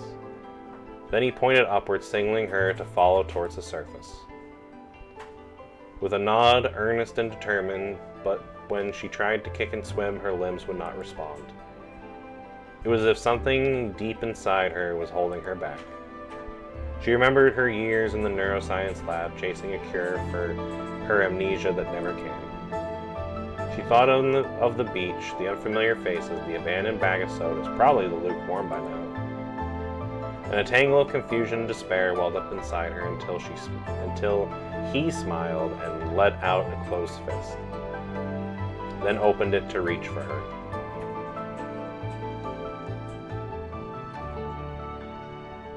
Swimming by, a tiny, brightly colored reef fish darted free, its beady eyes sparkling with mischief as if trying to coax a smile out of her. And she did smile. If not for the water, she might have burst into laughter. And without warning, an intense, inescapable feeling washed over her. If this person had entered her life, maybe she could bring her some... If this person had entered her life, maybe he could bring her something she'd never even dared to hope for. Something brighter and something new. It made no logical sense, but the feeling, the conviction was so vivid, so undeniably real. She couldn't speak underwater. All she could do was grip his hand tightly, pouring everything she felt into a single act. Maybe this is what they mean by love at first sight. But... Even in that beautiful dreamlike moment, a shadow crept across her heart. When I'm back on land, will I even remember him? A sharp ache bloomed in her chest like something had clutched her heart, refusing to let go. I want to remember him. Raw desperation surged inside her. She wanted to hold on to everything about him, his face, the warmth, the way that he swam in without hesitation to save her, and the smile that he had on his face once he did. Through the haze, she felt herself being carried, someone strong, gently ferrying her away from the sea. When she next opened her eyes again, she was lying on the soft, warm sand. It was a quiet corner of the beach, away from all the crowds. A few of the girls had leaned over, their faces blacklit by the sun, hazy, vaguely familiar. Cirrus! You're finally awake! You scared us half to death. I heard someone say a girl had been saved from drowning. When I came to check, I saw it was you. You okay? Does anything hurt? The voices of her colleagues were all full of concern, but they barely registered with her at all. Her mind was just jammed and unable to process any of it.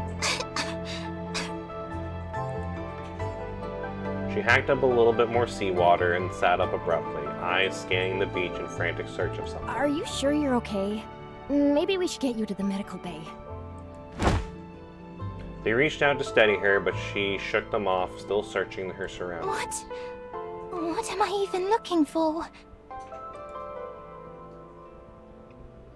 She didn't know at the time. Her thoughts were still smothered in a thick fog. But it felt like someone had taken an eraser to her mind. The entire memory of her being saved was wiped clean without a trace. A soft whimper escaped her throat, tinged with a sorrow she couldn't name. Cirrus? Why are you crying?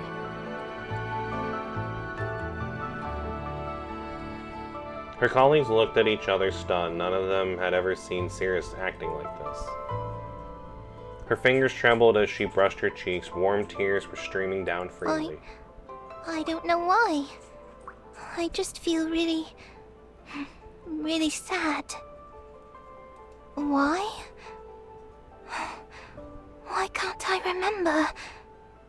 Oh. Oh, poor Cirrus.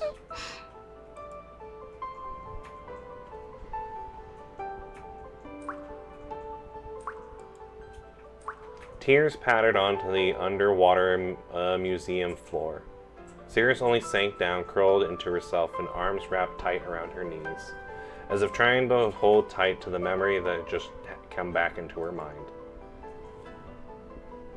The distant silhouette from her past, it was finally starting to line up with the figure who stayed by her side day after day.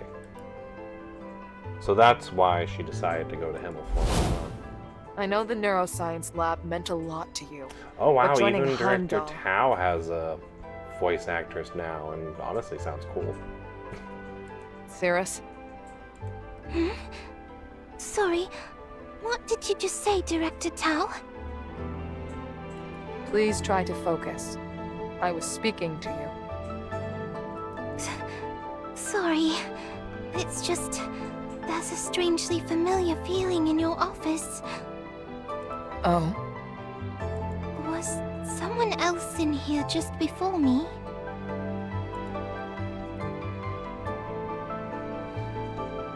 The head of the security department was here briefly before you. Though I doubt that has any bearing on our discussion. Now, are you willing to... Yes. I'd like to join Heimdall. Why is that? Wait, it's pronounced... I've been pronouncing that wrong the whole time. I thought it was Himmel, not Heimdall. I apparently don't know how to pronounce that one. I'm not sure. It just feels right. Like I was meant to be here. Yeah. I guess, yeah. It's not great, but I mean, I guess it's not a terrible thing to have, I guess. Listen, as long as you can still be understood in context, who cares? I guess that's fair. No one's misunderstood my context too much yet, maybe?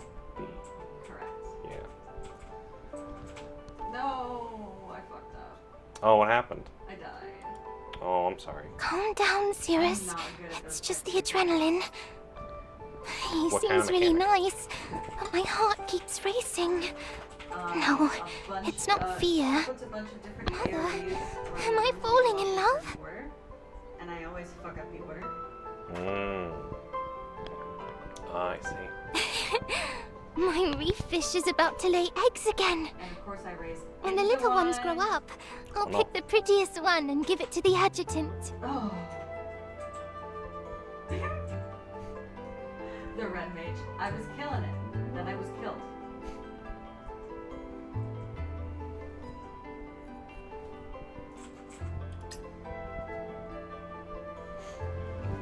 The healer who saved my ass twice. I died twice to the same stupid thing. Oh my god. Well, it sounds like someone saved you, so that's good. Yeah, the white mage was rough. Yeah, we do like good white mages. Except for the ones that usually have torches.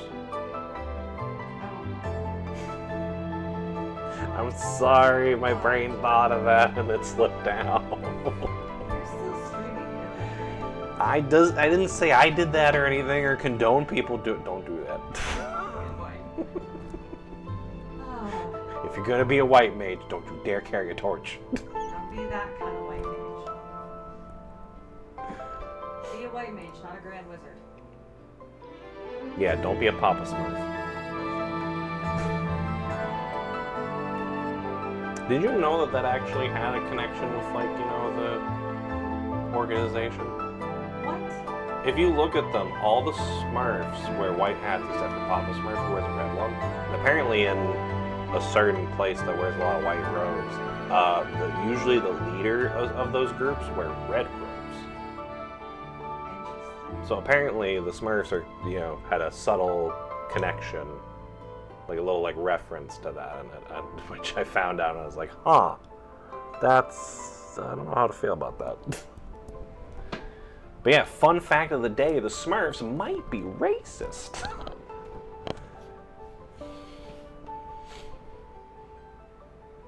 But I'm not afraid anymore. I won't ever forget the adjutant. So yeah, don't be a Smurf.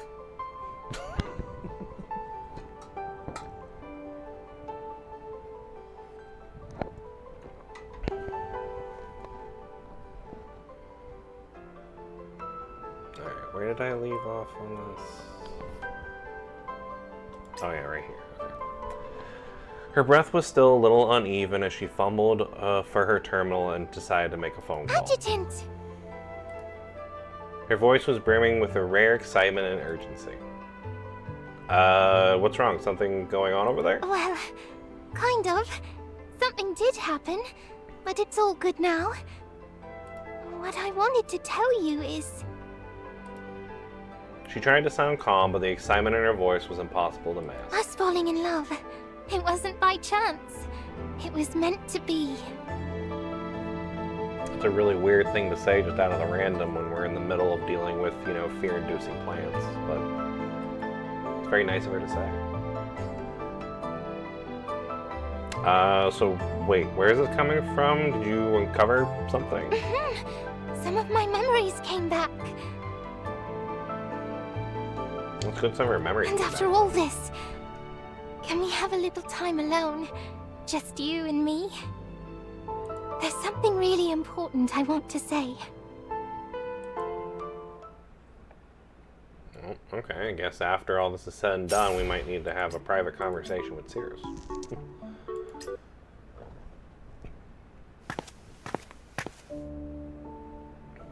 Cirrus's light, brisk footsteps echo through the now quiet museum halls. Just moments ago, the one that she would love to talk to had returned their feelings, and if she could have, she would have ran straight into their arms. But right now, they were in the middle of something a bit urgent. Before long, Cirrus arrived at the growth pod containing the remains of the experimental plant. Oh, that's a cool picture because it has like the holographic fish, so it just makes the plant look like a giant coral reef. That's kind of cool. A fine mist of motes hung in the air, blurring the edges of her vision, but now that she had the antibodies in her system, she'd already stepped forward without hesitation. The plant's thick gray-blue stalks had long ago broken through the confines of its pod, shattering the glass that was once containing it. Her boots pressed down on the brittle, dry leaves and broken glass that strew across the floor. A hollow in the center of the plant confirmed it, a spore that was fully matured and dispersing.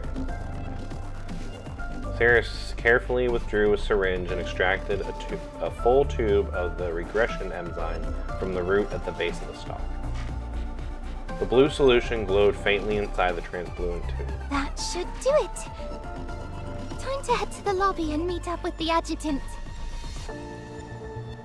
Just as she had started on her way back, a sharp scream pierced the silence, freezing her in mid-step.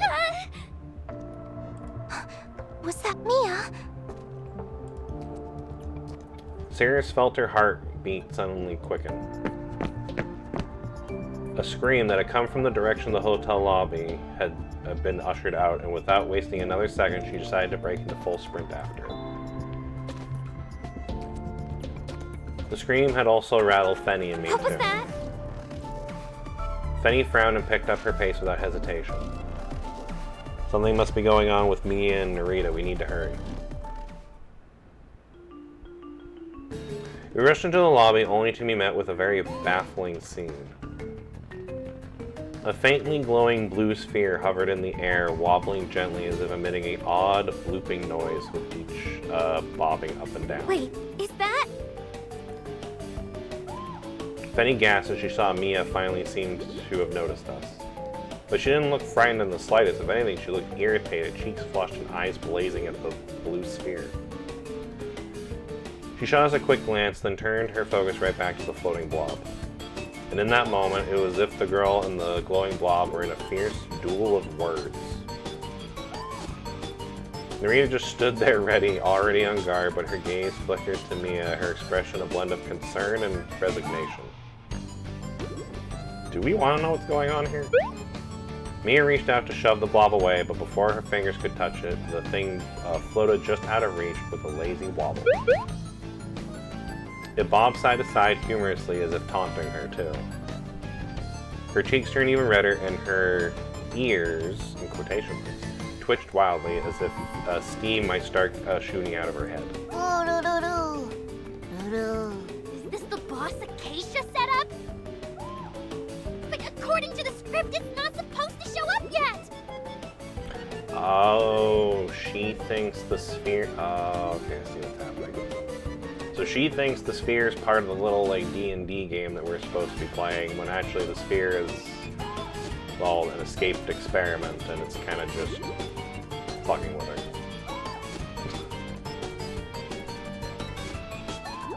Despite her frustration, Mia narrowed her eyes, analyzing the blob with a frown. How did it sneak up on me like that? No wires? Is it a hologram? As I watched Mia study the floating blob in an attempt to try to hit it, the blue blob had to be matured and continue. The blue blob had to mature and release more spores out from the experiment zone.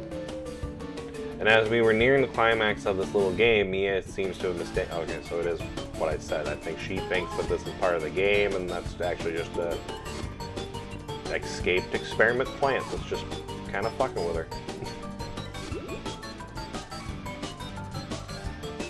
As for the scream that we heard earlier... Seriously? We're not supposed to be here yet! The scream seemed to be coming from Mia, who was more furious than scared at the moment. Yeah, definitely more rage than fear. Made it! While Mia was locked in a one-sided standoff with the escaped experiment plant, Cirrus jogged up behind me and Fenny, breathless. Now that the players of the game had assembled, Mia had no choice but to snap back into her role as the game master for this roleplay. She shot a frustrated glare at the blob, clearly scrambling to improvise on the fly. The investigators, silver dust in hand, have arrived at the hotel lobby, ready for the exorcism ritual. I mean, I'll give her props that, you know, she's staring down a plant monster thing, and she's more concerned about, you know, acting as a good DM. So.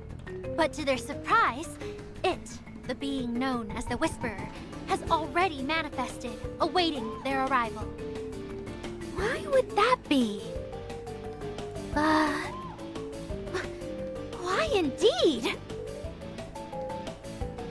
Mia licked her lips nervously, eyes darting left to right. She tried to scramble for a way to save this encounter. Even her hair tufts, also known as her ears, started to give little twitches, only to droop again in her resigned defeat. Clearly, her mind was tying itself in knots. How am I supposed to make this work? While Mia fumbled to try to fix this, I turned my focus to the blob. It floated there lazily, seemingly uninterested in us at all. In truth, it was inching more closer to Mia, who was having a downright outrage.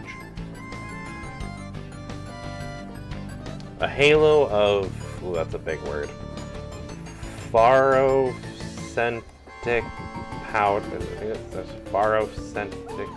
I think that's how you say that. A halo of pharocentic powder began to shimmer faintly in the air around it. Mia? Before I could even warn her, though, she suddenly lunged forward and landed a clean punch right on the spore surface. The spore caved inward a little bit from the impact, quivering like jelly, then bouncing right back into shape. Not bad. She has potential as an investigator. Is it really time to talk about combat, Narita? Wait, it's not a hologram? Huh, it's all squishy and bouncy. Whatever, this still isn't your cue. Go away. When it's time for the final boss battle, I'll give the signal. Got it?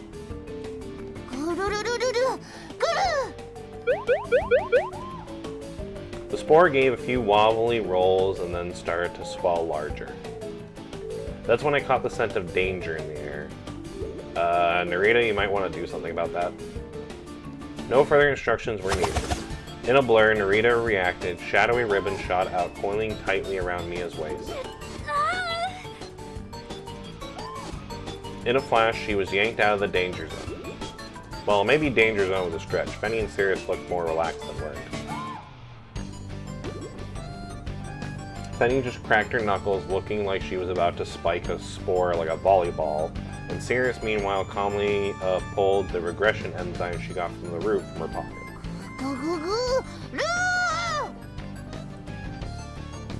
As if noticing our casual disregard, the spore swiftly shot upward, growing in mass by the second. And in another heartbeat, it launched a full-on assault of spores. Or are we getting a boss fight? Oh yeah, that looks like we're in a boss fight. Cool. Oh, and I don't get to pick my people for this boss fight. I just get to play it. Okay. I mean, I still get to try out the new Fenny at least. The new version of Fenny.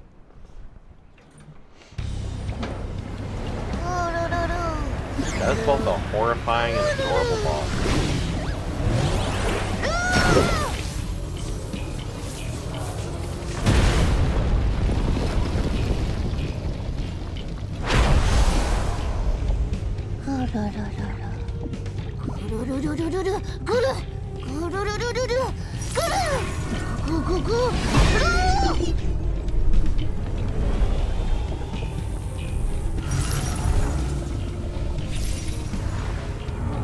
Adjutant, should we do as planned? That'll trick again. Too bad. It won't work on me anymore. Back in the growth pod we go. This heat is unacceptable. I want ice cream after this. You should come see this. This boss is getting adorable, actually. Don't be scared.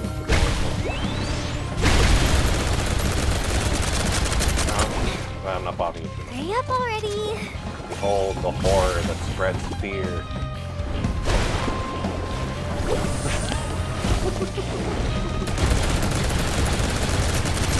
Yeah, the whole power thing where he spreads spores that like increase people's anxiety and fear.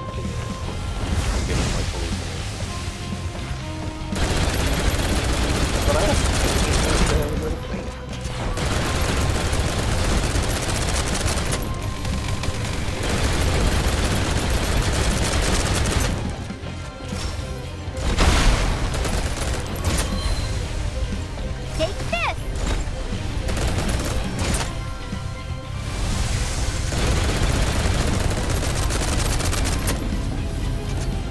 Oh yeah, Rosie needs to be.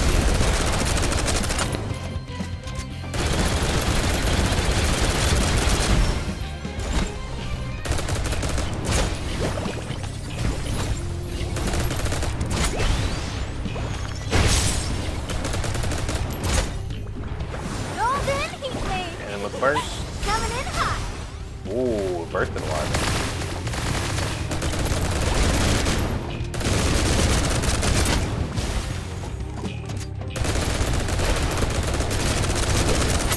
Yeah, so I do like this new version of Fenny. It's just the problem is, I don't know, I need to get better at the timing for skill so I can do the most damage with her first.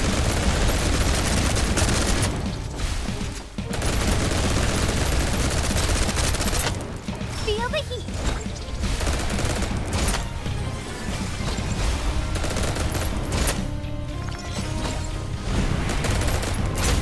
Starting to get the hang of it a little bit more. Down!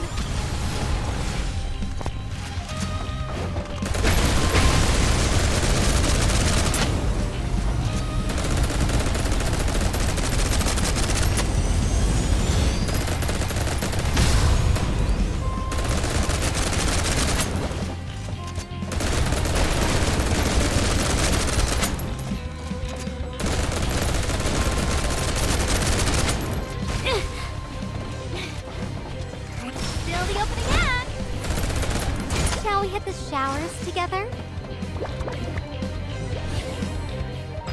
Hey, we did it. Not too bad, huh?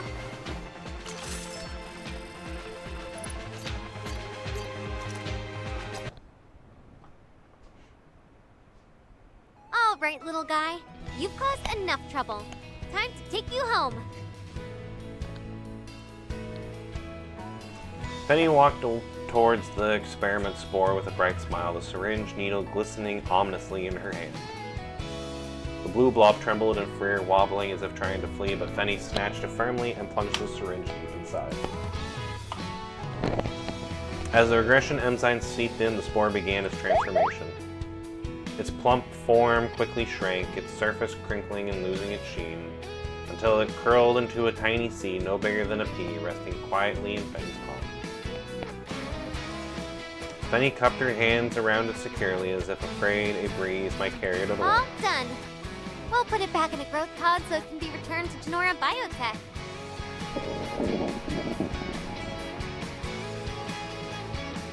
A sudden noise echoed through the quiet space, and Fenny's face instantly turned red. She started to rub her stomach, paused, and then shot me a teasing look. Hold on. That wasn't my stomach growling. Actually, that was me. Oh. Sarah snatched the back of her head, smiling sheepishly. Well, it was getting late. Enya and the others are probably finishing making dinner. Then, let's head back to the water park and tell Clarina to get her team on a full sweep of the complex, just in case. I don't need another one of these plump troublemakers popping up while I'm trying to sleep tonight. I'm sure she's already on it. As soon as we returned to the water park, the aroma of grilled meat fixed with sea salt drifted over us, making us hunger more to a degree that it's impossible to ignore. I am a little hungry too, actually. Me and Narita and Acacia were already waiting for us by the elevator. Narita stood as cool and composed as ever, while the other two girls looked visibly anxious. The moment they saw me, their visibility relaxed and both of them dashed over. Adjutant! I'm so sorry! I totally didn't realize that thing wasn't a prop! I almost got you guys into a huge mess! Mia clasped her palms together above her head and bowed respectfully, looking genuinely sorry. Honestly, I'm more impressed you didn't seem scared at all, yeah? Huh? Scared? Of course not! I mean, I had you and the manifestations by my side. I couldn't feel safer. And next time, I hope I get to fight alongside you guys again! She clasped her hands over her heart, raising onto her toes, eyes sparkling with excitement. Not every enemy is as easy as that. So don't think every battle's gonna be a walk in the park. It can get dangerous. Oh, got it. Mia offered an awkward little smile and scratched at her ears, in quotations again. Her eyes darting nervously as she scrambled to change the subject. You know, it's a shame we didn't finish the final scene of Tabletop Expedition. I glanced at Acacia. To my surprise, she didn't seem to be all that disappointed. Hey! No, don't you scratch the wall. I see what you do it. Sorry we didn't complete the session. I apologize. I'd never blame you over something like that. Yeah, look at you, Rosie. The game's whatever. What really matters is you're okay. Acacia folded her arms, and her last two words came out softly, barely louder than a breeze. Even though the session ended early, I still got a few comments I'd love to tell the producer in person. Huh? Okay, but go easy on me. She raised a brow and tilted her head like she wanted to look away, but she couldn't help listening. Like a producer with so many legendary hits would be afraid of a bit of honest feedback. So here's my feedback. Next time, I want to play with What? you. Acacia froze up, surprise flickered across her face, melting quickly into pure joy, which she hastily uncrossed her arms and hands awkwardly drifting, unsure where to rest. What, you're saying devs shouldn't be able to test their own games? But you said you want to play with me? Yes, instead of writing a post-session review, I'd rather turn to you right then and there and give you real-time feedback. What kind of feedback? About how creative your ideas are and how much fun I'm having. Miss Producer, don't bury yourself in work all the time. Hop in to play once in a while as well. Her cheeks flustered a bit deeper and she bit her lower lip, but the joy in her eyes was unmistakable. Got it. Next time, I'll join you too. Good. It's a date then. While Acacia and I were talking, Fenny and Cirrus had already cornered Cherno and Marisol. Huh? I could have sworn I saw Merso earlier. Oh, can they not see her now? Yeah, same. You two really freaked me out. Did we? I'm so sorry. I mean, I just like the Shining reference that they did. I thought that was funny. Cherno's voice was gentle and unapologetic, her brow knitted in guilt. Marisol, on the other hand, looked downright pleased. Guess our acting was pretty convincing, huh? We were able to show up together because Acacia pre-recorded us, and then... Cherno launched into a serious explanation, complete with hand gestures to make sure they understood exactly how they were both in the same place. Appearing at the same time was fun and all, but I still like it best when only the adjutant can see me. It just feels more exclusive. You all must be starving. Enya says dinner's ready. Drawn by Marion's call and the mouth-watering aroma, we made our way towards the seaside seating ready for a feast. We gather around a makeshift table near the water, the gentle sea breeze brushing past. Fenny sank her teeth into a perfectly grilled kebab and squinted with delight after just one bite. Anya's cooking really hits the spot. Oh, that's hot. Oh god, I do the same thing sometimes with hot food. I sometimes burn my mouth on that too. I'm the same way, Cirrus. I can relate. Cirrus blew on her fingers, trying to cool them off, but not once did she let go of the honey-glazed corn cob. As we savor this rare, peaceful moment, sparks of light began to climb into the night sky. Then came a burst of fireworks trailing brilliant arcs like shooting stars across the night. One dazzling bloom after another lit up the night. The food gradually disappeared and everyone leaned back, belly full.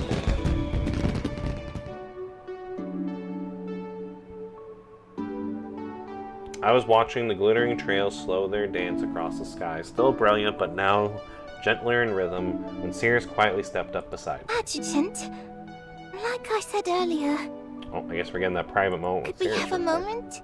Just the two of us? Let me guess, this is about your jetboard thing, isn't it? Huh? Kind of. How'd you know? I pointed at the gear strap on her back, offering a smile. Why else would you be lugging it around? The jetboard stayed strapped in place, which meant her soft little hands were free to hold mine. Hey, Rosie.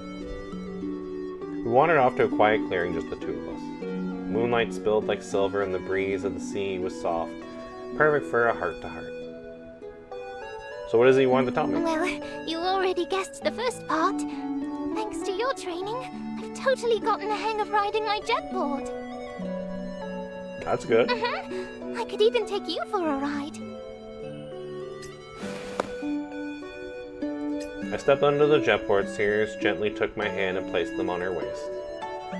It felt like the day that I taught her to surf, same stance, same closeness. The way you taught me, it's like my body remembered it all.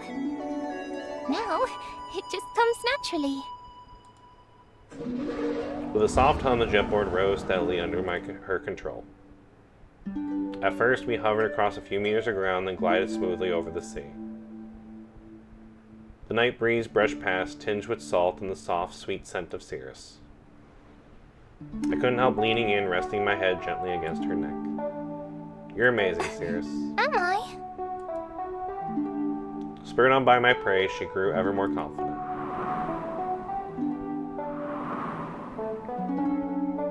She dipped and swerved above the water with grace, tracing elegant arcs, even spinning in midair to face me, her eyes locked with mine.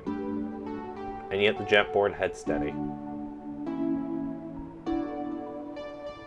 Time slipped quietly past as we soared until at last we touched down the shore's gentle shadows, fully satisfied. Cirrus looked up at the quiet night sky, her voice tinged with soft disappointment. Oh, the fireworks are gone. I was hoping to tell you the second thing under all that romantic glow. Oh, then we could just do this. I pulled out a sparkman from my pocket, slipped there by one of the girls during my earlier goofing around. It's so cute! We held the tiny firework together and lit it, and as a gentle sizzle came to life, golden sparks leaped from the tips as if eagerly awaiting what Cirrus had to say. The second thing I wanted to tell you is... I remembered how we first met. You once saved me out in the sea. Just then another firework boomed in the far-off sky, echoing the soft flicker of the light in our hands. Ooh, that's a pretty picture, I like that. In the moment of brilliance, the memory of the summer day returned to me and the girl that was drowning in the sea. Something inside clicked quietly into place, and all those scattered fragments tucked away into memory slowly pieced themselves back together, forming a whole thing. So that was you, huh, Cirrus? I'm sorry, I was so focused on saving you, I didn't really get a good look, and afterwards I guess it just kind of slipped my mind. Cirrus gave a gentle shake of her head and a soft smile curled on her lips. It's okay if you don't remember. It was a long time ago, after all. I just wanted to tell you. I've loved you ever since the moment I first saw you. Aww. It might sound childish, love at first sight and all that, but I can prove that feeling was real. Even now, with this incurable amnesia, I've etched every moment we've shared deep into my soul. That's what led me back to you, to our first meeting, to find you again. And even after everything, after all the time we've spent together, that spark from the very beginning, I needed you to know it was always there. Aww. Slowly she rose onto her toes and pressed her lips onto mine. All the unspoken love and all the silent yearning flowed into a single tender kiss. The world around us blurred and flew away until only the quiet rhyme of our heartbeats. When we finally pulled apart, her cheeks were flushed and her eyes shimmered, brimming with emotion. Actually, there's one more thing. Oh? What's that? She didn't answer right away, just gave a slight smile and reached out her hand. The moment our fingers entwined, she suddenly yanked me into the shadows, sending us both tumbling into the waves. Fireworks dancing overhead, their reflections mingling with the silver moonlight on the water, until both melted gently into the ripples around us. I want you to remember me, not just in your mind, but in your body. And remember, this summer we shared together. Aww. Love brimmed in her eyes, spilling into the sea like foam. Her lips were cool to the touch, yet the only stroke the warmth within.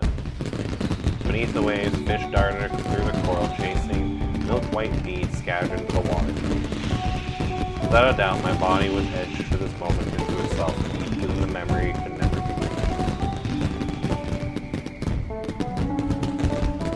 Huh? Confusion flickered across Sirius's face, and in the next instant, light warmth exploded behind her eyes, dazzling streams of incandescent plunging deep into her awareness. Though night still cloaked the world, those radiant blooms made it feel like midday. They were, without question, the most beautiful fireworks she had ever seen. Aww.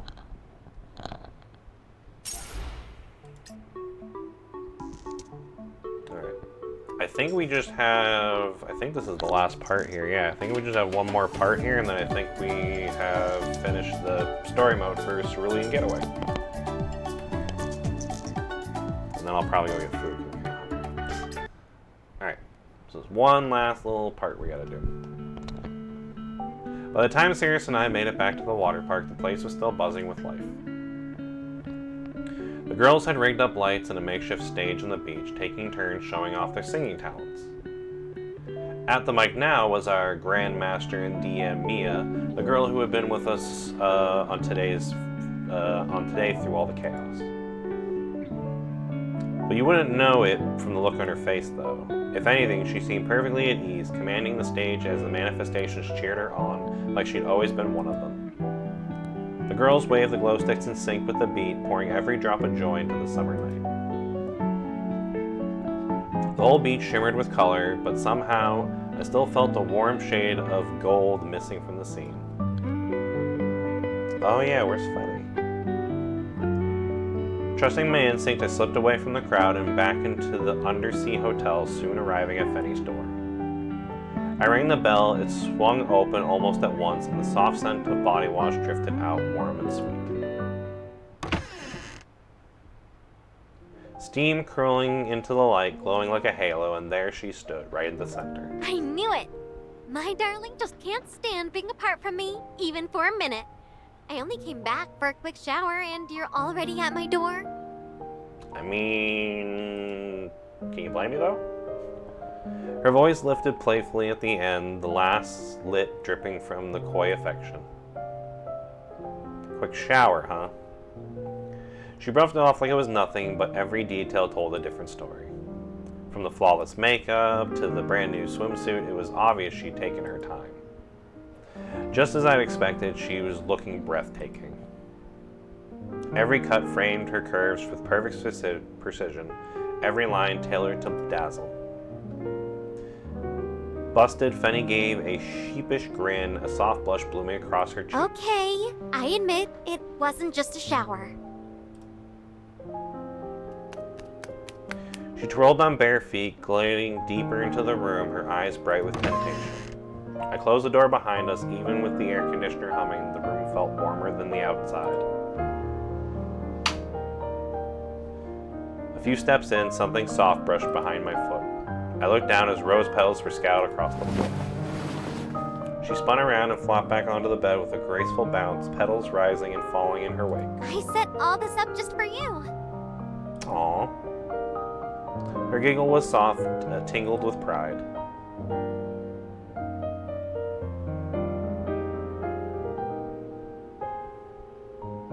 I could see it. Every inch of the room had been touched with care. Candlelight flickering across the walls, a subtle perfume hung in the air, sweet and intoxicating. Even the sheets had been changed, silk shimmering faintly in the warm glow. You did all this for me? With those ever, you don't think one night feels a little too short? I stepped closer, feeling her heartbeat quicken. Her fingers traced a bold path down my body, continuing further until she paused somewhere undeniably suggestive. Each touch sparked against my skin until even the silence between us felt charged. Then she rose slightly, her lips gazing my ear, warm breath and intoxicating. Darling, I've been thinking. Oh? You said you'd never get tired of me. Still, I wanted to try to surprise you, to keep the spark alive, like this. Do you like it? Her voice softened to a whisper. In her eyes shimmered both anticipation and the slightest flicker of uncertainty. Meow. Meow.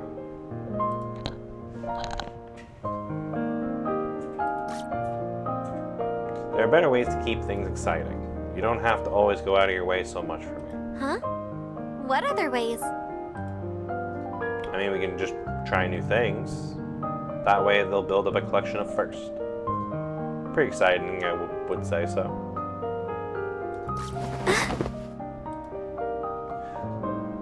As I suddenly lifted up Fenny and threw her off balance, she wrapped her leg around my waist without thinking. It was the only thing keeping her steady. Yeah, something like that. Holding her close, I carried her over to the window to gaze upon the undersea room. I pressed her gently against the glass with me. Beyond it, the deep blue of the ocean stretched endlessly, and inside the air shimmered with the rising heat. So cold, and yet so hot. One of these days, this game is going to get me, maybe borderline in trouble with Twitch. Keep my eye on you, SnowBreak. Her voice trembled, caught between a gasp and a groan, as the chills of the glass kissed her bare skin, sparkling contrast to the warmth flooding her from within. The clashing sensation sent her thoughts spinning. Through the glass, her gaze landed on a large clam, its pale curves swept into the ocean dusky blues. Yet within this clam, the pearl glowed softly as if wrapped in heat of the fire. She turned her face away with quiet shyness, lashes fluttering as her eyes slipped shut. You look very beautiful. Huh? I wouldn't know. She shook her head faintly, in the motion sending a ripple through the rest of her frame. I paused, and a sudden stillness caught her off guard. Her eyes found mine, dazed, unfocused, as if her mind hadn't caught up with her yet.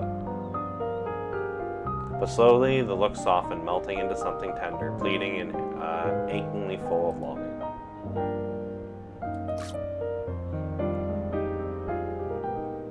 I reached for her face, guiding her face to mine and gently pulling her into a gentle kiss. And over my shoulder, her gaze caught on the vanity mirror behind me. She had never seen herself like this, the delicate blend of shyness on her face that made her surprised even for her. It was terribly, embarrassingly amazing. The thought flickered across her mind only to be swept away by something far sweeter.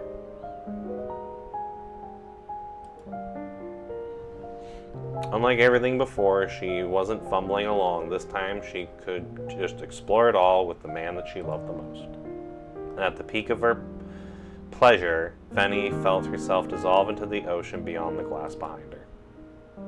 Wave after wave surging through her until her thoughts slipped free, rising like bubbles to the ocean's surface.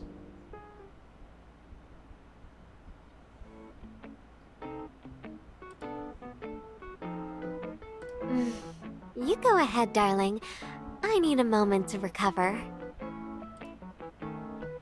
Only half her face peeked out from behind the pillow as she talked. She gave me a lazily nudge towards the bathroom door.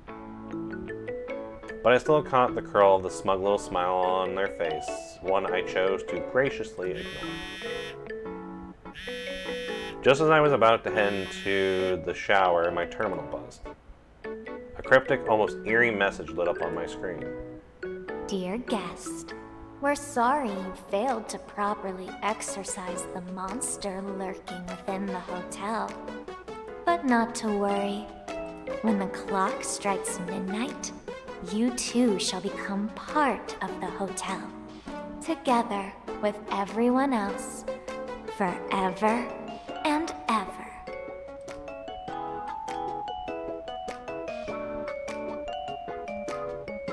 Well, looks like we got the bad ending to our little campaign.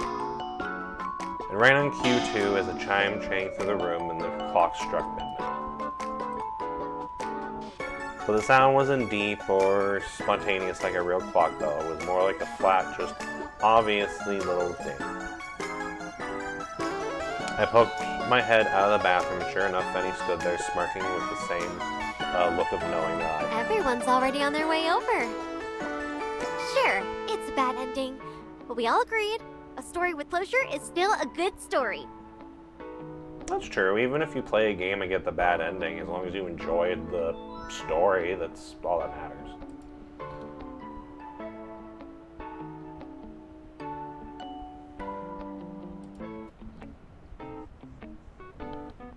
Well, I've sealed the covenant vow with you. I already got a head start. Besides, I'll be wrapped in a sweet, fiery romance with you every single day. So for now, I'll let them borrow you. Just for a little while. And right as she said this, a soft whisper just happened right outside the door. This is the room. Uh-oh. You're up, Vidya. A harsh, gnawing noise followed up as 4 deep lines edged themselves into the door, slowly carving out a rectangular hole. Are we gonna have to pay for that? 3 eager faces suddenly popped into the newly cut window in the door. Cheeks squished together, eyes gleaming with mischief and excitement. Adjutant, we've come to get you. Ready to stay with us forever? Acacia purred out the lines like a villainess in some classic horror movie, reaching through the hole and trying to fumble with the lock. Problem was, Vidya had carved the hole way too high, so Acacia's arms couldn't reach fully. Huh? Why can't I reach it? Aren't ghosts supposed to, like, just phase through doors? Why are you trying to cut a hole in it and open the lock? Let me try. I've got longer arms. The trio behind the door squirmed and switched positions as they each tried to reach for the door lock, eventually rotating it out of view in a comically chaotic shuffle. What should have been a spooky scene ended up to be downright adorable. Laughing the whole time, I walk over and simply just open the door. I'm surprised there's just 3 of you. What about the rest On their of you? way. The second flight just landed. Oh, okay. We're the advanced team here to arrest you. Be a good boy, Adjutant. Forever and ever. I raised both hands in a mocking surrender.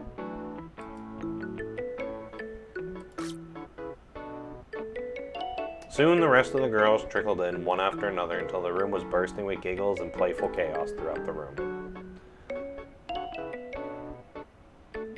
Every one of them had both glee and mischief in their eyes, already scheming up the perfect bad endings, as we can call them. I know. Looked like it was going to be a long, sleepless night, overflowing with laughter, sweetness, and joy. Is that what we're calling it now?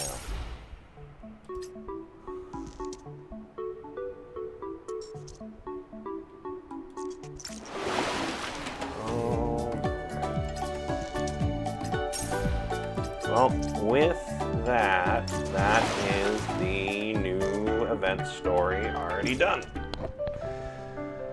Oh, Cerulean Getaway. Honestly, I wasn't expecting for most of that to end up being like horror-ish based, but I liked how we went from like romantic, spooky D&D back to romantic. I gotta admit, the stories for SnowBreak are getting interesting like that. Either that or you're just a sucker for romance. I could be, yeah.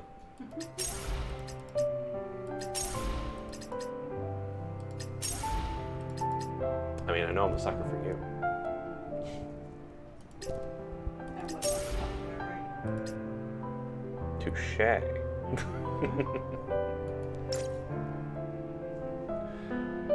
Alright, anything else? Yeah, because most of the event literally like kind of things like just started like 2 days ago, so there's not really much else out for the event right now other than the story.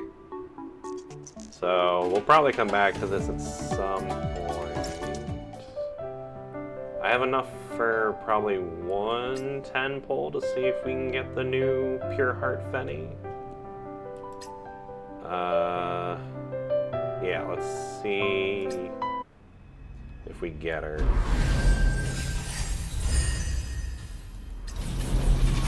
I did not. Just a bunch of stuff for upgrading weapons. Alright. I mean, I didn't think I was going to get her. I'm nowhere near pity, but still. At least I got 110 pulled down, and I have, like, what is it, 38 more days? Yeah, 38 days left of the event, so we got plenty of time to get maybe her and some outfits for some of the other girls, so. But for now, I think that is a good stopping point there. So let me go ahead and see who we can go give a raid to.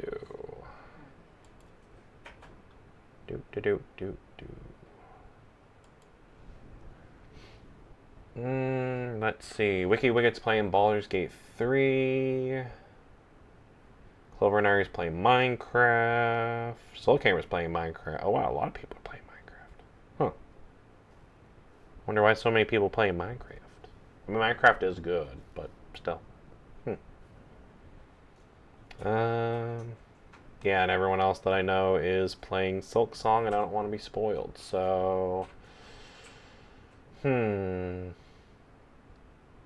Darling, what do you think? Should I rate someone playing Minecraft or someone playing Baldur's Gate? Hold on. I'm assuming you're getting the D20. Yep, and I got 13, so Minecraft. Cool, we're gonna go ahead and raid... Yeah, we're gonna go ahead and raid Soul Camera, who is playing Minecraft.